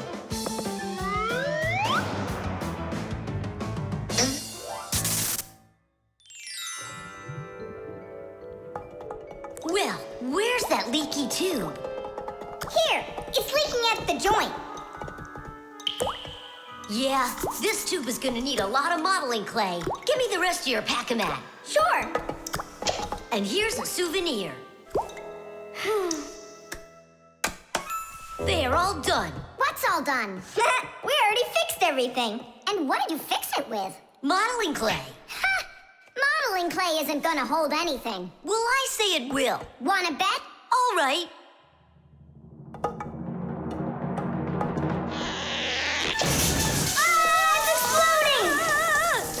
What in the world is happening here? Flooding water! You just do as I tell you, without panicking. Did you know it's possible to make modeling clay in your own home? Just write down this recipe. You'll need a cup of flour, a half a cup of salt, and a half a cup of water. Now, mix the salt with the flour and add the water little by little. Mix it together really well. What are you saying? That it looks just like dough? Well, that's exactly what it is. It's just not for eating. It's way too salty. But you certainly can sculpt things out of it. If you want your modeling clay to be colorful, you can add food coloring or watercolors to it. That's it. Your modeling clay is ready to be sculpted. When you're finished, don't forget to let your figures dry in the sun. That way they'll get nice and hard and last you a very long time.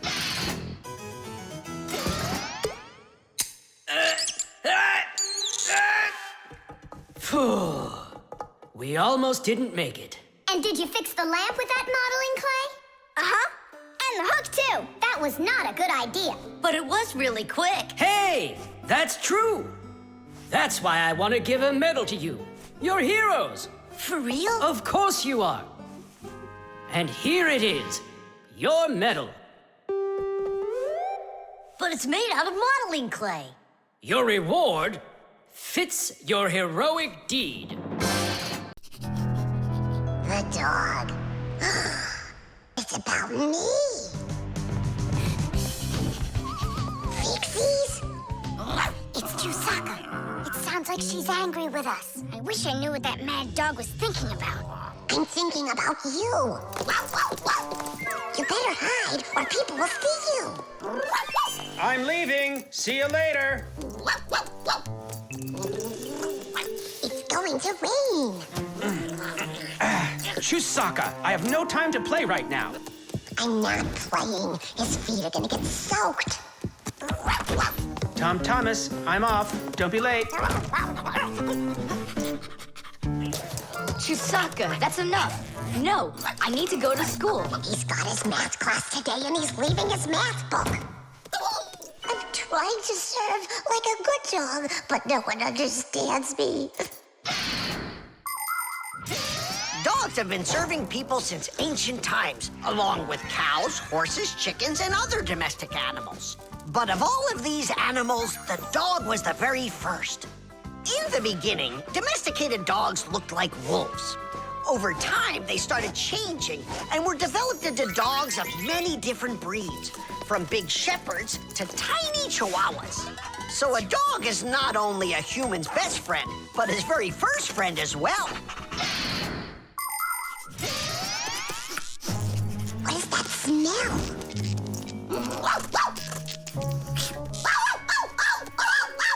Simka, come on out. I see you. Nolik, jump down. Oh no, we're trapped in here. Alert, something's burning over there. Why won't they listen? I think she's going to eat us. Together with the box.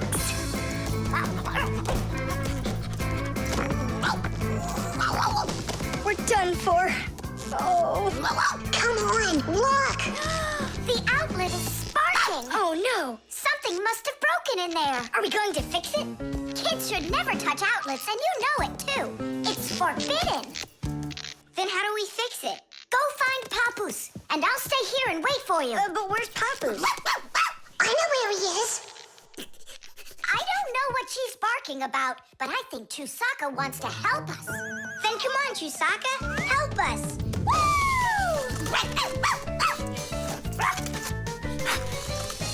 He's in there. Papoose! Papoose! Nolik, is that you? There's an outlet sparking over there, and it smells like it's burning. Are you sure? Yeah, Chusaka found it. Really? Great job! There are many kinds of service dogs. Dogs that help people by carrying out a wide variety of different jobs, like protecting a house or a flock of sheep if the dogs are shepherds. Some working dogs help guards protect their borders, while others work for the police. There are sled dogs that transport people and loads in the north, where there's only snow and no roads. Some service dogs help blind people by helping them get to the places they need to go. And there are dogs that save people trapped on mountains. And that's not all. Dogs went up into space before humans. But don't think that dogs are just given these jobs. Oh no, like humans, dogs study for a long time before they're allowed to take on serious work.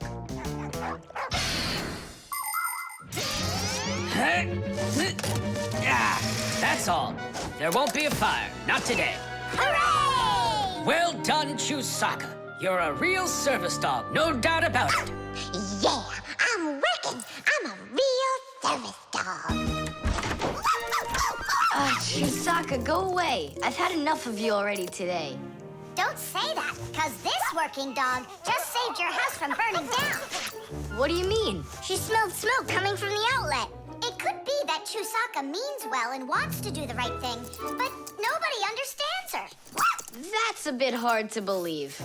Then what's this book? Oh, my math book. That's where I left it. Remember how Chusaka wanted to make you take it to school this morning? You're right. Atta girl, Chusaka, well done. What a rain. My feet got wet to the bone. But this morning, Chusaka tried to get you to wear a different pair of shoes. That's something. I should listen more closely to this smart little dog of ours. Finally, they understand me. The kaleidoscope.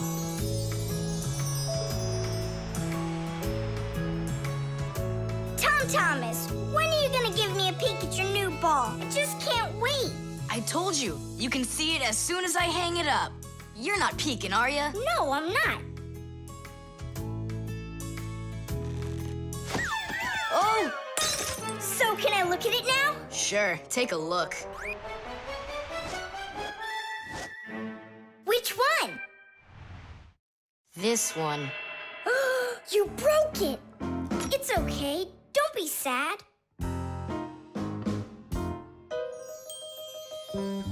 I know what to do.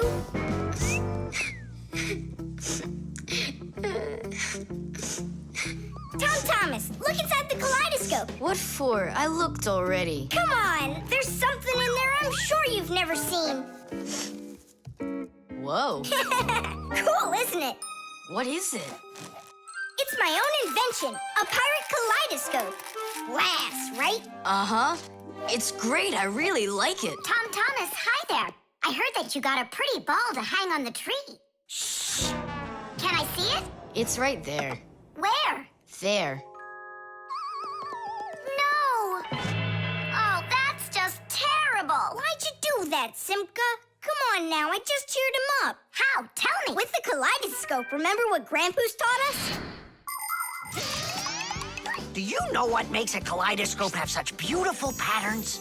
Ah, it's because pieces of multicolored glass are tumbling around in there. And it's also because it has mirrors inside. Usually there are 3 of them, and they are arranged facing each other. That way, each piece of glass makes many, many reflections that create the kaleidoscope's beautiful symmetrical patterns.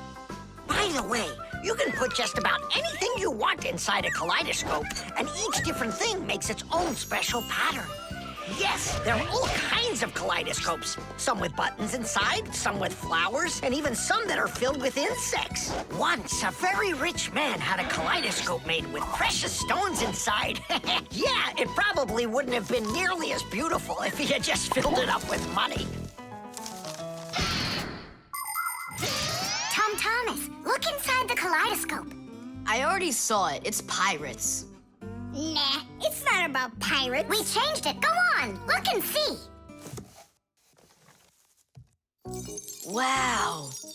You like it? A lot. Hey, what did you put in there? A few pieces of the ball that you smashed. It's even better for Christmas, isn't it? Mm-hmm. That didn't work at all. Merry Christmas! We came to take a look at that splendid new Christmas... What's wrong? Oh, don't even ask us that. I've got it!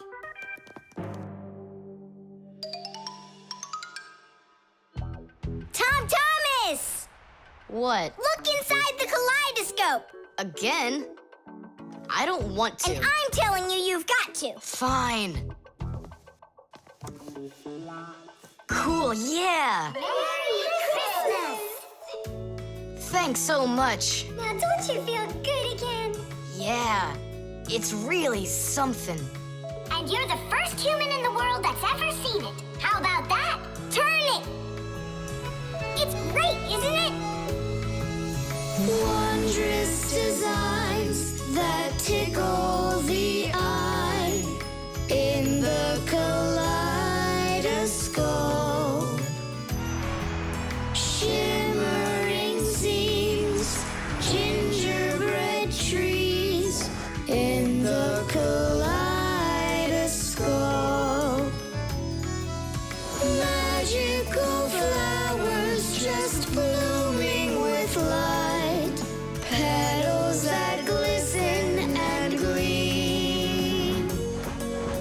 Kaleidoscope, kaleidoscope, a crack to the world of dreams. Kaleidoscope, kaleidoscope, a crack to the world of dreams.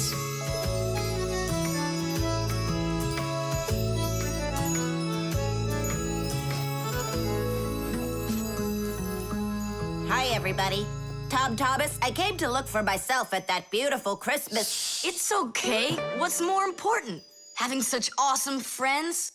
Or some ball hanging from a tree?